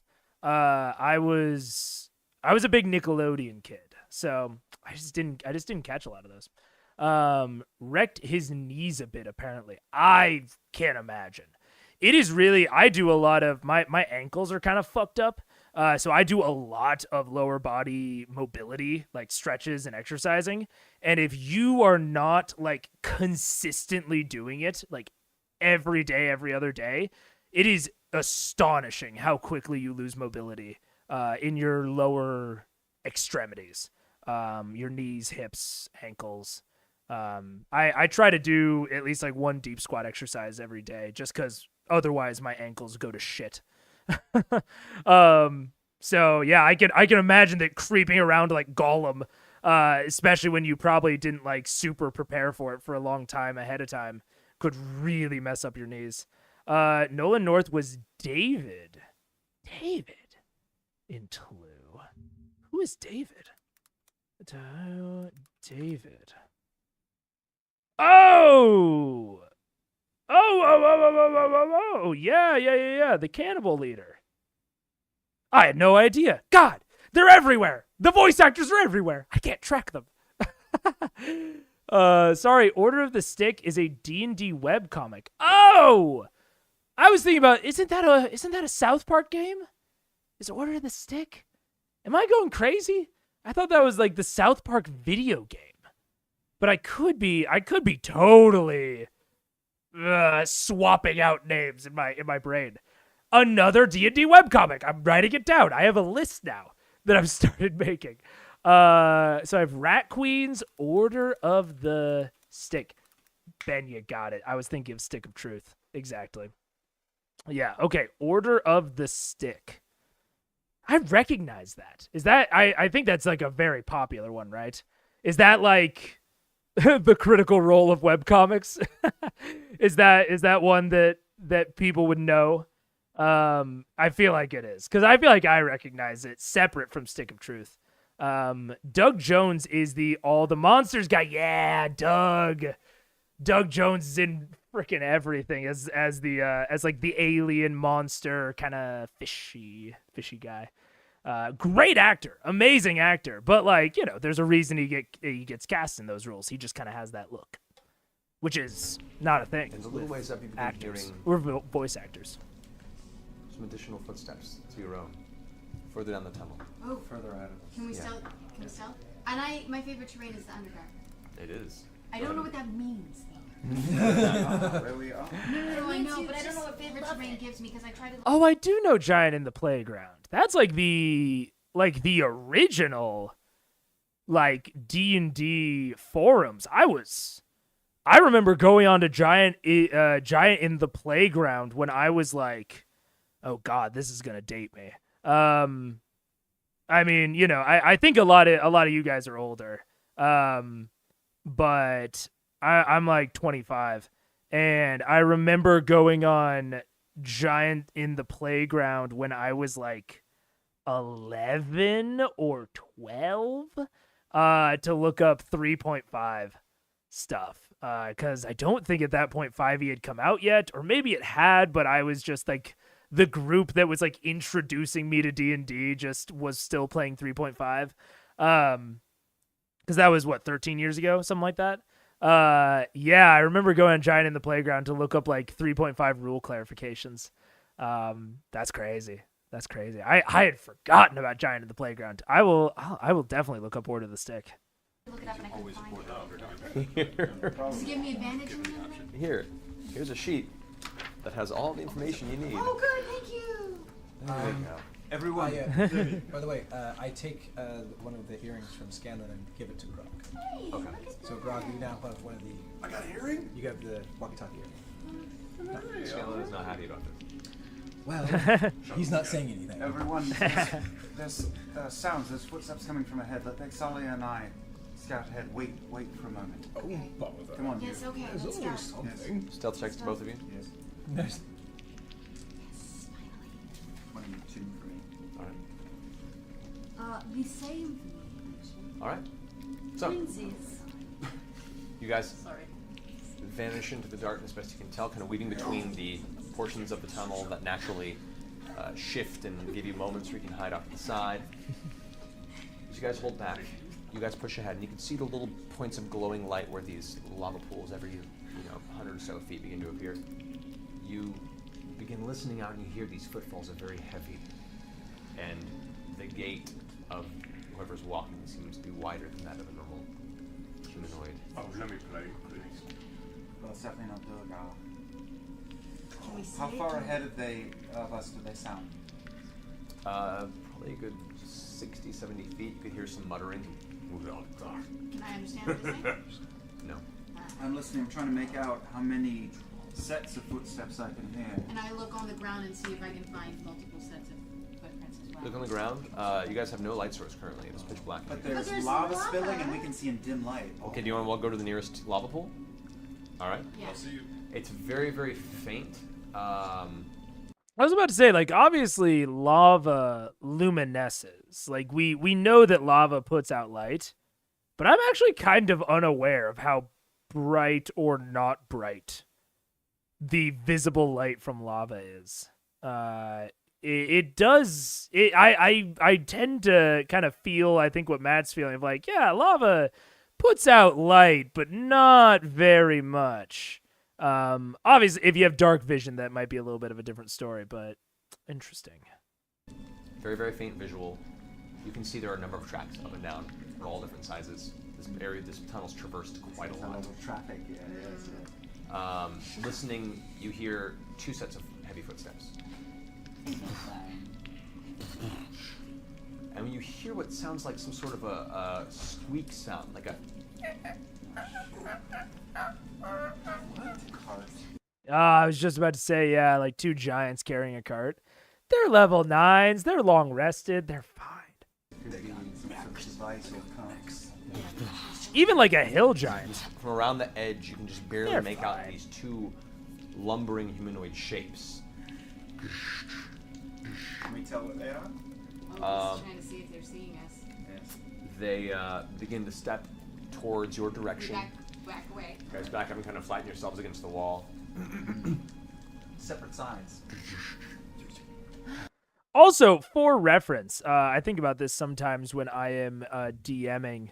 For a giant size comparison, hill giants are not that tall. So like if you want to use like a giant, hill giants are only like 16 feet tall. A tall Goliath is like 7 to 8. Like a tall Goliath's gonna come up to like half their height. I mean, they're fucking big. Don't get me wrong. But you know, they're no storm giant or cloud giant. So if you want to like get some giant vibes in your games, either stone or hill is actually still like pretty conceivable. For a lot of, you know, medium humanoids. Just a little tidbit out there. From 0 to Kilauea, how bright is it? Is Kilauea very bright? Oh no, I'm getting scienced. I'm not very naturally I'm not very well versed in the natural sciences. Mine was a more physics-based science education and some math. I'm a coder by education. RE lava, it's probably dependent on how liquidy it is, how much solid rock chunks have crusted and rested atop the flow. Interesting. You can see they're now both dragging behind them this small roughshod cart with something inside it. Either trolls or some hill giants. String a rope across. Okay, you pull rope across. Oh, yay! Classic. Very nice. I also yank my serpentine belt off. Oh. Throw it out right under the rope. Okay. What does that do? So Snake. as he throws the leather shifts form suddenly in midair into a serpent that slips onto the ground and kind of slithers in pace, curling up at the approaching two monolithic entities. This is stupid. I don't know what the snake is supposed to do other than make him lose his belt. You go pull taut on the rope. The immediate one falls forward, tripping face first in the ground. Love it. You guys hear in the distance this loud thud, this impact sound. And we call, I go, I'm running. I'm rage. And I leave out daggers at the fallen one. All right. You guys come rushing in. Let's go ahead and roll initiative. Yeah! Love it. Go ahead and increase the playback speed. I figured you were raging. Yeah, well, you know, when the ladies call my name. That sucks. Oh, and I would normally, you know, we hit 155 out of 3. I would normally take a break here, but I don't quite have to use the restroom yet, so I might wait a little bit. Let us get a little bit further in before we do another break, and we will start this combat. Guys, What are we fighting? What are we I know, fighting? right? What Oh, are God, we here we go. fighting? We don't know. Oh, a lot of pools. Lot of pools. Lava Oh, pools. sweet lava pools. Whoa. Rock, you better be throwing some fishes in that lava. Last time I tried to do some of the stuff that I put in myself. All right. Like, okay, so going back to the discussion about prophecies and, you know, like prophecy type visions, even something like this, you can give something as vague as I saw Grog, normally giant Grog, but he looked almost like a child standing before some enormous creature, and he was bathed in a hellish red light, hellish red glow. You know, something like that.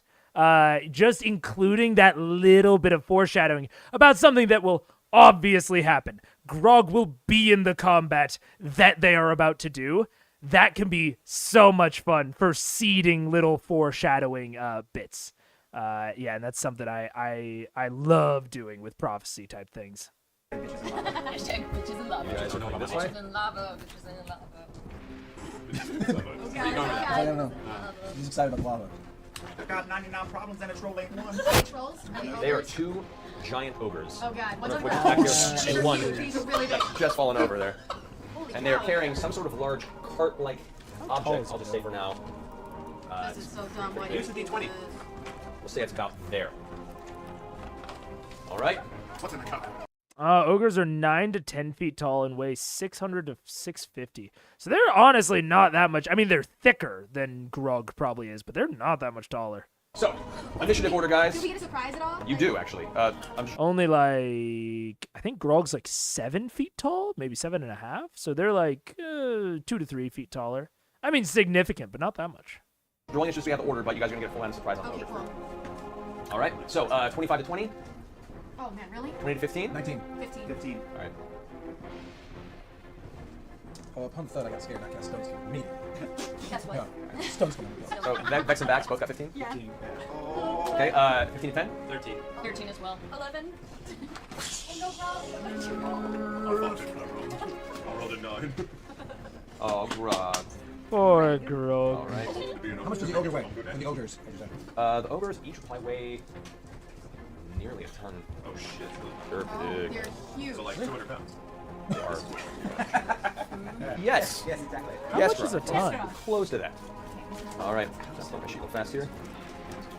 There we go. Alright, so, top of the round type. No. Oh, a ton is 2,000 pounds. They're not quite that much. Hill giant might be that much. Prize round is for both you. But I don't expect Matt to bink that. I was honestly, I was gonna look it up and be like, holy shit, did he just get that? No, he was off. But I wouldn't expect him to know that. You guys first as the rest of you rush in, so that's the back, so you guys get a surprise round. Awesome. Jumping in the air, so Yep. I'm gonna go. The guys on the ground? Okay, and this is my, since it's a surprise, it's automatic crit. Yes. Yeah. Oh, nice. He's on the Eh. ground, so you have advantage on the attack rolls. Assassin! Alright, so that's, Oh, that's shot, 28. shot. That definitely hits. Yeah. 1d4. Fuck This yeah. is my poison dagger. 2, 8. Okay, doing my attack damage. Here we go. 4, 9, 12, 18. Yeah, 23. Hold. 15 to 62 points of damage. 62 points of damage. Assassin!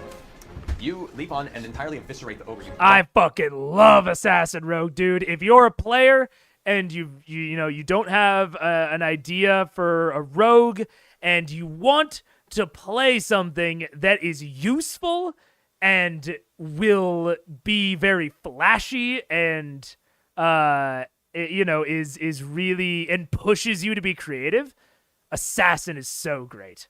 Because they're not complicated. They are surprise something and essentially do like 3 rounds of combat damage to it. Just like that. So yeah, Assassin's a great subclass because it essentially like boils down all of combat towards, hey, be really creative before combat. And then you're basically good. Your job's done. Especially like if you're in like the normal 4-on-4 fight and you sneak attack crit someone, you're probably taking out one of the combatants, and in terms of action economy, that puts your side way ahead. So like mechanically, they fucking keep up in combat in a way that some people don't. And they encourage creativity. Now they can also encourage a bit of main character syndrome because there's a bit of like, we have to engage in combat on my terms. I think that they work good with button pusher type characters where you are the one triggering things because you want that sweet, sweet sneak attack. So, if you're a player looking, Assassin's a great one to look at. DPS.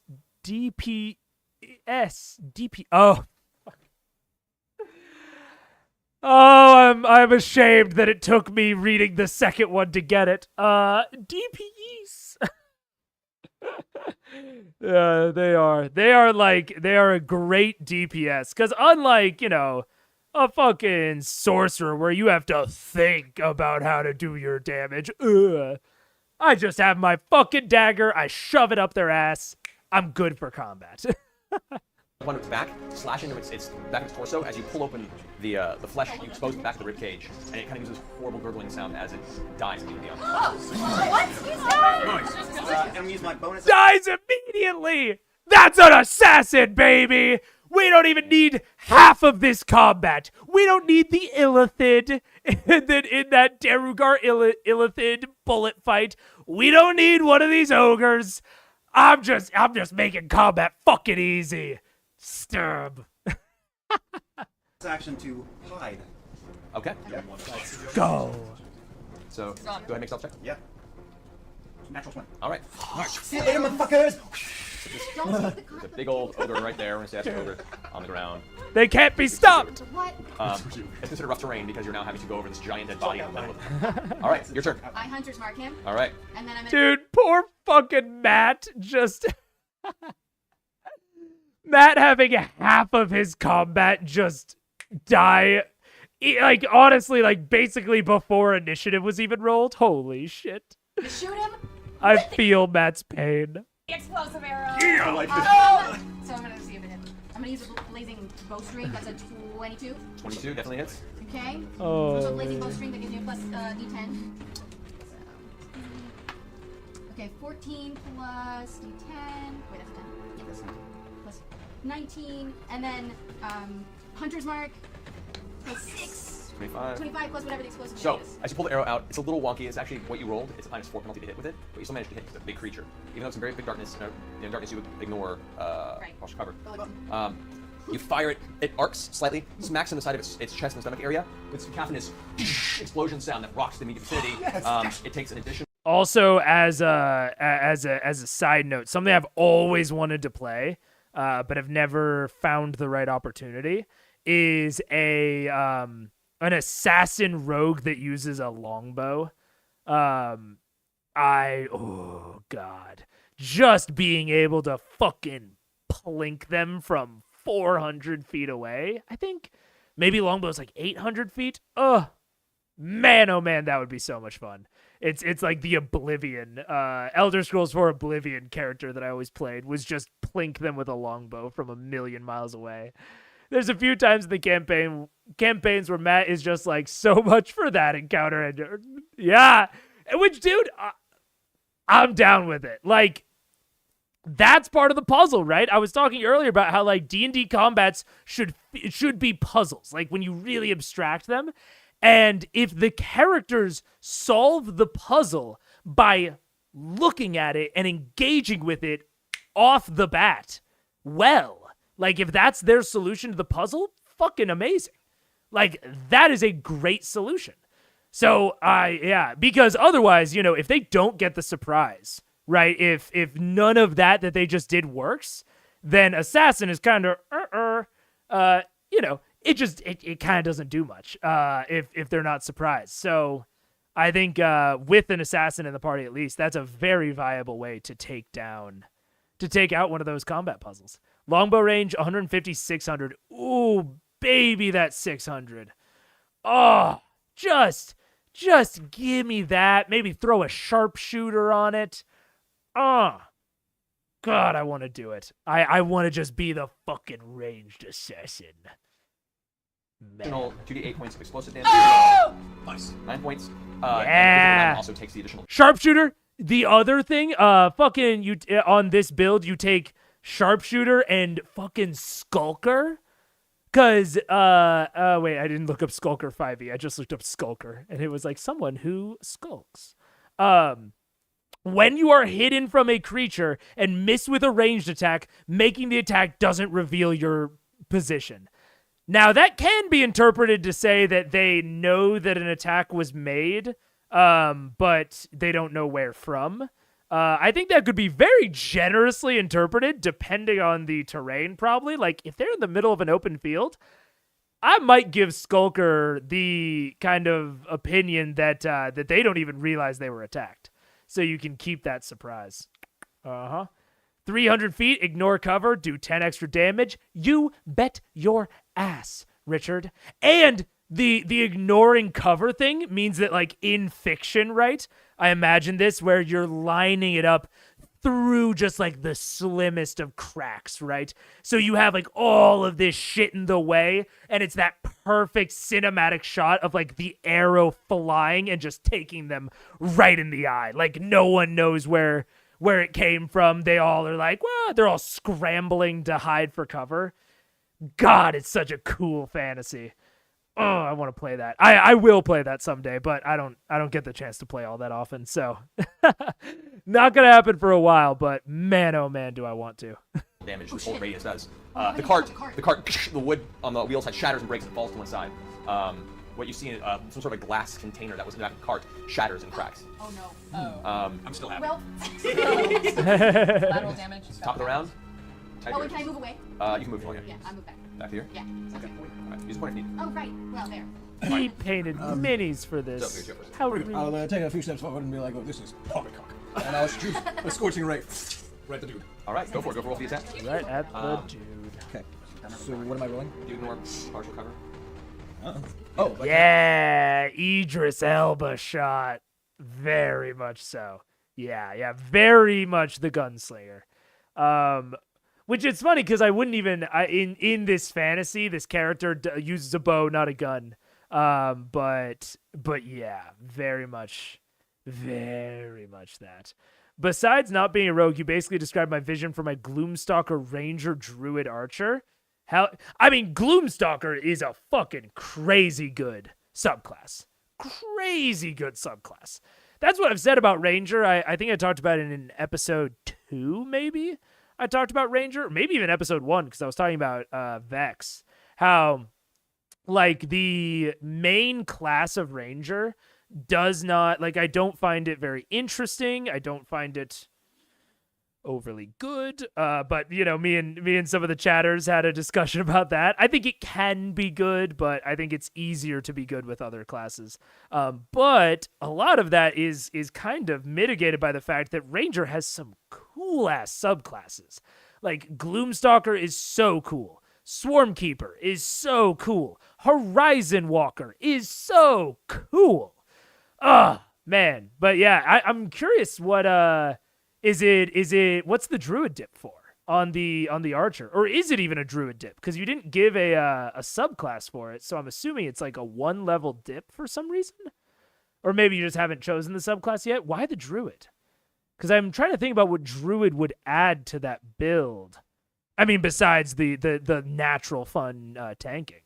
I can tell you, having also enjoyed running diverse and creative builds in Skyrim, like Necromancer Stealth Archer, the Heavy Weapon Paladin Stealth Archer, and the Elemental Mage Stealth Archer. So diverse and creative. Yeah. Look, what can I say? What can I say? I'm an Oblivion enjoyer more than we're at that point when we compare Oblivion and Skyrim, we're comparing like 6,000 hours to 3,000. I have a lot of time in the Elder Scrolls franchise. Elder Scrolls is my favorite video game franchise, bar none.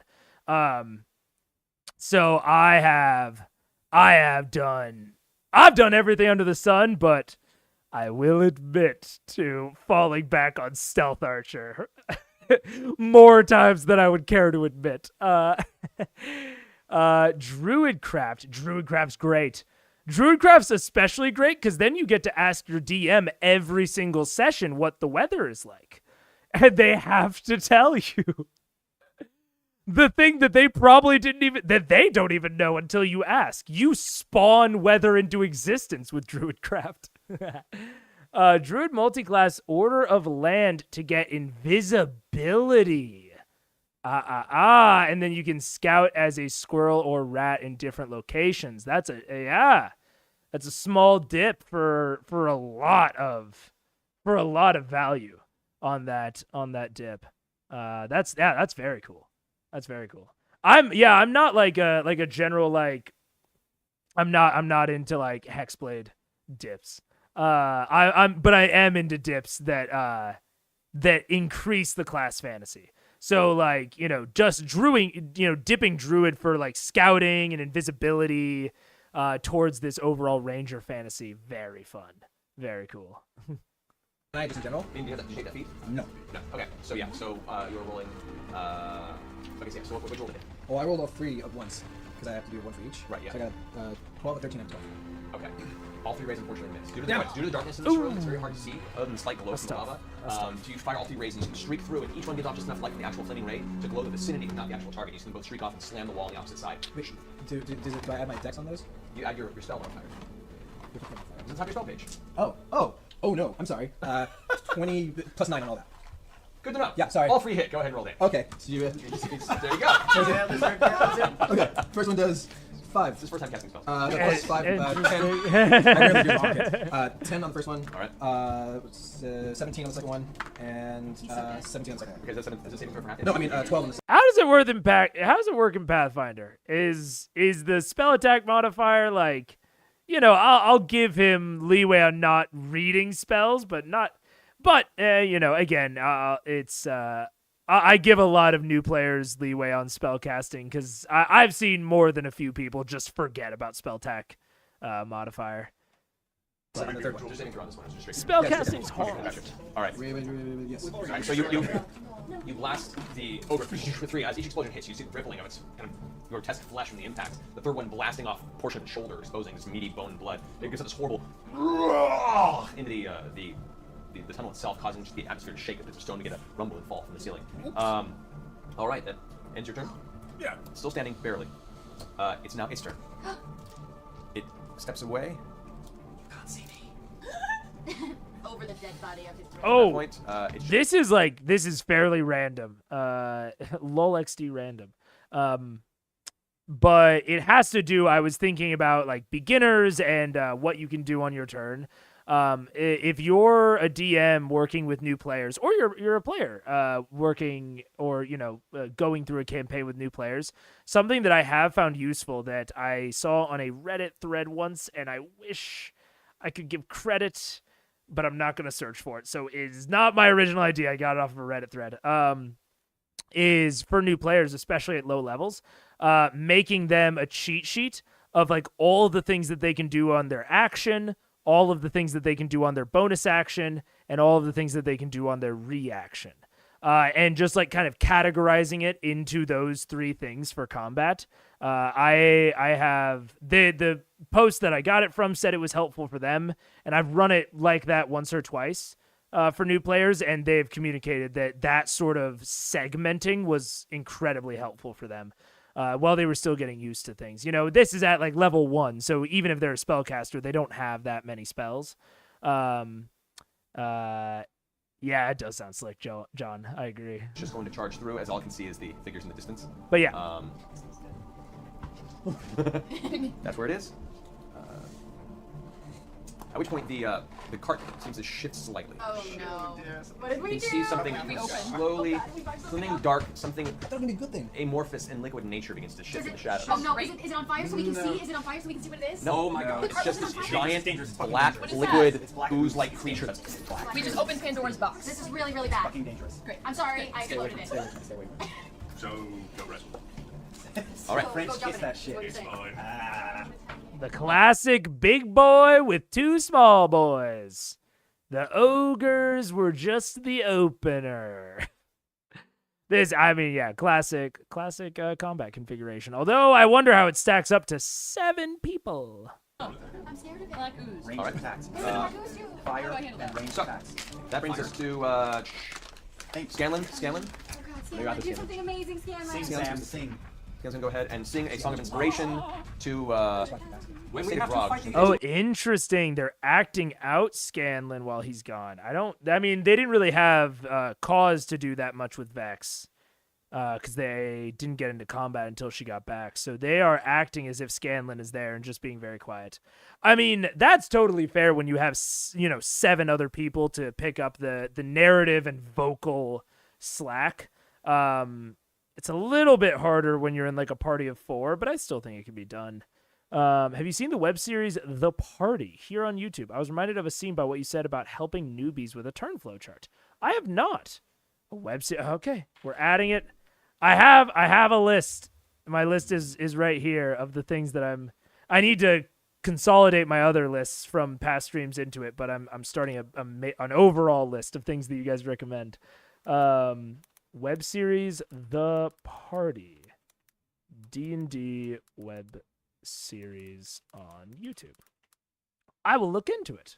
I'm always looking for new and interesting content. You know, some of these things I might not go through as like thoroughly as Critical Role. So some of these like comic series, web series, I might look up like, you know, summary casts of it. I might look up like, you know, the big episodes, things like that. I'll throw a link in the Discord or comments. Hell yeah, man. Thank you. Yeah, so I might not go through these quite as thoroughly as I'm going through Critical Role because I might just not have the time in the day. But if things keep going well, maybe I'll add another streaming night to my schedule, and then I might be able to go through some of these kind of alternate things a little bit more thoroughly. We'll see. I might just become the D&D series live streamer guy. I would love that.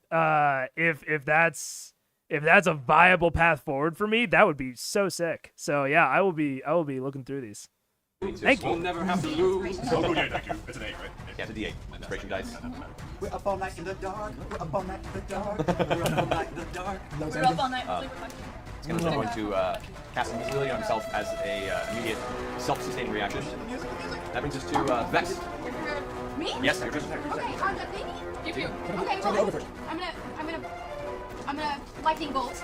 Hey, that's true enough. I've been down the content creator rabbit hole and very slightly down the TTRPG rabbit hole of just like alternate TTRPGs, alternate interesting ones, but I have never been down the actual play web comic. Like I've never been down like the story rabbit hole. I've been down like the homebrew rules items, but this is a whole new one, and I'm excited to check it out.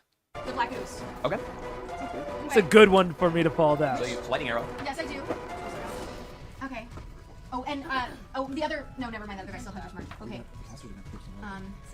That'd be Okay, that's good. Yes. It's a 19 plus. That's a regular attack bonus, right? Correct. Was it? Isn't 19 No, that's just for me. that's for you. Yes, that hits. Okay. So okay, 4d8 of lightning damage. We'll go ahead and roll the arrow damage first. Oh, okay. Yeah. Just kidding. I was so excited. 11. Okay. Okay. And I will say also, highlighting back to that stuff that I was talking about with D&D combats feeling like a puzzle, introducing additional rough terrain of like giant bodies. That's an additional complication within the puzzle. Looking at this thing, I think I would have maybe preferred that Matt maybe narrate that the thing inside the capsule looked dangerous more explicitly beforehand so that it becomes a threat. It becomes like a danger clock of like, oh, if we crack this thing open, it will be bad. And then maybe make it like a little bit easier to crack open, right? But then that becomes an additional layer of the puzzle of like, okay, don't crack open the thing, but also deal with these other threats and like, what's the strategy? What's the solution to getting there? I think right now there's only one like lava pool. I might have had a like not lava river, but maybe like lava creek, something that is easy to jump over, like does not even require an athletics check to jump over, but could be very bad to be pushed or thrown into. So you have to now like melee combatants have to really think about getting into close combat with maybe these big giant monsters. They already have to because of the lava pool, but we're just going to heighten that aspect and that danger of the puzzle so that the terrain becomes a little bit more dynamic. Those are the types of things that I think about when I think about puzzles. I also almost always try to have some sort of vertical variation. Sometimes it doesn't make sense. Sometimes it does not make sense to have more than one vertical level. But whenever it does and whenever I can, I like in combat for there to be at least one kind of raised level or lowered level, or even a fucking hole, a vertical level that is infinitely downward that they might, they could have the risk of falling down. This Black Ooze is beefed up from some of the baseline kind, I believe. Most of Matt's monsters are given the party size. That makes sense. That definitely makes sense, which I'm down with. There's a meme that I posted at one point that was like, wait, I read the monster stat block. It can't do that. And then it's like the Darth Vader, like, I altered the agreement. And it's like, I've altered the stat block. Pray that I do not alter it further.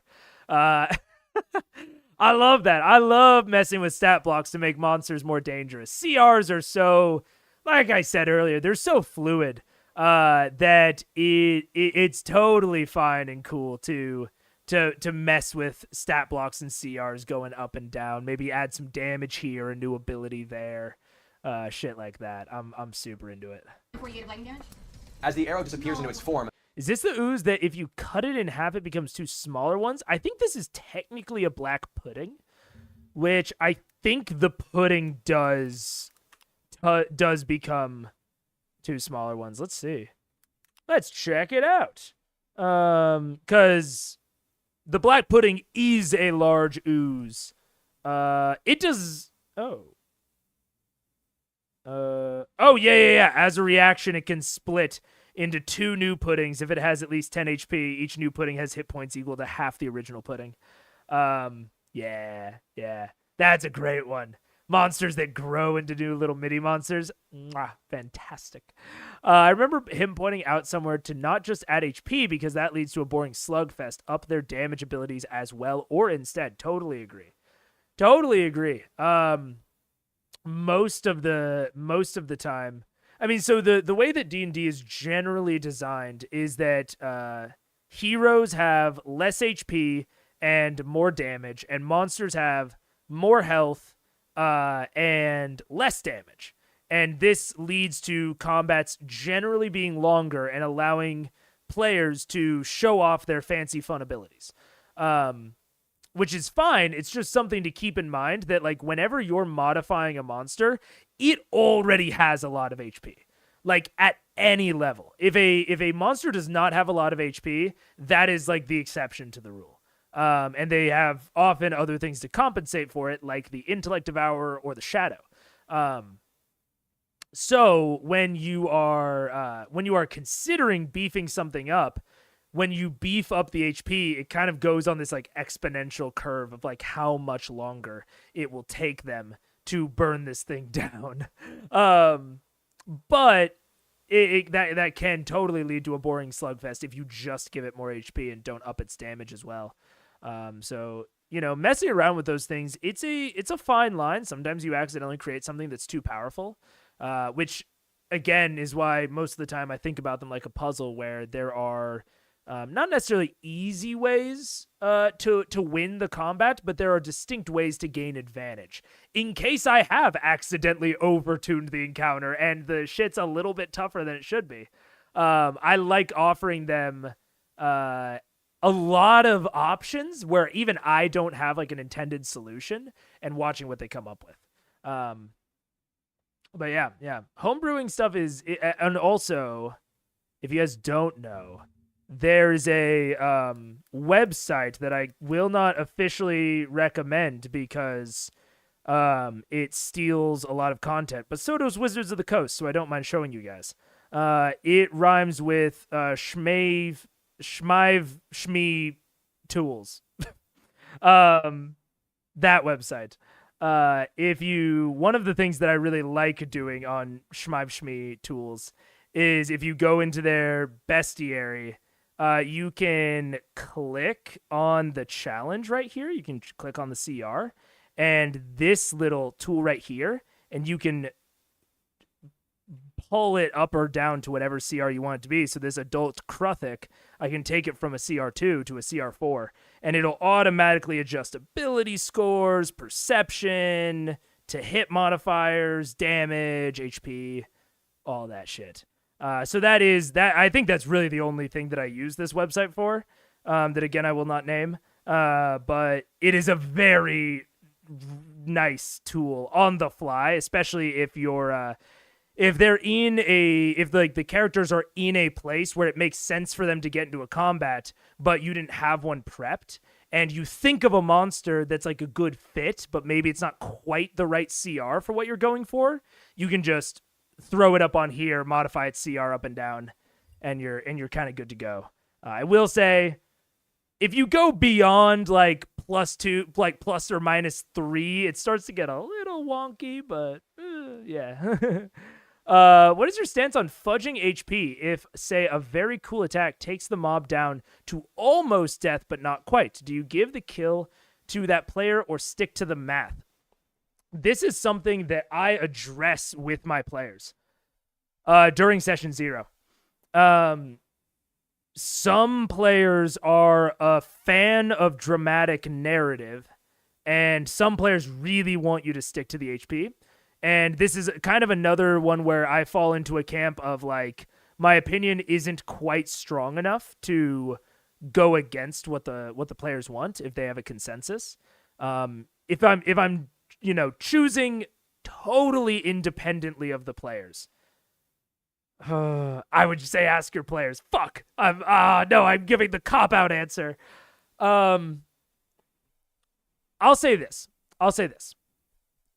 I think, and I've said this a couple of times, and I really believe this, that player investment in the story is borderline the most important thing in D&D, in this like collaborative storytelling game. Whatever that investment looks like. You can have really high player investment in like a beer and chips type game where people are so excited to see what comes next. So if you find that the way, because the other thing that is that this concept, the concept of fudging in general really comes down to how the DM plays it off. If it is super obvious that you're fudging all the time, that will lower player investment, even if it creates good moments in the moment, because they know that you're going to change things just to fit the narrative. So it starts to mean that their choices don't actually matter because the narrative is more important than their choices. But if you selectively fudge and they can't tell that you're doing it in order to heighten creative player choices and cement player agency as like the most important thing towards determining success, then you can get really high investment through fudging. Or if you say to your players at the very beginning, I am sticking only to numbers. I'm fucking rolling out in the open. What the dice rocks or what the math rocks say is what they say. That has the opportunity to really heighten investment, but it can also lead to them maybe taking on a challenge that they weren't prepared for. And if you are sticking to the numbers flat out, it could lower their investment because they realize, oh my gosh, we have no way out of this. Like raw, like there's no way we're going to outroll this. There's no way we're going to escape. And their investment goes to 0. So short answer is it's fucking hard to decide. And on Critical Role, guest players get, how do you want to do this with slightly suspicious regularity, but it's never blatant. It makes sense in context, they have fun, and everyone cheers. That's, yeah. I think the big thing is that if you are fudging, you should really kind of go over it with your characters. Be like, hey, I'm not going to tell you when I fudged. But, maybe at some point in the last 3 sessions, I have fudged. Could you tell? Are you cool with me continuing to do it? This is maybe the frequency at which I do it. And fine-tune that within your group, because we are always just trying to maximize that engagement and that investment in the story that we're all telling together. And I think that fudging is a legitimate tool at some tables for that, I guess is my overall answer. I do not believe Matt would ever fudge the HP. If it still has 1 HP, I think he saves the how do you want to do this for the next successful attack. Maybe. I seem to remember he said that he personally does it very rarely, but it's not against it in principle. I mean, and you know what, I'll say, God, not to agree with Matt. Fuck, where's a quarter? To put in a jar. But that's, if I had to summarize my stance, is that I'm not against it in principle. I do it, I've been getting more and more rare with it as time has gone on. And I will say the more desperate the situation, the more likely I am to give leniency to crazy ideas and crazy tactics. So there's a story that's one of my very first shorts I ever posted. Or actually, it's not even a short. It's a video. One of the very first videos on my channel that's still public is me talking about from the last campaign that I had where we were approaching a TPK. Like the players had gotten themselves in a combat that they could not win, and they were approaching a TPK. And one of the players had been offered a devil deal earlier in the campaign, and he hadn't quite rejected it, but he basically ghosted the devil. The devil was like, hey, like, let me know when you make up your mind. And the character had kind of forgotten about it, out of character. The player had forgotten about it. And we're like 10 sessions away from that, several months real world time later. And they're in this TPK situation. It's that player's turn, and they yell out, Clavicus, I would like to bargain. And in that moment, I'm willing to throw that entire combat in the fucking trash. for you remembering that shit. From you remembering a devil deal that you had forgotten about, that I had forgotten about, that no one else at the table remembered, and that, like, if we really looked at it on the surface, like, the devil would probably tell him to fuck off at that point. Like, you lost your chance. But in that moment, when he remembered that both of his teammates are down and he just shouts this into the void, ooh, I'm giving it to him. And I made it a real monkey's paw type of situation. Don't you worry. There were consequences. But his literal statement was like, take the monsters away. So basically just, escape button, end the combat. And I let him do that, and I gave them full experience. There were some, like I said, there were some long-term consequences for that action that they dealt with later. But that's sort of where I get to, is I fudge less often, but I get progressively more willing to entertain ludicrous or sort of out there ideas. Looks like in the fireside chat, he admitted to doing so for some smaller things. Could happen. So that's where I kind of I think that's like the overarching place that I land on it. The bolt of energy, as you pull out the arrow and release it, it sparks, and you can see the blue energy kind of streaking behind the arrow. It plunges into this thick, black, gooey mass, and as it does, the lightning just gets absorbed into its form. It sits for a second, shakes and quivers, and then splits. Oh no! Dividing into two separate, smaller sides. What is this thing? Seemingly unaffected by the damage of the lightning, other than the fact that you altered its form slightly. Great, cool, awesome. So, do you wish to move? Yeah, I chose the one terrible damage type to use. The black pudding literally splits if it's subjected to slashing or specifically lightning damage. What an unlucky choice that she just made. Yeah, That's I just back. Alright. Actually, back up to there. Sounds good. All right. That brings us to... Or I will say, potentially throw for content. I've been known to do this. If the combat's going a little bit too easily and I'm a player, I've been known to throw for content once or twice of, like, maybe she's looking at it in the back of her head. She knows the stat block for the pudding. She knows what happens if she hits it with the lightning arrow. And she's like, well, we one-shot the ogre. Let's make this a little interesting for stream. I'm not saying that's what she did. I'm just saying I wouldn't blame her if she had done that. Max, you're up. All right, I'm going to run up to the back of Tall and Ugly and try to stab him. I'm going to do the reach around again and try to stab him in the eye. And I'm hidden. I'm stealth already. I think. The old 1-2 buckle my shoe. So the first attack is a CT. It's okay. All right, sneak attack. Here we go. For the eyeballs. 2+7 is 19. I'm sorry, I let the ooze loose. 52. 52. As you reach behind, the daggers plunge into it, and the ogre that's lumbering over it doesn't have any more to its life. Its jaw just goes slack as it releases the last bit of air in its lungs, tumbling forward, piling onto its friend. As it does, I'm going to use my bonus action to spring off its shoulders towards my friends. Okay. This direction? Yes, towards my All right, go ahead. Sure. Sure. Over the lava pit. Whatever. Fall in the lava pit. That's a 50. Okay, you barely managed to catch your footing. Thank God you didn't roll. Richard, you madman. One. That would have been very bad. This ogre then plummets to the ground, now piling on top of his friend. Okay, that's good. So now that whole section there is considered rough terrain. All right, that brings us to Percy. Okay, I'm gonna try some. Yeah, I will say. I mean, let's talk. Let's talk about this situation. This is what I would call a bad combat arena. I'm taking my quarter out of the jar. I'm criticizing. Yeah, we don't even have like the classic bad combat arena is the giant white box. This is only slightly better than the giant white box in that it's a giant white column, with a single terrain hazard in it. Like, come on, man. Give me a crevasse. Give me a waterfall. Give me a shelf up here. What are other cave things?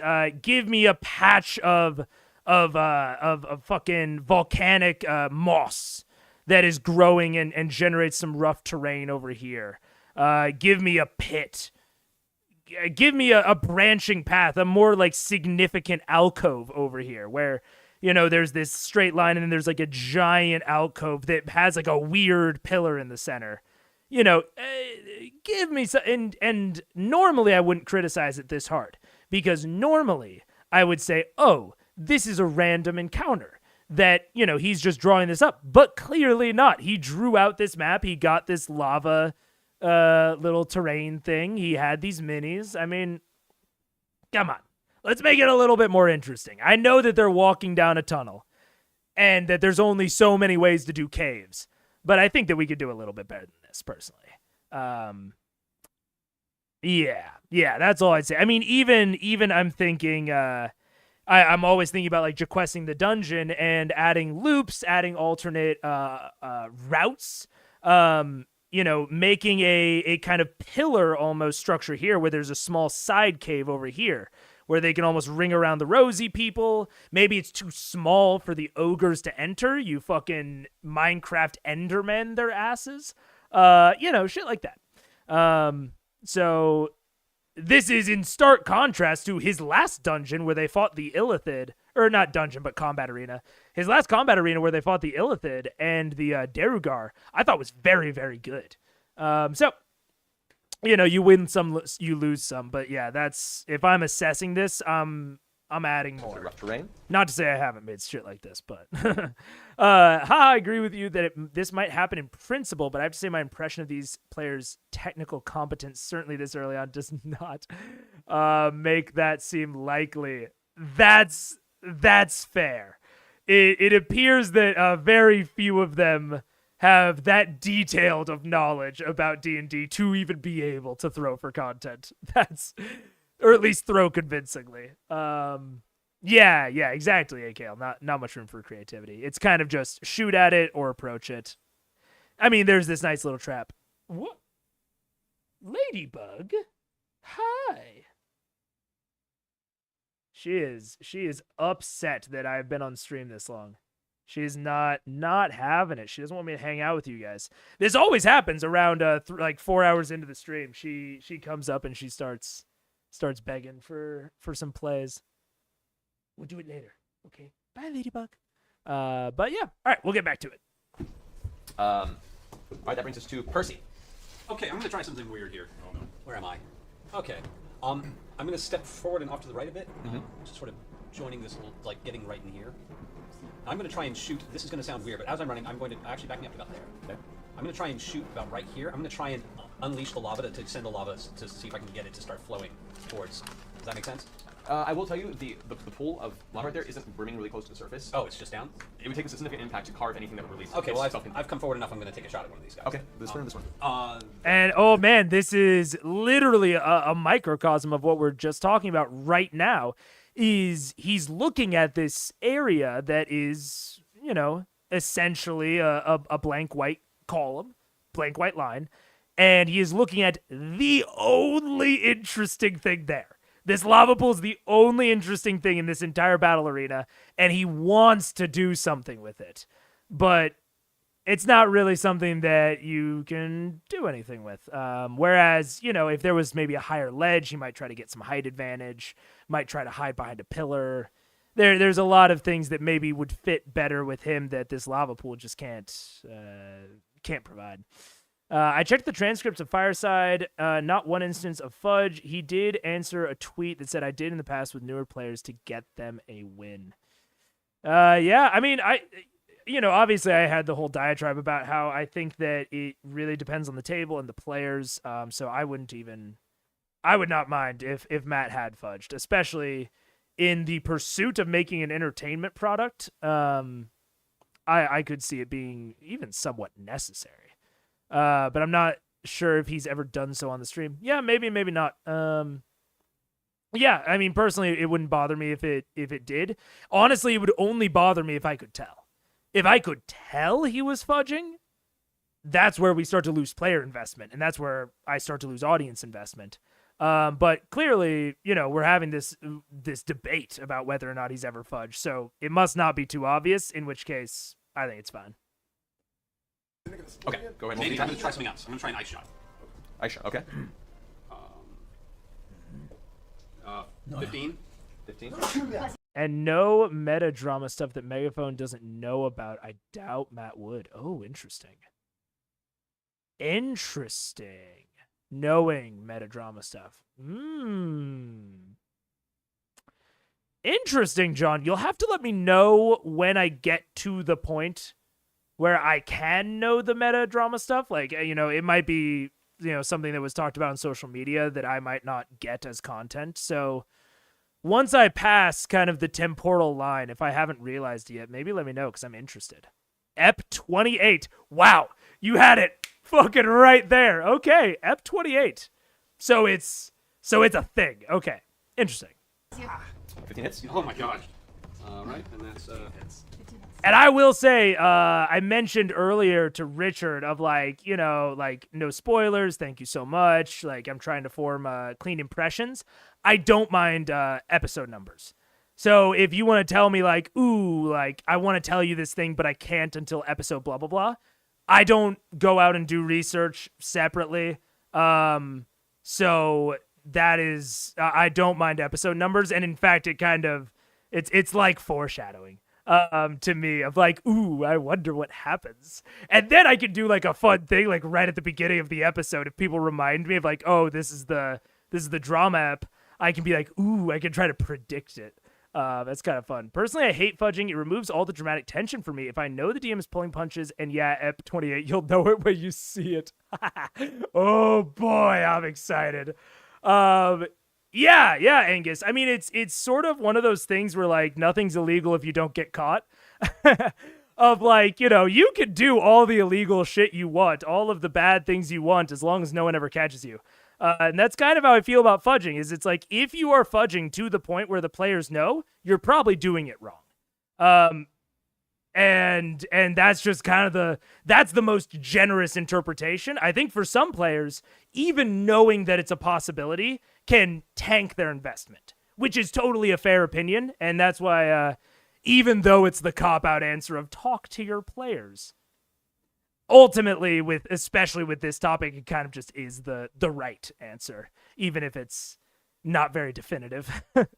I would be of the opinion that this type of fudging is different from doing so with DM dice rolls, but yes, by all means, let's try to contain the drama to when it becomes obvious. Fuck yeah. Okay, you guys don't know this about me. I'm a little bit of a drama frog. I like looking at the inside and eating my popcorn and sipping my tea.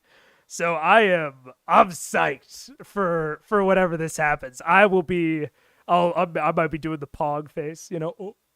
I might be giving you some of those. We'll see.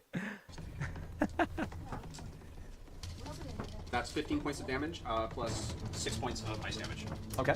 The bullet pierces its form. You can see part of its gelatinous physical structure quiver. The ice explodes and you see go off and you absorb into the gelatinous form, seemingly unaffected by the additional damage. Also, quick thing, I think this is actually something that I've seen most DMs do well, but I still think it's worth pointing out. In case you haven't thought about it, or in case you're new to DMing, is narrating immunities. So he described how the lightning arrow didn't seem to have any effect. He's describing how the bullet pierced and seemed to do damage, but the frost or the cold was seemingly ineffective, that it absorbed into the structure. I wouldn't even necessarily use the word ineffective. I would be even vaguer, but I would be very consistent. Like anytime there's cold damage involved, I'm talking about it seems to just absorb the frost into its form, not seeming weaker, and it seems maybe even invigorated. I mean, that's sort of very similar to what Matt said, but I think finding your line on how you describe that is very good, because people should be able to figure out immunities over the course of a battle, in my opinion. Especially for a bigger monster that they're, is more of a like set piece monster. But yeah, that is a small thing, but I like it. This black pudding was another monster picked by chat. I can't remember how many of those were in total, only a handful. I am hoping that it reduces. I think that chat interaction is dope. I love chatting with you guys, and I do have a thing that I want to do someday. I think I've mentioned it before, like a Twitch Plays Pokemon style, where you guys don't pick the monsters, but I pick the monsters and you guys control their actions. I think that's something where it's easier to keep the grip on the narrative. Because with this, Matt that could be part of the reason that the battle arena is so generic, is because Matt had no fucking clue what was walking down that tunnel until chat voted on it. He had to prepare several different options and make a battle arena generic enough to support all of those. Going back to D&D combat as a puzzle, that makes it really hard to make like 3 separate, very interesting puzzles. You have to create 300-piece jigsaws. It's just gonna be worse. So I'm kind of glad to hear that they pull away from that eventually. Yeah, there are ways to do that well, but it doesn't really mesh with Matt's overall style. Yeah, I would be interested to see ways where it's done well. It would have to be I think more of the focus. If you really heightened it as the focus, it could be cooler. Meta knowledge sucks a little. How many times do I have to pretend not to know a troll regenerates? Yeah, it's that line. Sometimes having meta knowledge that your character doesn't and RPing that can be fun, dramatic irony. But eventually it can get taxing. I will say kind of my group's general solution to that is the last group that I DM'd and in the group that I'm playing in right now. Both of them had a sort of not monsterologist, I don't know what you would call it, but a natural expert for the really common shit. So maybe not black puddings split when you do lightning damage to it, but I've heard that oozes can split, or I know that trolls regenerate. Just the super common stuff. And that sort of is a in fiction reason for us to be able to be okay with our meta knowledge and for it to be easier to roleplay that. I will say that my current DM has changed shit up on us. And we had, the monsterologist, and we encountered a variant version of the monster. So we thought we knew what it had, and the monsterologist, and we were all kind of skeptical out of game of ooh, this might be different. But the monster expert in game was these are its weaknesses, which are the very, traditional weaknesses for that creature. And then we fought it. It didn't have those weaknesses. It's kind of interesting. Yeah, I think it's an interesting problem that is, for some people, a larger problem than others, and can take some creative wiggling to really resolve. That's your first shot. You get 2 shots. That's right. Oh, good God. But it didn't split, right? Nope. Didn't That's split. Cool. It's a perk. Yeah, no, that's okay. That's I'm going to attempt to. Is there any loose-looking rocks that are above, or is there anything that looks like if I gave it a push would fall down? This tunnel looks pretty. This one is pretty cleanly carved out. What about the areas I exploded at? Over there, I mean, there's parts of the rock, but the explosion was more damaging. Things were fragile. This one was pretty solid. I'm going to take another shot at the same one. Okay, go for it. It's 20 that hits. Yep. How much? Not a lot. That's 7 points of damage. Okay, gotcha. Both shots into it. You can see it's forming a quiver at the impact, but it's still slowly slithering forward. Now it comes to Keyleth. Okay. I want to move kind of. Sir like, Herbert. Sorry, excuse me. Pardon me. And come like here's these. Would you say that I'm 30 feet away from that guy? Just barely. Like he's just in the cusp of 30 feet. Will my thorn whip reach him? My 30-foot range thorn whip? Sure, try. I try and thorn whip him. Okay. You see, the What's the thorn whip do? Huh? What's the thorn whip do? Wait, well, it does 2d6 damage, it's 30-foot range, and it pulls 10 feet. Ooh, try to pull him into the lava potentially. Okay. Using the thing. Smaller, you pull a creature to be closer. What damage is it? Piercing. Okay, gotcha. Ha ha ha. You hit, roll damage. Making sure it's not slashing there, Matt. Okay. Roll 20, right? I didn't roll yet. Oh, you roll it. No. So I roll it. What do I have my spell modifier? Yep. 18. Yeah, you did. So good damage? 19, sorry, it's actually 19. That's good. It doesn't move very fast. It's a little easy to hit. Okay, that's good. 1 All right, piercing damage, but I pull him 10 feet closer to me. Does he go into the lava? Gets pushed just ever so slightly. As it does, you can see this blackish steam and smoke begin to build up more hits, and it quiver as you're kind of yanking it back with the thorn. Nice. What was that sound again? It takes. That was a nice sound. And look at that, the players being creative with this one little thing. If you give players more, they'll fucking use it. Because you can see, like, even just having this one thing, they want to use it so bad. Which I love. I mean, good players really trying to not necessarily force creativity, but, you know, really trying to get in there. I was hoping to maybe finish the combat before I took the second break, but I don't know how close they are to finishing, so I'm going to call a second break right now. Go hydrate, take your bio breaks. We will be back in probably like 5 minutes, 7 minutes. And this time, oh, I forgot. I need to bring the music. Wait. Before I leave, I'm gonna bring the music over so that I can actually play music while I'm gone instead of leaving you guys in silence. There we go. And let me know if you can hear that. That looks like good levels. So if it's totally destroying your ears, I'm sorry, turn it off. Love you. I'll be back in a little bit.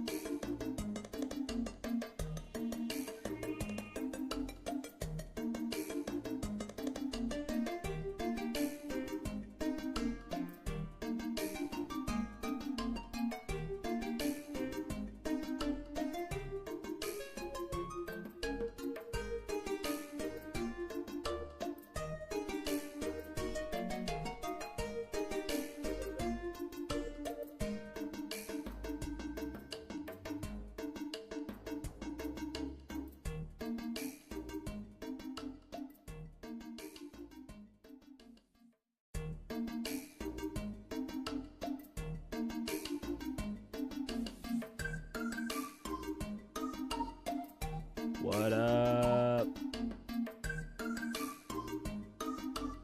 What do we think of the music? I'm looking at it right now and I'm realizing that it may potentially have been echoing because it might have been going through desktop and monitoring. So let me know if the music was thumbs up, thumbs down. Let me know about the level as well. But I'll close out of that. We'll get back to the content scene. And there we go. Always enjoy Liam's pointing out Matt's sound effects. After the first ever home game, he said Matt Mercer will never have to audition for me ever again. Fair enough.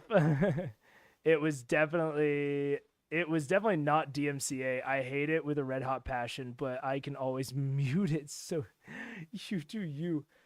Damn. Wow, you hate Paper Mario music? That's wild. Holy shit. Yeah, no. Paper Mario OST I have not had trouble with copyright or with DMCA. They seem to be pretty chill about it. So a lot of the music that I've downloaded is Paper Mario, but interesting that AKL is not a fan. I will keep that in mind. I'll maybe look for some other music. But anyways, we will get back to it. So the quiver, as you're kind of yanking it back with the thorn whip. What was that sound again? It takes 2d10 points of damage from the impact of lava. It's an additional 17 points of fire damage to it. Fire damage. Nice. And I've got him on a leash now. You do. Is it considered grappled? No. Then that would be the end of the attack. The spell needs to happen. Okay. You have to do it again the next turn. Hey, that was pretty Alright, good. that ends your turn. Pike, you're up.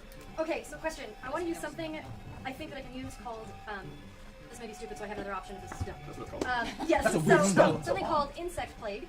Okay. Which you can use as a ranged attack in a 20-foot radius sphere. Yes, you do the range and increase the 20-foot radius. That does. Interesting that Ashley Pike seems almost as quiet as Taliesin on Percy. I wonder. I mean, she has less experience playing with the group recently on stream, so maybe that's part of it. But I haven't really noticed her being too involved. So yeah, I don't know, just no real in-depth commentary, just interesting. Okay, and then it's a 1d10. Creature takes 4d10 piercing damage. Oh, on a failed save or half as much damage on a successful. Cool. Okay. So there's that, yeah. So, Oh yeah, Richard, that makes sense. I know a lot of people that do that, or like I know I think Dimension 20 gets their potentially produces their own music, or maybe I'm thinking of something else. I know a lot of top streamers recently have been looking at songs that they want to use that will get them DMCA takedown, and have just been making their own versions of it, because for a lot of it, like, Flight of the Conchords. Wait, Flight of the Conchords. I think that's a movie. I think I'm getting my metaphors mixed. But for a lot of those really old songs, like a lot of Beethoven, what have you, the music itself is not copywritten. It's just the performance. And so when you're getting DMCA'd, when you're getting taken down by the performer and the legal representation related to that performance. So if you take the exact same song and just produce it, and now you own the copyright to that performance, then you can play it on your stream all you want. So yeah, not really anything huge there, just some kind of interesting background stuff. You want to move? Okay, and then we can see what creatures Where do you want to go, girl? Okay, so where am I? I'm sorry. You're right over here. It's your gold. Okay, so where do I need to be to do it? Like Maybe over up here? next to the One, overdead. 2, 3. That's about as close as you can get there, yeah. Okay, so can I still? Yeah, you can cast it. in there? Where do you want to put the radius? Are these all 5? Yeah. These are all 5 foot squares. This, Okay, I just so like to can I point do out, this is like the Avengers trailer where all the heroes run. Flight of the Conchords. Dude, I don't know what's coming out of my brain. I was thinking about the Stick of Truth and Flight of the Conchords. I don't even. My brain's all over the place. I don't fucking know what I'm talking about. They get various permissions as they go along, typically from game companies they've worked for. As of C3, they've started using some custom music as well. Yeah, that all tracks. Very interesting. Especially, I'm sure if it's like Liam, who's like a director, they probably have some ins with those video game companies. So that makes sense. That tracks. Run out and jump at the same time. Yeah. Yeah, you can get them both in there if you want. Okay, so I'll try to get them both. Okay, all right. So, So, then 10. so go ahead and roll the damage. Okay, so how many? Oh, Fifth level? if you're casting a 5th level spell. It's up to you. Do it. Okay, I'll do it. That's why I say the healing. Nah, do it. Go for it. Go for it. Go for it. So, 10, 11, 19, 19. Okay. So how many more? That was three. Just make a saving throw to see if it's half damage. Yeah, 4. What's- I roll 4. Hold on. 25, 25. Okay. What's the DC? What's your spell DC at the top of your spell sheet? 8. Plus, or, no, sorry, No, sorry, sorry. DC should be 16. 16. Okay. One makes it save, the other doesn't. So what's the total damage? 25, 25. All right. So one takes 25, one takes 13. Wow. Piercing good. You got it. And just insects pierce in the area. Everything there is taking that damage. Does that stay or does it go away in your turn? Let's see. What's the duration? Concentration up to 10 minutes. So you can keep it there if you want to. I'll just keep it. Just the damage every turn, everything in that radius. Awesome, let's just keep it. Okay. I'm All just right. really concentrating. That ends your turn. Grog, you're up. Right, I would like to pull the flaming hammer out of the bag of holding, and I would like to run at the... Now you're in the insect cloud. This guy. What? All right. Now you're in the insect cloud. Stay away from the insect That's as far as you can get currently. Oh, 'cause you're up to their remain and bodies injure both the bodies to get there. Wait, but my natural... Then if that's as far as I can get, I would like to take the hooded lantern I have out of the bag of holding and Difficult terrain throw does it. not slow my group's travel when this is my favorite terrain. Oh! So you just go charging up over top of the other bodies, sweeping, coming down with the hammering set. Or telling the cleric, nah, you're a warrior. Dude, clerics are warriors, Activating the dude. flaming properties. Okay. And you're in Alrighty. Don't let it touch you. Work those rules. Go for it. So go ahead and roll for attack. You have 3 attacks with this. Are you frenzying or regular rage? Raging. Regular. Okay, so you get 2 attacks. That's 19. 19 hits. And 12. 12 also hits. Hey! Awesome. This is a 1d... And damage, are you using it two-handed? Yeah. 1d10 damage. 1d10. Plus whatever the fire damage is on the weapon. Back if you're right. What'd you roll? What the dice rolled? 1d10? Is this the right dice? If you rolled 0, you roll 10. 0 to 10. No, Yes. I said 30. Oh, that's... Okay. Oh, the... Yeah, so 3 plus your proficiency modifier, which is 4. Yep. Oh no, this is for damage. This is for damage. So damage would be plus your strength modifier. Oh, Which is, 4. that's a 4 still. So 7. And plus 7 for rage. Plus 2 for rage. Plus 2 for Yeah. So whatever your bonus is to your great axe. Yep. What's that? Oh, it's to the great axe is 7 when I'm raging. All right. So 10 points of damage and roll the fire damage as well. Is that 1d10 also? It should say on the actual magic item. Here, 1d6. So 26 additional fire damage. 5. All right. So 15 points of damage total. The first strike. Go ahead and roll damage on the second one. Oh, Jesus. 7. So 14 plus an additional 1d6. But 3. All right, cool.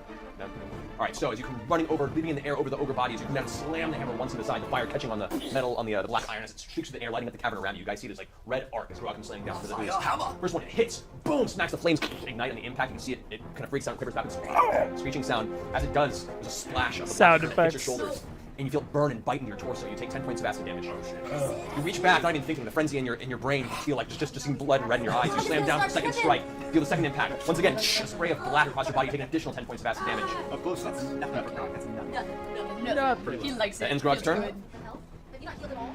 No, we Just helps with that issue scratch. On this turn, this one. I pulls mean, because how much health does Grog have at this point? 6.5 times 9? What plus whatever his constitution is times 9? I mean, he's rolling in it. He probably has like 80 health at this point. He's doing fine. out of the lava. Takes an additional 2d10 from being in at the start of the turn. Additional 8 damage. And moves up. Both of them flank over to Grog. Come to me, woodland creatures. Both of them attempting to strike you from each side. Is your flanked? That is a 20 versus armor class. That'll hit. And a 21 versus armor class. That'll do. All right. Both of the creatures, they up next to you. These pseudopods kind of come billowing out, slamming into you with the force of an extremely thick, heavy battering ram. Oh. Both hit you for, Let's see here. Broken their glass casket. one hits you for 12 points of damage. Okay. The other hits you for 14 points of damage. Remember, you're raging, so that's half. Oh, half both of those? Yeah. Awesome. However, both impacts slamming into your body, the leftover sludge begins to eat away and corrode the flesh upon impact. You take from both sides, non-halved, because it is not slashing flesh and you're refusing damage. You take a total of 56 points of acid damage. What? What? From both slams. Rob's unconscious. No, I'm not. Double that, or that? No, that, from both sides. 28 from each. Alright, so the little piles of shit I've got, Fuegos. Clarota is going to Clarota, up save to here. Strange experiment, Jello. It's a rough. There's a lot of acid damage. Hey, it did damage, didn't it? Certainly did something. Alright, Clarot's going to move forward and is going to attempt a it's kind of close. Going to attempt a lightning bolt against this guy here. Ah! Pulls back. Release. Richard! Oh man, now this is fucking throwing for content. This shit Clarota is fucking pulling. What the heck? Why would Clarota use a lightning bolt when he saw that the lightning did not work for me? Clarota did not see it. Clarota didn't see? Where was Clarota? Wait, Clarota is trying to screw with us. Why was he trailing about? What the fuck? He's a slacker. Clarota's not a slacker, he's a fucking mole! This, but he doesn't have this. He's weak. All right. I would recommend What not is the deal arguing with the with mind him. flare? I'm not arguing with the DM. I'm calling Clarota a slacker. Clarota, as it released the bolt of energy, it streaks past through the air. It arcs into the side of the. There is an interesting kind of sub-theory here of Clarota knows that the lightning will cause the puddings to split, and he is trying to take out some members of the party, but not enough to, enough to where they can still accomplish their mission, but, take out some to where turning on them later is more doable. There's a side theory in there somewhere. Clarence would never. Clarence is! The entity then absorbs it. Clarota's eyes go wide for a second. Nervously looks at his hands and puts them back underneath his robe, as it does. Damn it, Clarota. The entity divides once again. Oh boy, oh boy. Two more. Oh shit. That ends its turn. At this point in time now, the loud ruckus. Clarota's trustworthy.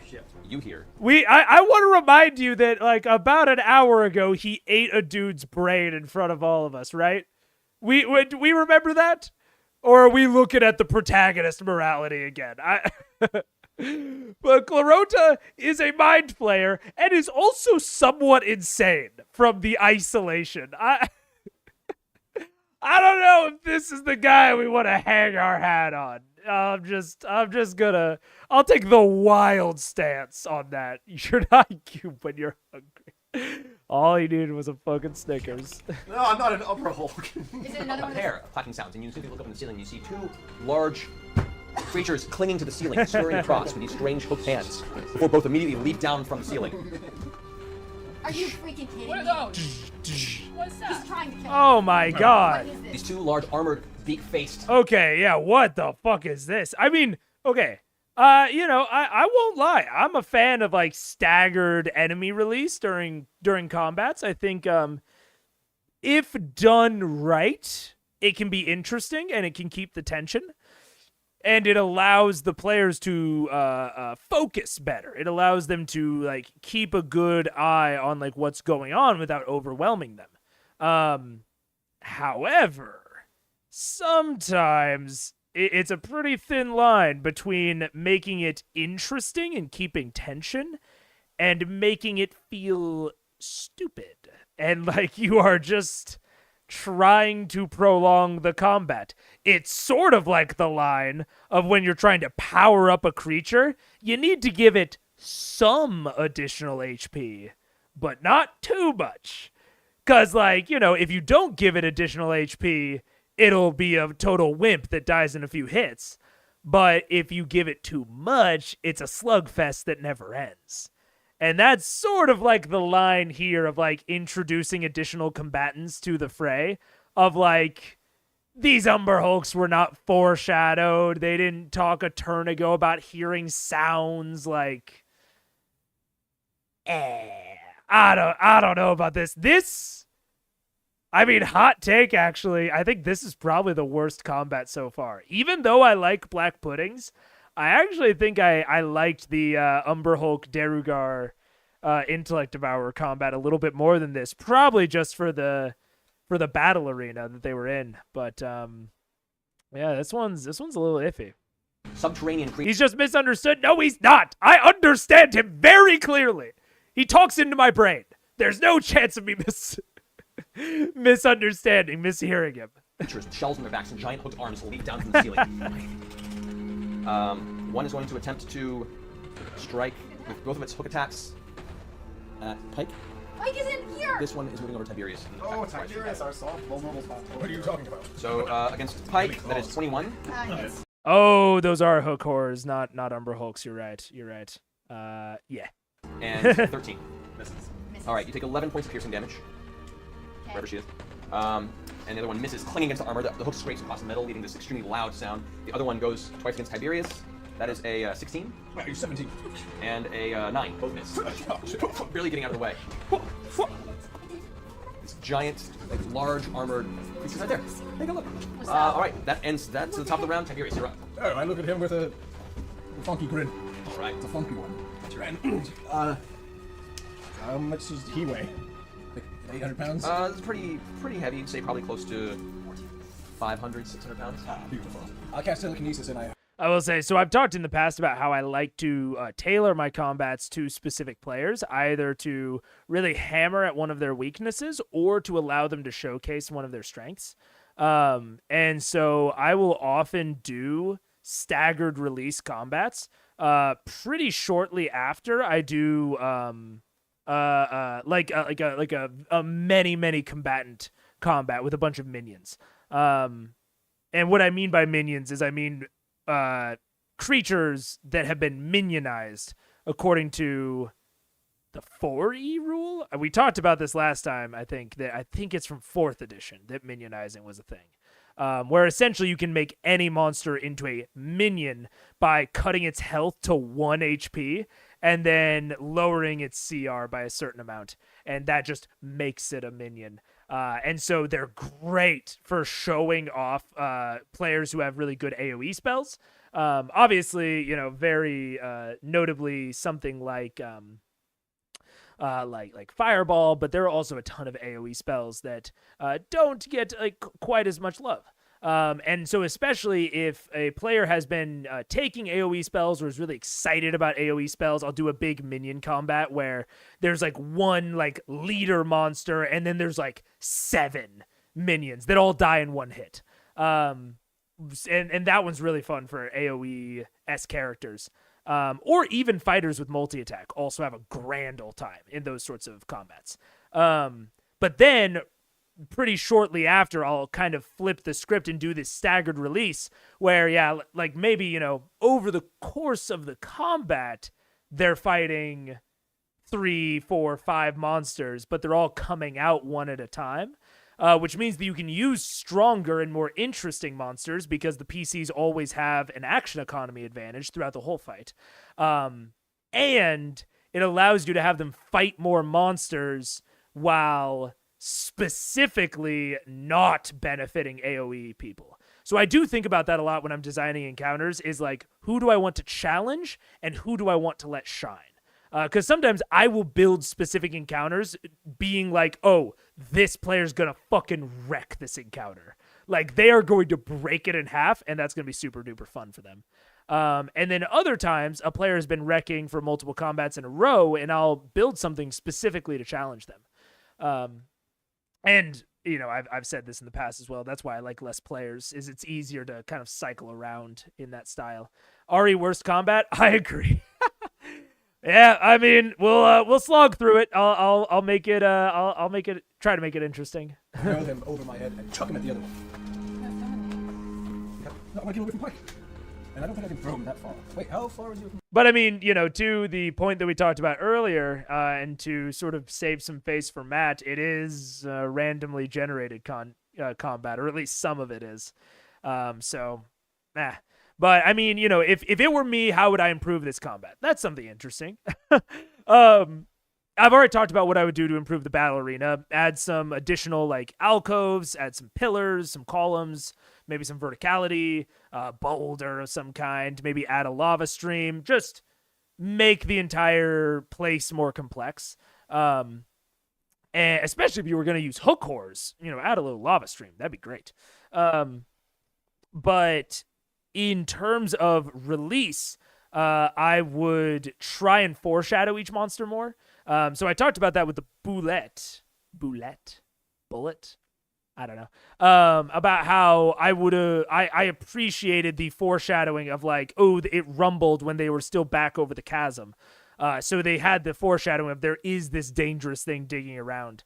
I would have appreciated like maybe like right when the thing fell off, maybe giving someone with a high passive perception a little bit of a notice that there was maybe some movements in the shadows up above, so that they are already prepped for the combat to go longer. It doesn't feel like Matt is adding it just because they did well, which is sometimes what it can feel like when you do staggered release.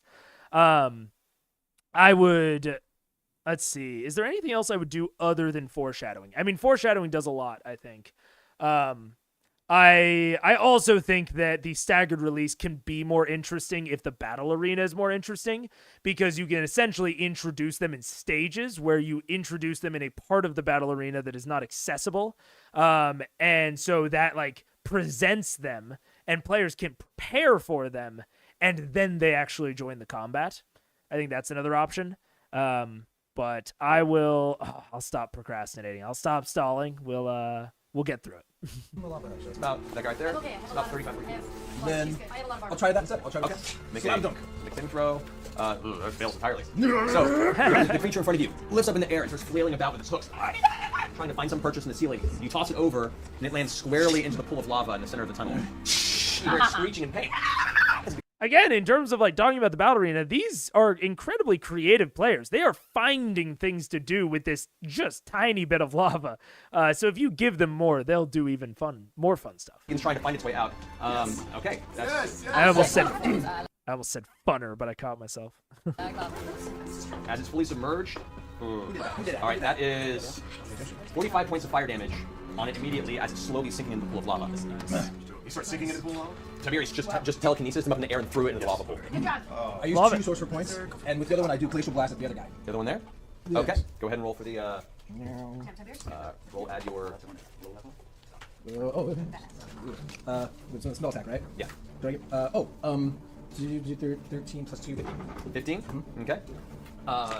Right now, because of the level of darkness in the room, because of its distance from you, you just managed to fire just out of the range of the creature. It hits the wall behind it, leaving this slick of ice across the stone wall behind it, but unfortunately not the actual creature.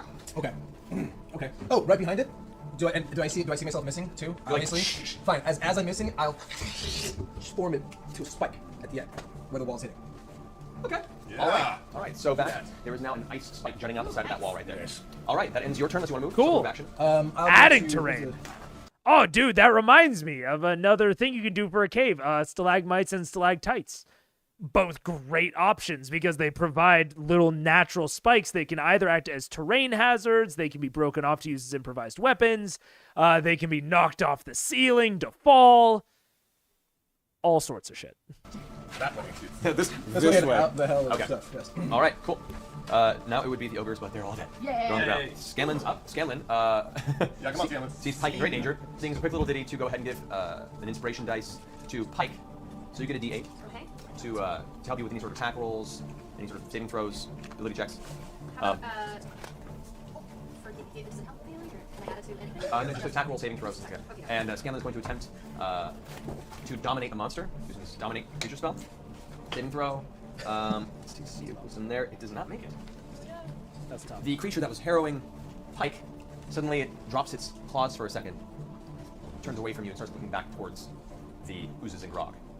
That brings us to Vex. You're up. Okay. Do I have a line of sight on the other ooze that's attacking Grog? The big one over here. You do. It's dark, and you have no light source over there currently, Oh. so you can try a shot, but it's going to be a disadvantage. Okay, then I guess I should just. Half elf seeing dim light up to 60 feet. Does that pool of lava give anything? It gives a very dull glow to the room. Like it's enough where you can see there is something there. You can even take a shot as opposed to not having any chance. What about the little ooze? One of the little oozes. Same possibility, partially because you're currently blocked by this creature. It's currently sinking in the lava. I guess I should. I guess I'll attack the one that's in the lava. Okay. Okay. Sure. Yeah. Oh my god, loud music. Is he within 5 feet of the little goose? No, I said. Okay, then I'll just attack him with my staff. This is late. That's a lame. Do it. Let's get 2 attacks. Oh, right, 2 attacks. 13? 13? 13 misses, unfortunately. Pathetic. 20. That hits. So the first one you fire towards it, so the air just into the lava with a slight puff of smoke. Can I use my flaming bow thing on the second Use that one one? if you'd like to. Sweet. And I Hunter's Mark then, because I can do that. Alright, so you move the Hunter's Mark over. He is now your quarry. Go ahead and roll the additional fire damage and your quarry damage. 19 and 22. 22 damage, alrighty. The one arrow shoots the second one. What the fuck was that? Did I just hallucinate? What is going on with this door? It looks like a guy walked in and then like rewound, like it looked like a VCR tape rewinding, or VHS, rewinding him out. 19 and 22. 22 damage, alrighty. That was great. I know that he just stepped out backwards, but it looked so funny at 1.5 speed. Get used to the combat music. Dude, I'm liking the combat music. It was a little loud at one point, but I think Matt turned it down, but I like it. One arrow disappears. The second one, as you release it from the bowstring, you feel this like tingle of the arcane energy releasing the arrow. The arrow bursts into flame as it releases from your bow, streaking and piercing the front of its hide. It's trying to claw its way out. Both of its claws are on the edges of the lava. It's pulling itself, screeching, its mouth and eyes wild with the severe pain it's feeling as it's slowly melting from the bottom. The arrow shoots into its shoulder, bursts into flame. It's now freaking out and looks like it's having a really, really rough time making its way out. Okay. You want to move? You can stay where you are. I'm gonna back up and get against the wall. Oh, wait, that's me! That's you there. Oh, I was thinking I was Keelan. I'm gonna come up next to Keelan. Alright, so right there? No, against the wall. Alright, there? Yeah. Fine. Then it's your turn. Back to Okay, I'm gonna run over the dude in the lava. I'm gonna jump on him, probably make an acrobatics check and land right around here between the two little slimes. Acrobatics check. Yeah. Vault the lava. This is acrobatics. 22. Vault that lava. Ooh. You jump, impact, and barely land next to them. Oh my god. Now, because Grog it does get is... one swipe of attack opportunity on you as you pass by. That is going to be a 20. Okay. So as you leap off of it, its hook swipes up towards you. You go ahead and take 14 points of piercing damage. Oh, Right. no, Liam, my baby boy. Cunning action, disengage. You can do it. Or unless, I guess maybe he's going to disengage after this or hide at point blank, but he had it. Oh, he could have done it. Okay, and since Grog is right up against those two, I can sneak attack one or both of them. So I'm going to hit the one closest to the party first. Okay. It's a sneak attack. Alrighty. That's an 18. Alright, that hits. Okay. 3, 7, this is my flame tongue dagger, so that's oh, hold on, no, I don't know what it is yet. Where's my pencil? I'm sending my dice everywhere. 9 plus 6, 10, 15, 18, 40, 58. What's the piercing damage from the dagger? The piercing damage? Dagger's piercing, so yeah. So I don't know. What is that? That's what's besides the sneak attack damage? Thank you kindly. That's 18 if it's doubled for the sneak attack. I don't know. It's 9 without a sneak Ooh, this is something that I am unaware of. What damage type is sneak attack? Is it the same damage type as...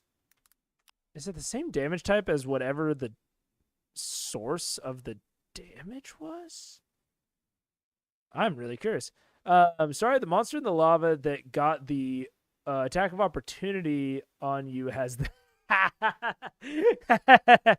yeah, the hooked horror had Sentinel.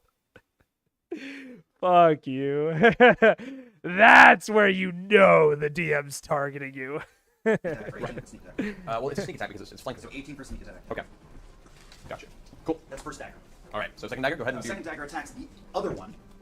I just turn around and sink down into the other one for 16. Yeah, that's really interesting. I'm reading sneak attack, and it just says once per turn you deal an extra 1d6 damage to one creature you hit with an attack roll. The attack must use a finesse or ranged weapon. You don't need advantage if that happens. The extra damage increases as you gain levels in the class, but it's just... So I guess since you're just doing the extra damage, it is probably the type of the weapon that you hit with. So like if it's an arrow, it's piercing. If it's a dagger, it's also piercing. I kind of don't remember what a dagger is, but that's still interesting. I wouldn't have known that off the top of my head. 16 with the keen, 16 with the keen. That hits, go roll damage. Okay, and this is probably not sneak attack at this point, or is it? No, you only one sneak attack around. Okay, 8. 8, gotcha. So as you leap off, take a scratch in the air from the hook horror creature, you land on the ground, slash it with your dagger, slash the other. Both slashes are almost simultaneous. As you hit, you feel your blades gain purchase in both creatures. And you look down your arms as the horrible burning sensation filters into your hands as you splash back. You take a Total 20 points of acid damage from the melee attacks you took against the creature. 20 you said? 20 total, yes. That is tough. Okay. All right. That brings us to Percy. Sorry. Where's the laser? So they're all still alive. All the oozes are still alive. Laser? It was around here somewhere. Who had it last? Oh, that's what I said. What's happening? Oh, never Did I mind. have it? Oh, wait. Yeah, you got it. wait. Percy, what you got? I want to move just slightly to my right, just over there, so I can get a clear shot at the oozes. Okay, so right there. Yeah, about right there, so I'm not gonna hit anybody. Okay. I'm gonna take 2 shots at the little oozes. Like This one here? Yeah, that one ooze. The loses, some First might shot. say. 27 to hit. Mm-hmm. Mm-hmm. And that does 10 points of damage. Mm-hmm. And then I'm gonna take another shot at it. I'm gonna take a fire shot. And I'm gonna get a -5 to hit. And that's 14. Hit. So that's 15 plus. 15 plus that's 23 points of damage plus 3 points of fire damage. Whew, 26, nice. Yeah, boy. All right. Kill the loose. Plus fire. Plus fire. Travis really tried to bring up the energy, as bored as they all are. High five. All right, that brings us to Keela. All the oozes are still alive? Yeah. Damn oozes. All right, I'm gonna do something crafty. Yeah. Get it. Right. I'm gonna bamf into an eagle. All right. I'm gonna fly over everything. I'm gonna land right about here. There? Uh-huh. Sure. All right. And I'm gonna do thunder wave, So you're which is coming out of eagle form. so I'm coming out of eagle form. I'm Okay. just using the eagle fly. Okay. Coming out of eagle form, and I'm gonna do my thunder push. So I take my staff and I throw it down. Kerplash. Okay. Kerplash. Yeah. Today it's kerplash. I like kerplash. Kerplash. Okay. All right. Yeah, so sure. What's the radius effect on that? It is a 15-foot cube, and it pushes everything 10 feet away from me. Directly. Hell yeah, we love a cheerleader. We we love someone that cheers everyone else on. I love it. 15-foot cube. Travis is just, I mean, talk about, is Matt Mercer the GOAT? Is Brennan Lee Mulligan the GOAT? Is anyone else involved in the conversation? Fucking Travis is my GOAT. That's what I'm saying. He is 100% my player GOAT. Okay. So like this cube here? Sure, yeah, the cube in front of me. All right. Cool. So they look at saving throws? Not garage, though. So much. Right. Yes, you can do that. Okay, neither makes a saving throw. There. So go ahead and roll damage for everything. 2d8 to each. That's why I said I could say that something is bad, no good, terrible, and that you should never do it. And if Travis does it 5 minutes later, I'm gonna say, well, hold on. Let's let him explain himself at least. He's always getting the benefit of the doubt from me. What's the damage type on that? 6. It just says damage and then they're pushed. Okay. So they push how long? 10 feet? 10 feet. I really hope something shitty doesn't come out about him later and they play that clip up next against like a headline. That could be bad. I didn't know about it at the time. Wait until you see him DM. Oh my god. That's so exciting. Oh, that's legitimately super exciting. I'm very down. Directly away from me. Yeah, so push right there. Got it. Just hope it go block. Unfortunately, Travis. it's not far enough. Mm. Is it your turn? Yep. All right. Pike. Okay, can I sprinter's boot over to Grog? Sorry, no glasses, guys. You don't see where I am. You can, yes. Okay, so I'm going to cure wounds. All right. Because that's what I do. What you do is a heal, yeah. So let's see, 1d8. Wait, so we do it at 4th level, so he's like 100. 48 Okay, so plus 5. 16. That's good. 24. 24. So you heal 24. Thank you. And then have you added anything? Well, he adds it to his 14 that he already has. And then can I do anything else while I'm there? No. Bonus action to do the item, move, action, cast a spell. You know what? It's kind of weird. It's sort of strange. I remember someone telling me really early on that everyone is absent at some point, and for most of them, you really feel the hole from when they're gone. And I'm gonna be straight up honest with you guys. When I saw that Sam was not here, that Scanlan wasn't in the ep, I was like, I don't know if I'll notice. I honestly don't know. I don't know if I'll care. I'm feeling the absence a little bit. Sam was, out of the 7, he was probably not my top half, but I miss him. I miss old Scanlan. He was very horny, which always threw me off. But but I missed something about the little guy. Oh man. My link didn't show, I guess. Jeremy Crawford confirmed what you guessed about Sneak Attack on Twitter. Good to know. I've got old Jeremy Crawdog on my side. I shouldn't say on my side. He's the one that determines the rules. Travis was in a movie with Michael Caine. Michael Caine. That's dope. No. That's your turn. Okay. God, Travis is All the right, goat. I'm going to look up what other stuff he's been in. I would like to come out of my room. Laura was in a movie with Kevin Costner. Dude, they're just legitimate celebrities at this point. That's wild. All right. Again, very weird to think First about. time ever. Wow. Where do we go? Not sure how to feel about it. Towards Felix or towards the... Okay. I'd like to pick up Pike and run balls over this way. Towards this area. Okay, I'm all on my own. Yeah, well, look, it nearly killed me that one time. Ashley was in the Avengers? What is going on here? You shouldn't be doing That's melee. insane. All right, so you pick up Pike. Level 2 exhaustion, your speed is halved. So you can only Messed move everything up. Hey man, Pike can be a hero here. Right. First idea. Every other time it's fine. grab her. He's in Overwatch 2? What is he? Oh, it literally just says voice. It's probably a generic grunt like we were talking about earlier. A lot of Critical Role stuff. Psychonauts? Oh my god. I love Psychonauts. He's Ben 10. Fuck yeah. Let's go. World of Warcraft. Hi, XR. God, I need to do this off stream because this is not good React content of me just looking through and being like, oh my god, Travis was in this movie. I'll do this on my own free time. You trying to stay over there? Just run to the middle hall. I Here, can I'm gonna take We'll just run that way. You know what? In front of the Scientology Center. That'll go really well. I'll leave Piper Shields and I'll run up and flank Iceberg Lobster Face. Right there? Yeah. Okay, so that's as far as you can get. Iceberg lobster face. As you run past both of those slimes, lash out with pseudopods as reaction. So 2 attacks against you. That's a 22 and a 19. Yeah. All right, so both slam you for 24 points of bludgeoning damage. You're not raged, so it's not half. Okay. So 24 against you, with an additional 56 points of acid damage. Wait, what? Punches.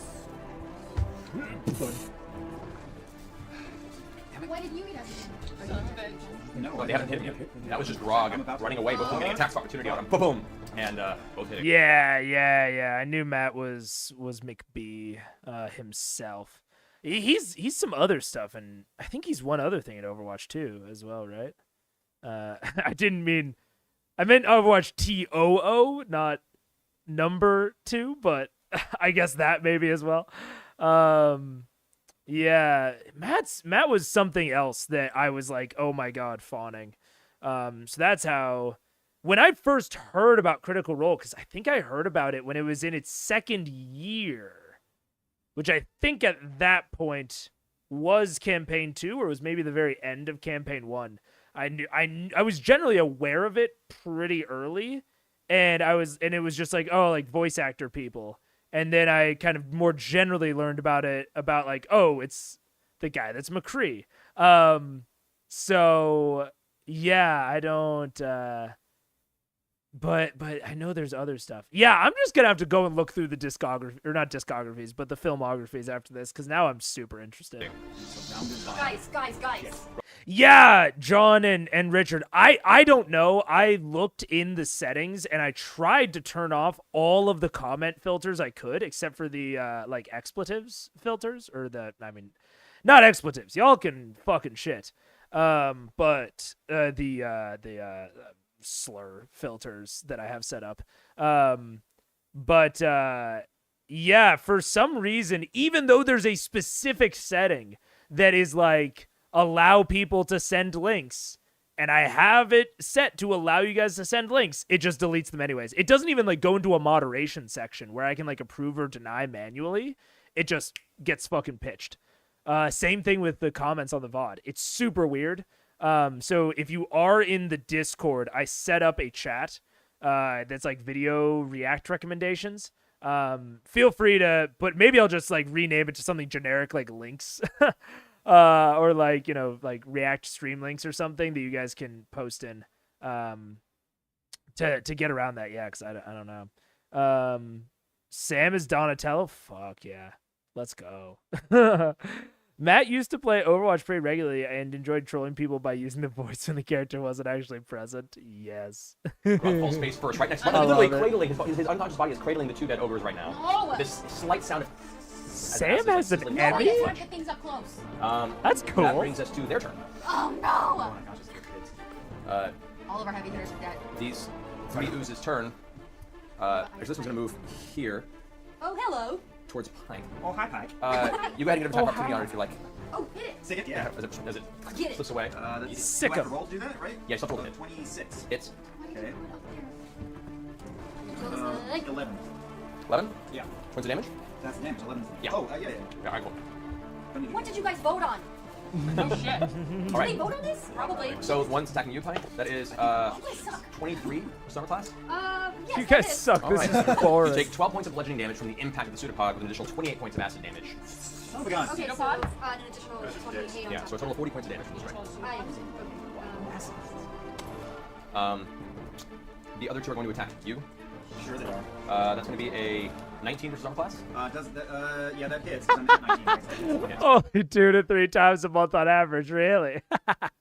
That doesn't surprise me about Sam. The one is a 14. Okay, so I use Uncanny Dodge on the one that hit. All right, so Woohoo! as you pull that away, you take half damage from this Half guy? damage, that's Yeah. right. All right, so that's so it's supposed to 40 take 20 points of damage from the bludgeoning the Oh, acid. I am rough, kids. I am rough. Plus acid.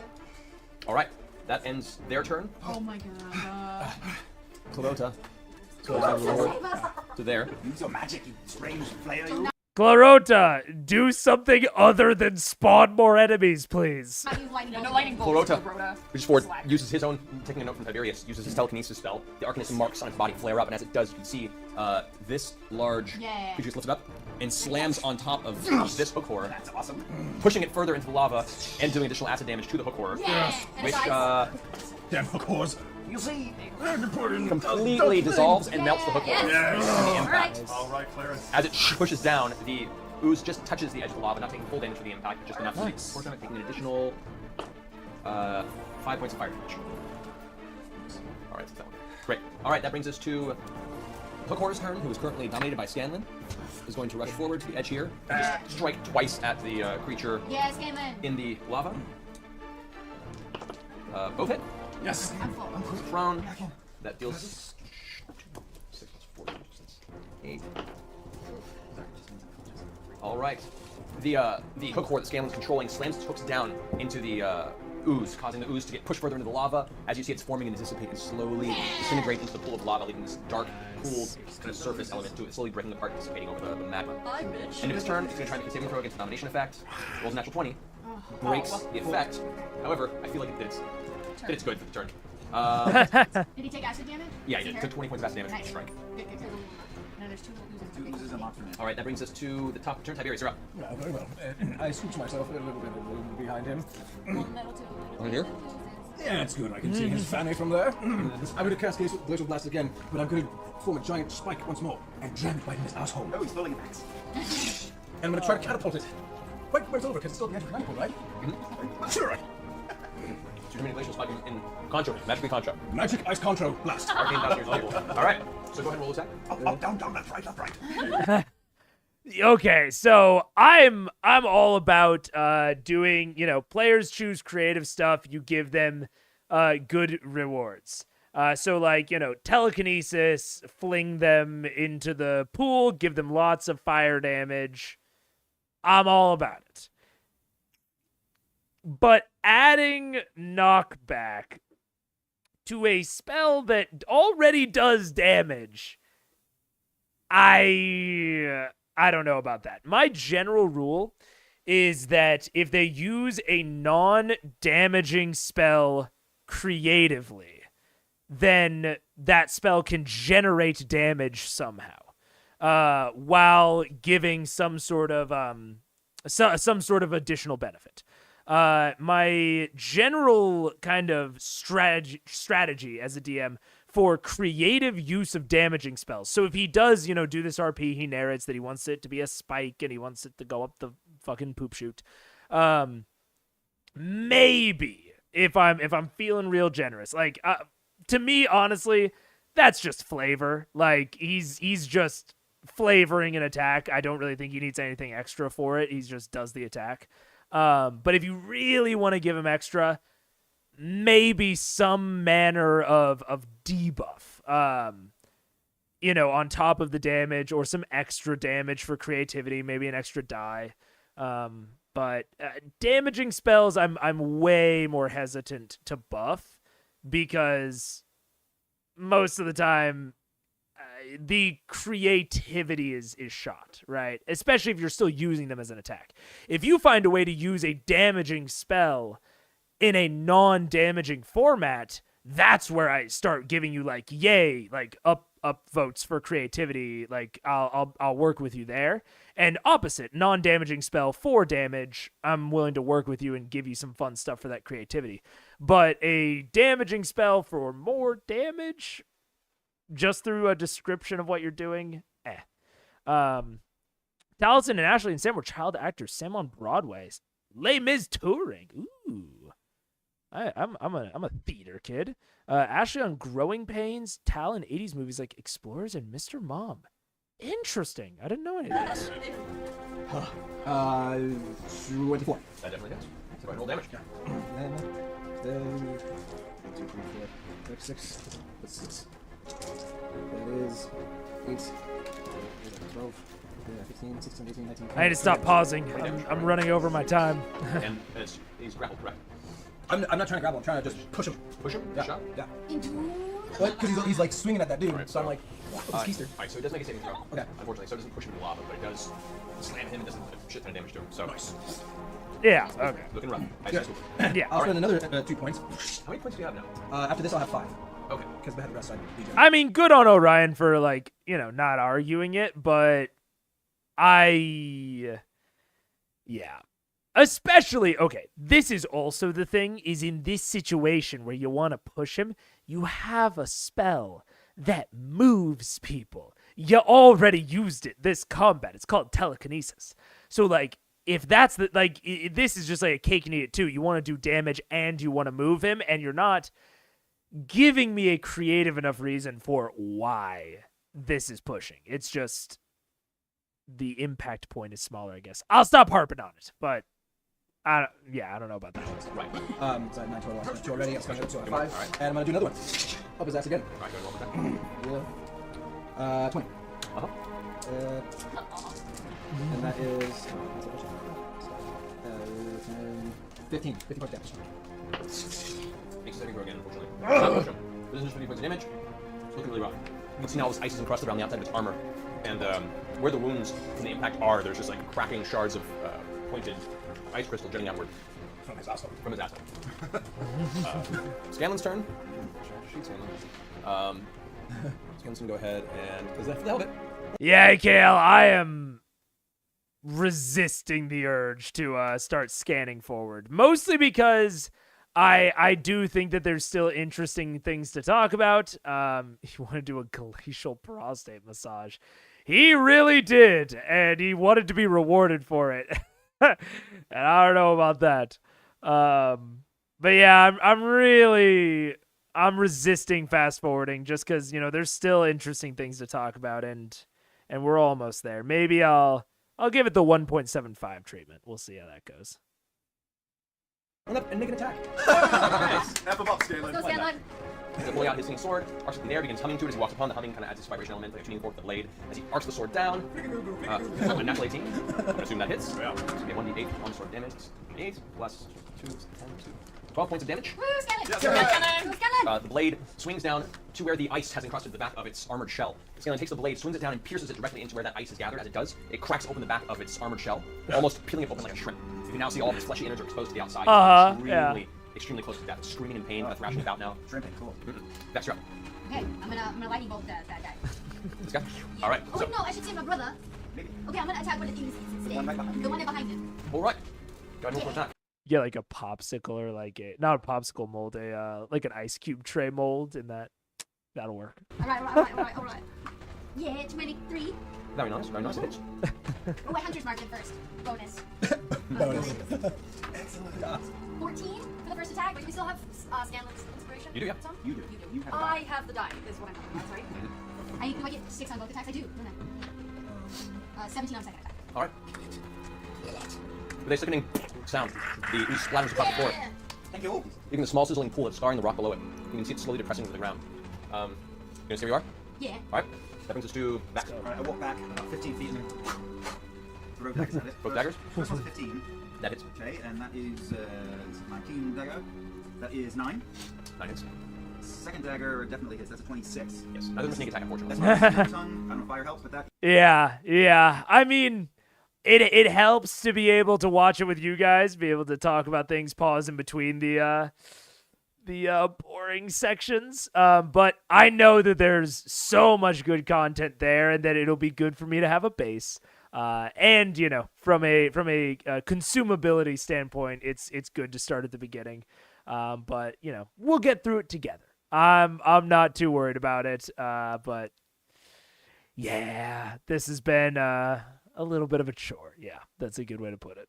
Is an 8. So 9 and 8. 9 and 8, gotcha. Right.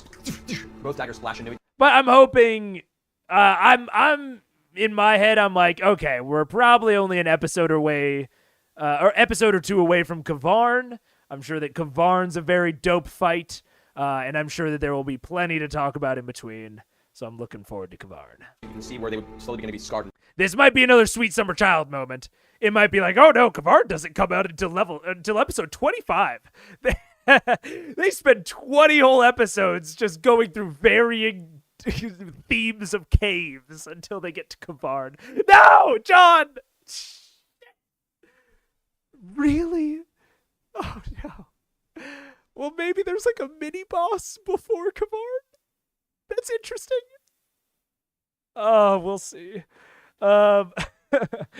My first time around with C1, I started with the third arc, popular choice. I went back and watched the start later, and it was easier to handle after already getting attached. That's fair. I mean, and you know, that's I can honestly say if I'd been trying to start from the beginning, I may not have made it this far, or I might be falling out right about now. But having you guys and like, you know, because half of this for me is watching the show, and half of this is being able to like express my DM opinions and just talking about D&D with people who were also very into D&D. So, you know, it's only half a slog for me, which I think helps a lot. Damage. It's the teleport back to my blink. As they return to your belt, you can feel there's a slight bit of liquid left over. You kind of shake it off quickly. But no other effect than that. It looks like it's having a hard time getting its form together. It's kind of shaking as it moves, still running towards Pike. That brings us to Percy. All right, I'm just taking the shot. Taking the shot with a bonus. So that's 14 to hit. That hits. So that's. It doesn't start to feel like the. Interesting. Episode 14 is not that far away, so that's actually closer than I thought. I thought I might have to. Not slog necessarily, but I thought I might have to get a little bit further before then. So that is surprisingly soon. I mean, at the pace I'm going, that's sometime in August, so that's not too bad. 18 points of damage. Already. And I'm gonna take the other shot. This is against the ooze? Yeah, sorry, the ooze. Yeah. And that's 13 to hit. Oh wait. Okay. No, not sometime in August. Jesus. It's only 7 episodes from now. Right? No. 9 episodes from now. So 5 weeks, right at the beginning of August. Yeah. And that's 11 points of damage. Okay. The first shot hits and the ooze kind of quivers. It leaves kind of gaping hole against the slowly reform itself. Before it can, you see the other weak spot where the top of its physical form is barely wavering and it's able to keep corporeal. You aim the second shot. As you fire, it detonates, and that portion of its upper torso, whatever it would be, gets flung off and splats against the wall. The rest of it slowly liquefying as the rest of the slime is buddy. So I'm gonna back against the wall. Destroyed. Okay. Keela. Do I have enough speed to get next to Vex there? Max? Yeah, you do. Badass moves. Right, once again, I'm gonna thorn whip this bitch. All right, go ahead and attack. Oh shit! We'll have to stay by to see. 26. That is definitely go damage. Thorn whip bitches. 8 points of damage, Okay. and I pull him. How do you want to do this? All right. So I take my thorn whip and I go whoosh, and I grab him, and I see he's still struggling. So I We'll take another one and I go progressively whoosh slow on the other the one, speed. and I just go Spider-Man style. I go. Whoo. And as you do it, plummets face first into the both into the magma and the slightly still sizzling form left over from the Magma fuse and that's acid. there. And just for flavor, I take a big gust of air, a big wind burst, and I go whoosh down into the lava pool, encrusting it all. That's a great idea, John. I'll probably watch like that episode, the QA bit that they did at the end of last episode. I'll probably try to theme a stream or two around those sorts of episodes. That's good to know. It's good to know. As you do it, slams down. You hear it scream. Underneath the spider begins to quiver. The wind burst hits, and the cool air rushes through the tunnel. All of you guys, your hair and everything is blown back for a second. You cover your eyes. As you look back, the magma has cooled to a solid rock covering surface. As darkness falls back into the tunnel, nearby, as Tiberius hits light in the tunnel, you look down and you can see the hook horror, which portion of its upper torso is now encrusted into the actual cavern floor. Amazing. Save Grog! I'm gonna go over to Grog. Save and Grog. All right. You tried to kill us, but you failed. Don't challenge that. Nice try. Don't. Yes. Nice job, guys. Hey, pizza's running out. It's tasty. Thank you. Yeah. Who cares? No shame. We're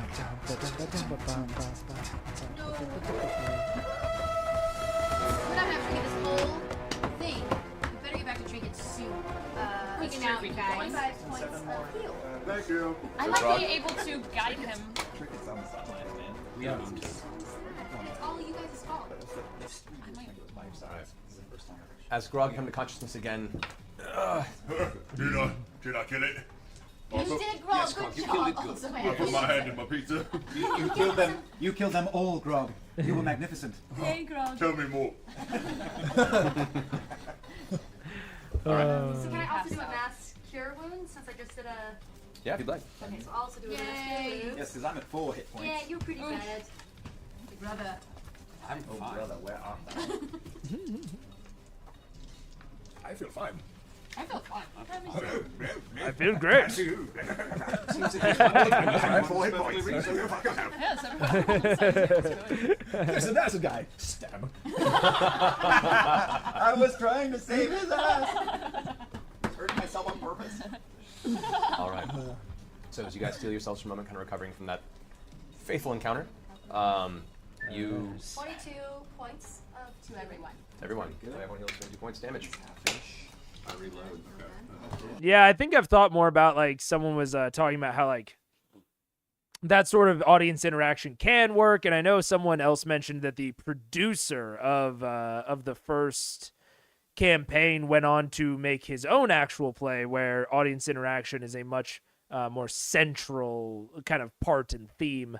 And I do think that in general, if you leaned into the audience interaction a lot more, it could be very cool. Like if you said, okay, audience, you're going to vote on a monster, a terrain type, a hazard, trap, like give them like several things to vote on and then piece the combat together from there.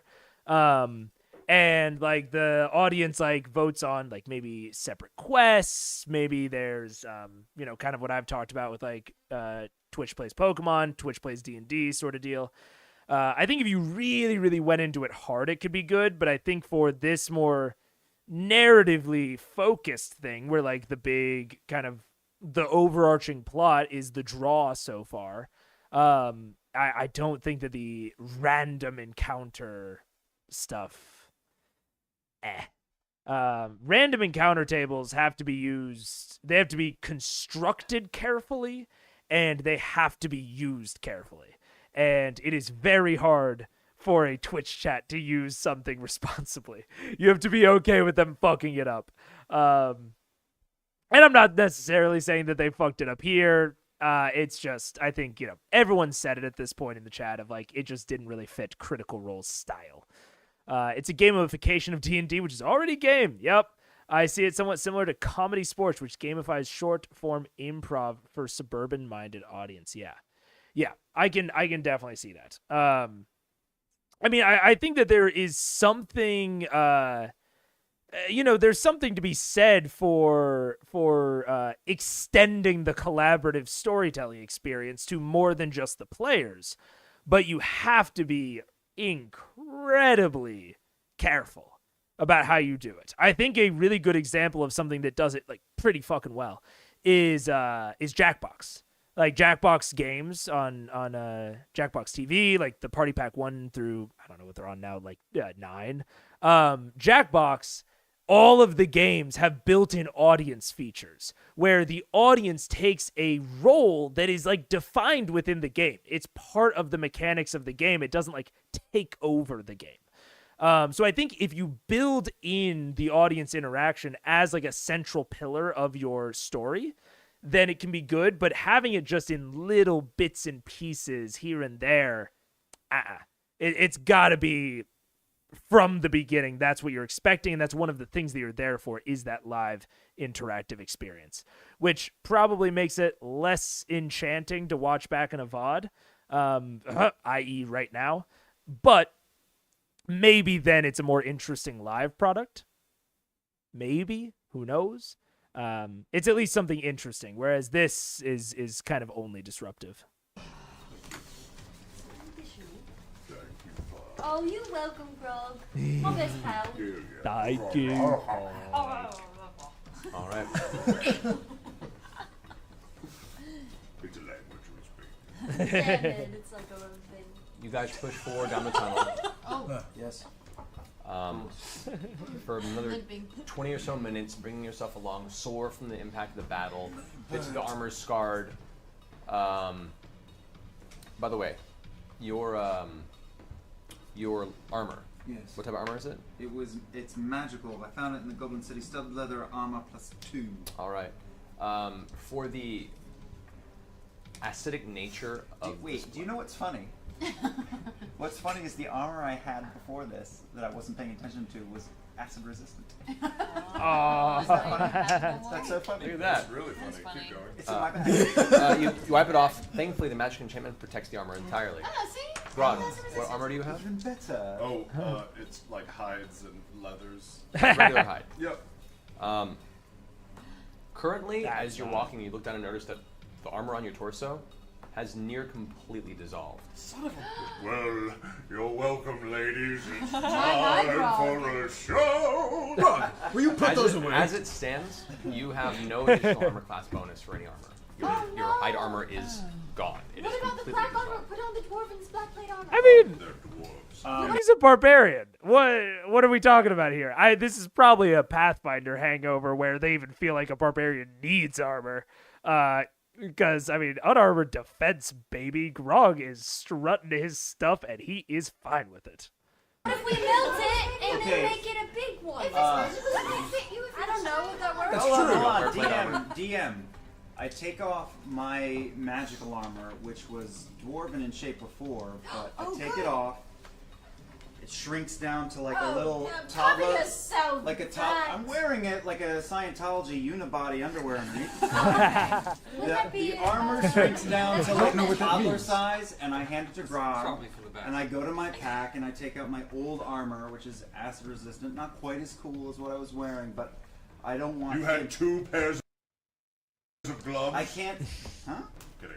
I can't stare at his pecs for the next 3 days, so I'll give him my armor and put on what I had before. All right, so you take a moment and hand him new armor, and Grog, this scarred, nearly naked Goliath form has been lumbering through this hallway. Modesty, Grog. You place the studded leather on that. Leather armor +2. Okay. So mark that for your AC. Studded armor, leather +2. See, everything gets better. Even the horniness gets better. I'm like, this is just silly fun. The whorehouse stuff, I was a little on the first couple of sessions, but this is just like, ooh, I don't know. I'm much, and maybe, you know what? Maybe I'm becoming blinded by the light. Maybe it's just that it's Travis doing it, and I'm more into him as a person now. But I think a lot of things are on their way to improving. It also does help to know that Laura and Travis are married. But yeah. I'm going to be the person who actually examines the cart at this point. Okay. And this is less explicit horniness and more like, oh, funny, Grog's naked. I just figured someone That's a lost 2 to AC. and it should be me. Yeah. No, it's more complicated than that. Okay, so here's the circumstance for you. Real fast before we get to that. So Grog, Yeah. the armor you had on was hide, which was a dex bonus of 12 plus your dex. Studded leather is also the same, so your AC actually goes up. Thank something that you think. So what was your AC previously? Plus dex. 18. 18. Yeah. It should now be 20. Wait. What is going on here? His AC with hide armor was 12 plus dex at an 18? And so that would mean he has a dex of plus 6. What are we talking about here? What's going on? None of what is happening makes sense right now. And so he's saying that the leather armor is also 12 plus dex, but it's a plus 2, so now he has that. But they are somehow confusing the unarmored defense calculation with actual armor and now giving him a plus 2 from wearing armor, even though in this circular logic chain, I mean, I'm guessing he probably has like a plus 3 to dex and like a plus 3 to con, which is how he got to 18, right? Because I think unarmored defense is 12 plus dex plus con, so something in that realm. And so now he probably actually has a 17 because it's 12 plus dex plus 2. And his dex is plus 3, I'm guessing. This is all sorts of fucked up. Travis, you naughty boy. And Matt, you naughty boy for not catching it. How dare you transition to a whole other TTRPG? So flawed. Oh, it takes the top off and does. It probably gets fixed. Yeah, I'm sure that people yelled at him on Twitter. Loner. As long as you put it back on, that's really... Loner. It's his. He's keeping it. The things I'm gonna do in this armor, you're not gonna want it back. Just give me and Scanlan one night to break it in, and I promise you it'll be more. Just the Better two of than you. him being naked. Yeah, well, no, you know what I mean. Who am I even talking to? I'm such a hero, though. Travis is not Travis. Grog is just off talking to himself. He's talking to the bottom torso of the hooked horror in the in the enclosed lava pool. He's like, "You're not gonna want to know what I can't do the Grog accent. You're not gonna want to know what I'm gonna do in this armor." I hope not. It really isn't. Hooked horror is just Go there. ahead and roll an investigation check. Investigation check. What is it's right there. Look at that. 8. Okay. Looking at the cart is a rickety wooden Oh, dude, frame. I can literally see people talking about it in the Twitch chat. Maybe he has a crap dex score. Yeah, 20 AC. They're also questioning it. Large glass unit. Wiki says Grog dex is 15. Yeah.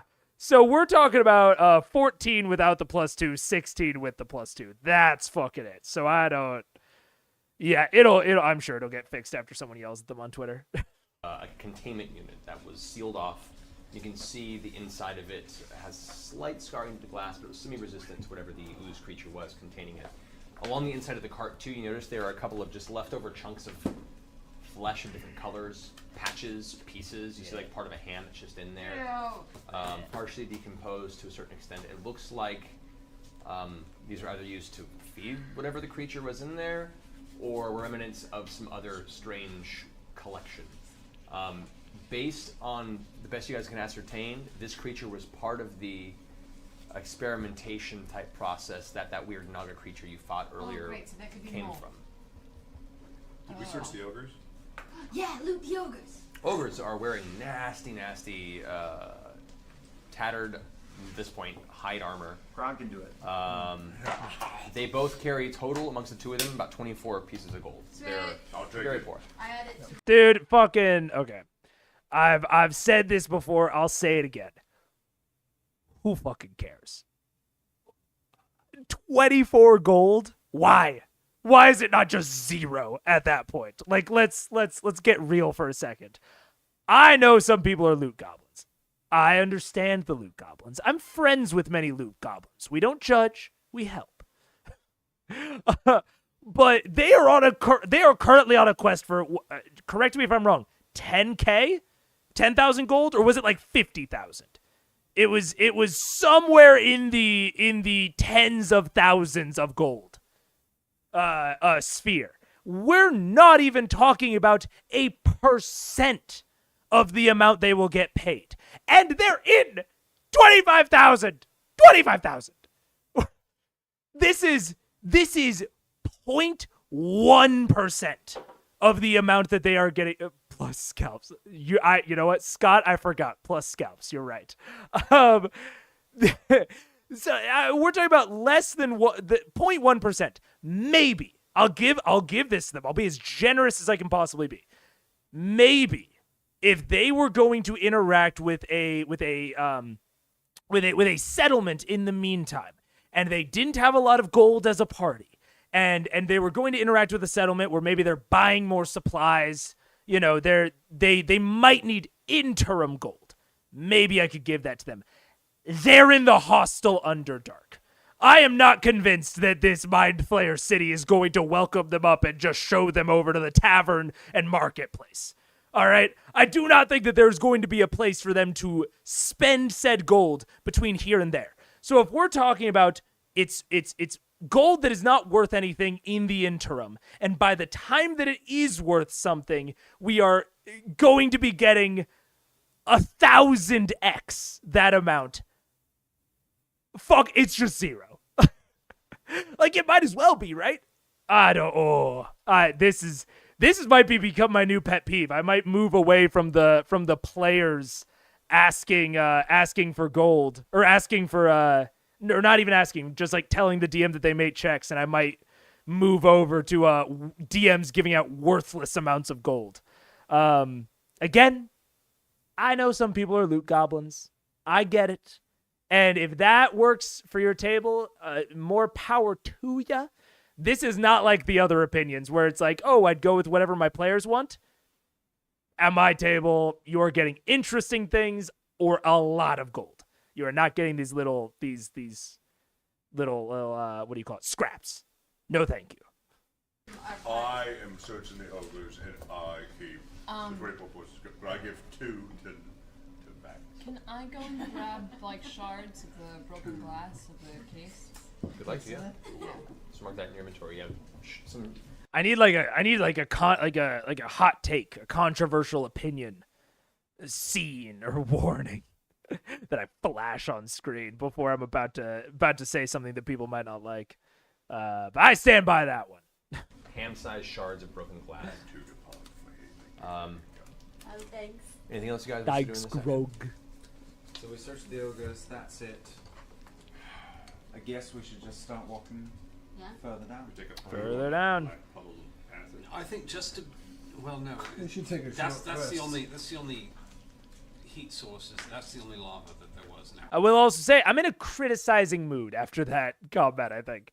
I will also say, despite what I was saying about the chasm, they have encountered very few situations where they could do really anything but walk in a straight line. So, you know, in the chasm, they discovered that they could go down, which is great. A branching path, that's all you need.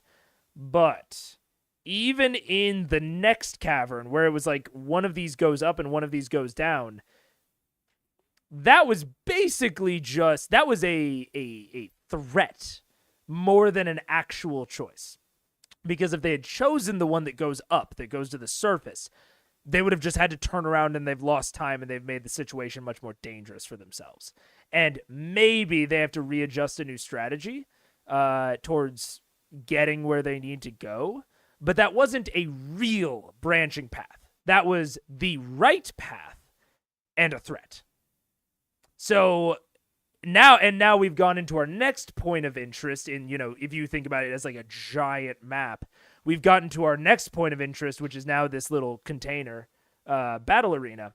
And so far, basically, our entire experience has been path downwards with a single branching path off that we did not explore because of the sea monster, which is totally okay.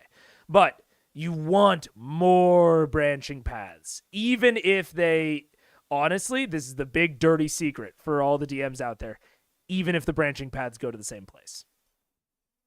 I'll say it. I'll fucking lift the veil for a second.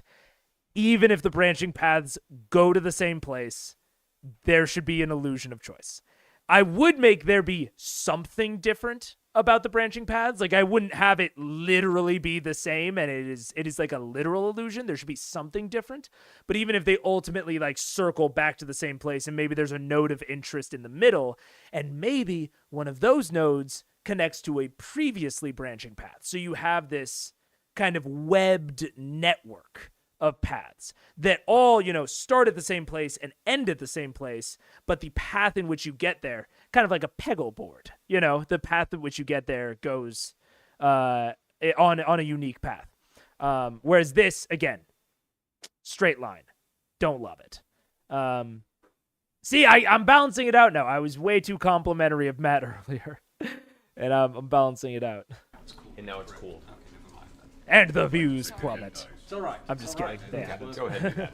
As many as you like. Let's rest for a half hour. Yeah. Take a moment. If you can spend any hit dice now that you need to heal yourself, just make sure you mark how many you've used. Just hear the sounds of Short rest. All right. As you guys take a moment to heal yourselves, you pull yourselves back up to your feet. Something that I am really interested in, and I don't know how they're doing leveling. I don't know if they're doing XP leveling or milestone leveling, but I haven't heard anything about experience points so far, and I have no concept for how close they are to level 10. So that leads me to believe that they're doing milestone leveling, and Matt will just tell them when they level up. But I'm not totally clear on that, which is kind of interesting. I'm really going to be curious how they present a level up to the wider audience. See, when they do XP, I think interesting. Very interesting. I feel like that's like kind of a slam dunk on-screen element of like party XP in like a bar, and like after every combat, they fill up the on-screen element. I feel like that's like a slam dunk. They switched to milestone in C2. That makes sense. XP, a complex spreadsheet system. Ugh. Interesting. A milestone leveling in mass in C2. I think milestone leveling makes more sense for a kind of entertainment stream product like this.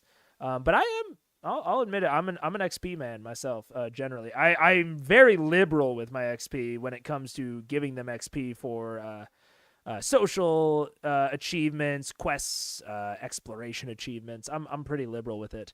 Speaking about something where I will occasionally give out little scraps, I do that sometimes, but not gold. Hey, I'm complex. Some things are contradictions. Tread further down. Ladybug, hi. Another 25-30 minutes of the slight curvature. It gets to get steeper and steeper until eventually it opens up into a familiar cavern to some of you. You see a large waterfall pouring down from above. Bitches. Other bitches. You see. Looped around. You're on the outskirts of where the next tunnel opens up, where there are a few small streams of lava pouring from the ceiling. You look above and you can see the top of the downward cavern. There's the giant lake beneath, and across the way you can see the waterfall where Clarota was originally discovered. We should go pick up Trinket. Get your bear. Okay, I mean it's hilarious. I keep accidentally predicting through criticism.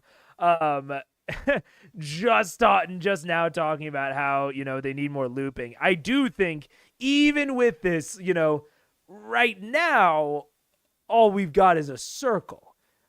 We need a web. What I'm saying? I think like a good long dungeon, a good long crawl, whether it's through wilderness, whether it's through caves, it has a branching system where certain branches come back and meet other nodes from a previous branch, but you wouldn't know it's from a previous branch. This is a little too simple, but that's okay. I'll stop really talking about it. On Grog's AC, at some point he gets an Amulet of Defense. Don't know if he had it pre-stream or if he gets it later. Interesting. This is really anticlimax the episode. Yeah, they had the big, huge, fun fight in the Duragar camp. They try to escape. They fucking crash their carpet. they walk for a while, and then they have a lame combat and end up at the bottom of the place where they just were that they could have just flown down to. Wow, what a waste of an episode.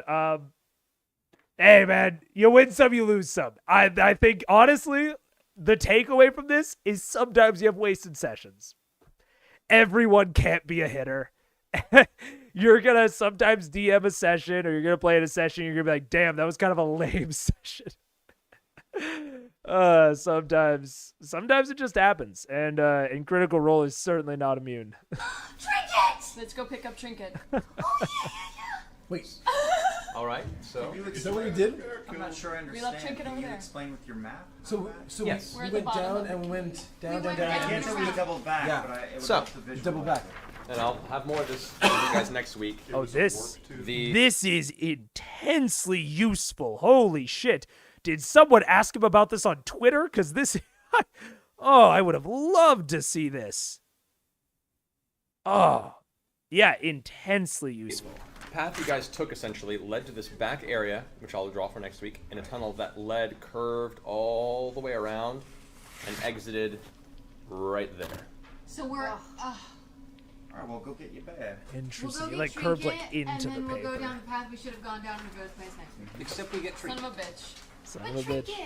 So was that useless? That's fate. That's Okay. Is business. there any other way down here? Does Other than the this fact that you dead? completely destroyed one of the Mind Flayer generals, as well as one of the one handling the war camp above, you acquired new magical items, and defeated one of the abominations that was created for the Siege War. I think you've accomplished quite a few things, though maybe not as directly as you Oh, poor Matt tried to defend the session. It's okay, Matt.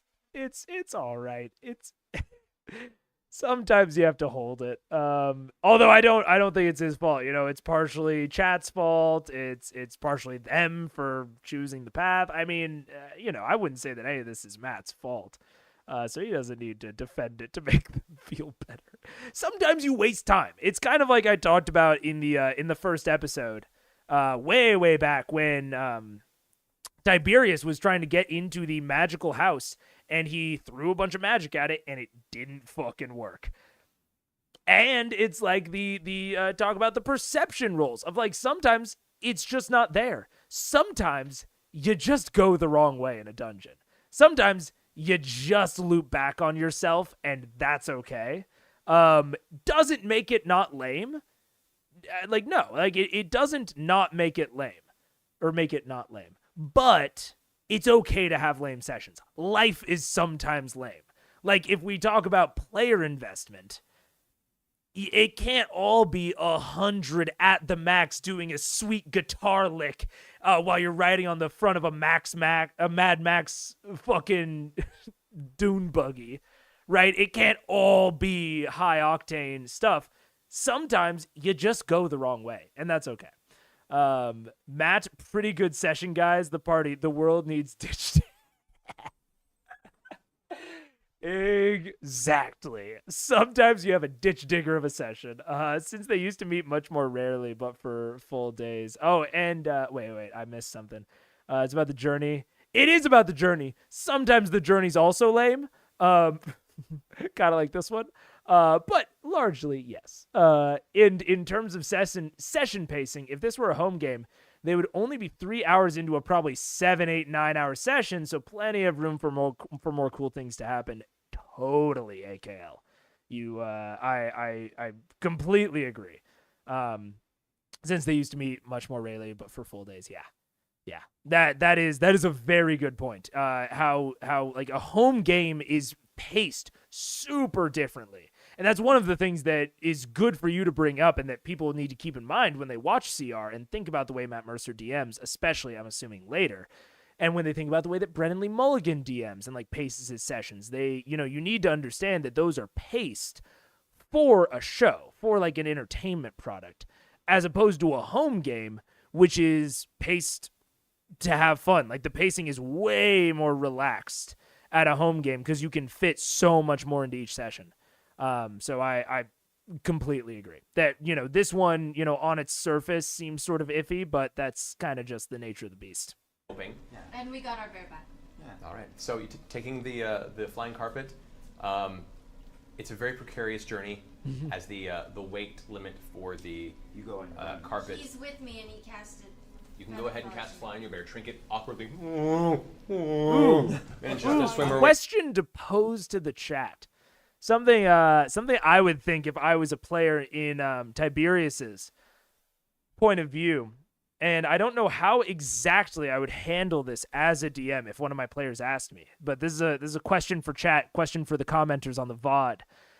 If Orion says, "Hey, as Tiberius, I would like to cast Feather Falling on a bunch of people," does that lighten the load on the carpet and effectively increase the carpet's carrying capacity? Because that takes us from falling 500 feet around to falling 60 feet around. But we've already established that things fall at the same pace regardless of how much they weigh. So what are the mechanics of feather falling? Like, what does it actually do? How would you rule that as a DM? That's my prompt of the day. Hell, maybe I'll put that out on community tab poll. How would you rule that interaction of how does feather falling affect the carrying capacity of a magic flying carpet? Way down to the bottom floor. As you make your way to the base of the watery lake in the bottom, you can see it swish through the water. That's the question that if you answer it in the comments, I'll know you watched till the end. A slick, domed, fish-like head protrude with a few tentacles in the distance. You all instinctively step quite a distance away, and it seems to withdraw back into the water. While I see it real quick, I'm going to go ahead and channel and cast Beast Sense through it. Nothing bestial of it. This is not a natural creature. Good to know. Clarota once again whispers to the rest of you. Useful? Stay at me. Aboleth. Stay. Oh, I love me an aboleth. You all step back and turn now into the tunnel that descends further into the heart of this mountain. You can see. Ooh, John with the great point. We'll see if anyone catches that. If someone I should have said pause and write the comments so that you don't see any of chat's answers. Because that's true, John. That's true. It would just stop it. You're totally right. Let's slightly alter the question. If you're a commenter, pause so you don't see any of chat's responses. What if levitate was cast? Because now in order to move someone through levitate, you have to push them, right? They can't actually move around on their own. So now if you cast levitate on someone, how does that change their weight in terms of the carrying capacity for the magic carpet? Because John, that's a good actually question even, John. Feather falling ends when you touch down, so it wouldn't be a factor here. Okay, so pause, answer it before any of chat answers it. And we're back. Chat, feel free.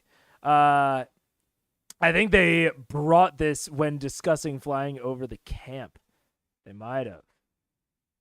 I think there was a discussion about them tying a rope on someone and like towing behind them. Nico, get out of here. If you're not going to be productive, this is a serious stream. None of your silliness. The spell description doesn't say it changes weight. I think the intent is that the target falls as slow as a feather and not becomes as light as one. Levitate, on the other hand, would work fine. Very interesting, Angus. They thought about tying a rope and dragging. That was it. Interesting. Maybe I'll start a little question of the stream at the end for the commenters who make it to the end. That might be fun. Streams of lava pouring from the. How many horsepower? How many horsepower does the carpet have? When we get into Mistborn Era 2, when we start getting into the industrial complex and start making machines with our D&D magic, how many horsepower are we going to get out of the flying carpet? And Paige makes a fantastic point that steel is heavier than feathers. A kilogram of steel or a kilogram of feathers. Yeah, steel is heavier than feathers. If you have levitate on people, then why do they need to be on the carpet? They can't go up. You can't. Oh, wait. No, they can go up. They can go up. They can't go side to side. Fuck. John really coming in and ruining my questions. I'll have to think about this more. But that might just be the common theme is that I ask a question and John tells me why the question's dumb. Weird. One of my comments got blocked, but it doesn't have a link. What the hell?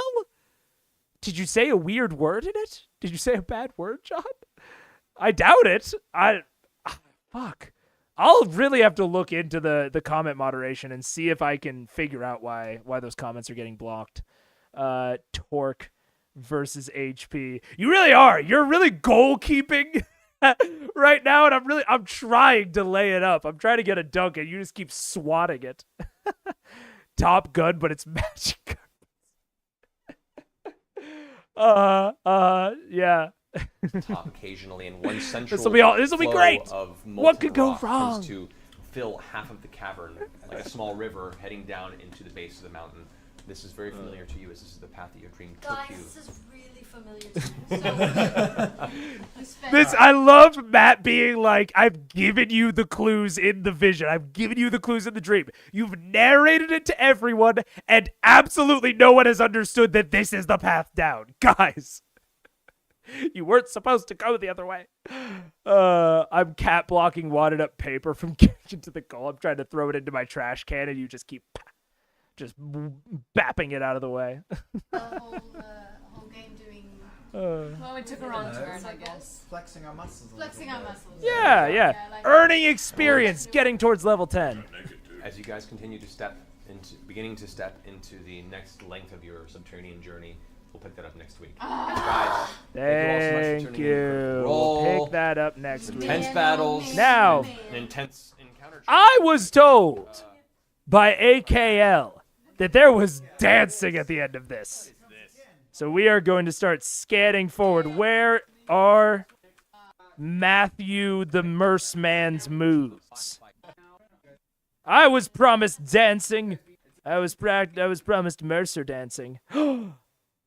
You lied to me, AKL. You lied to me. Welcome to Critical Role tonight. We have some. Oh, wait. If you want to take a brief peek at the dancing, search here for Critical Role applause. Matt Mercer dance, Clarota dance. What? All right, yeah, let's go out on a high note. I gotta see this. Critical Role applause. Matt Mercer dance, Clarota dance. They did, dude. Richard, don't even talk to me about that 24 GP. You're right. They got 24 GP, guys. Totally worth it. Was that not the previous ep when the Q&A and might have been. I haven't watched the Q&A yet. I think I'm actually gonna watch the Q&A potentially next stream as a break between the 5 episode segments. All right, dance, Clarota, dance. All right. Oh, and we're gonna make him look even smoother with an up on the playback speed.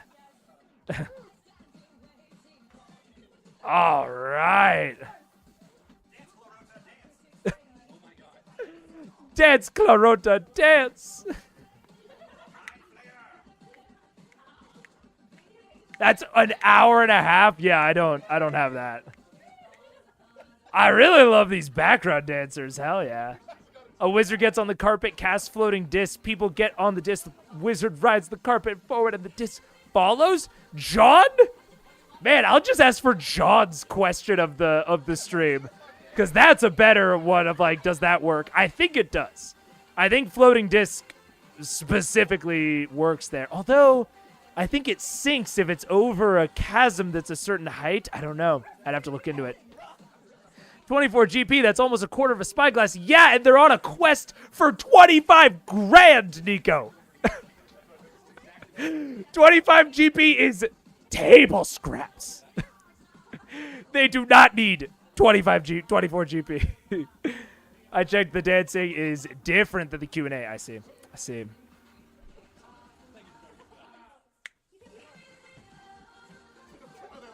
Wait, I gotta...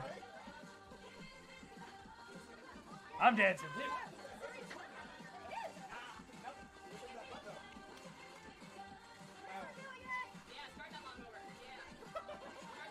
I'm ready.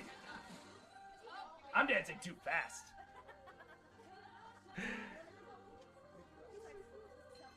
Oh, Matt Marisha burners. I see.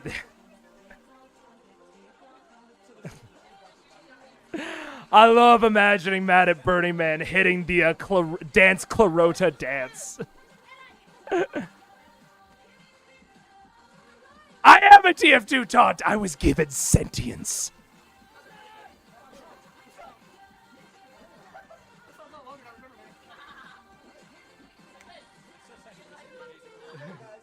Oh, Bug wants to dance. You can't see it, but Bug is trying to dance as well.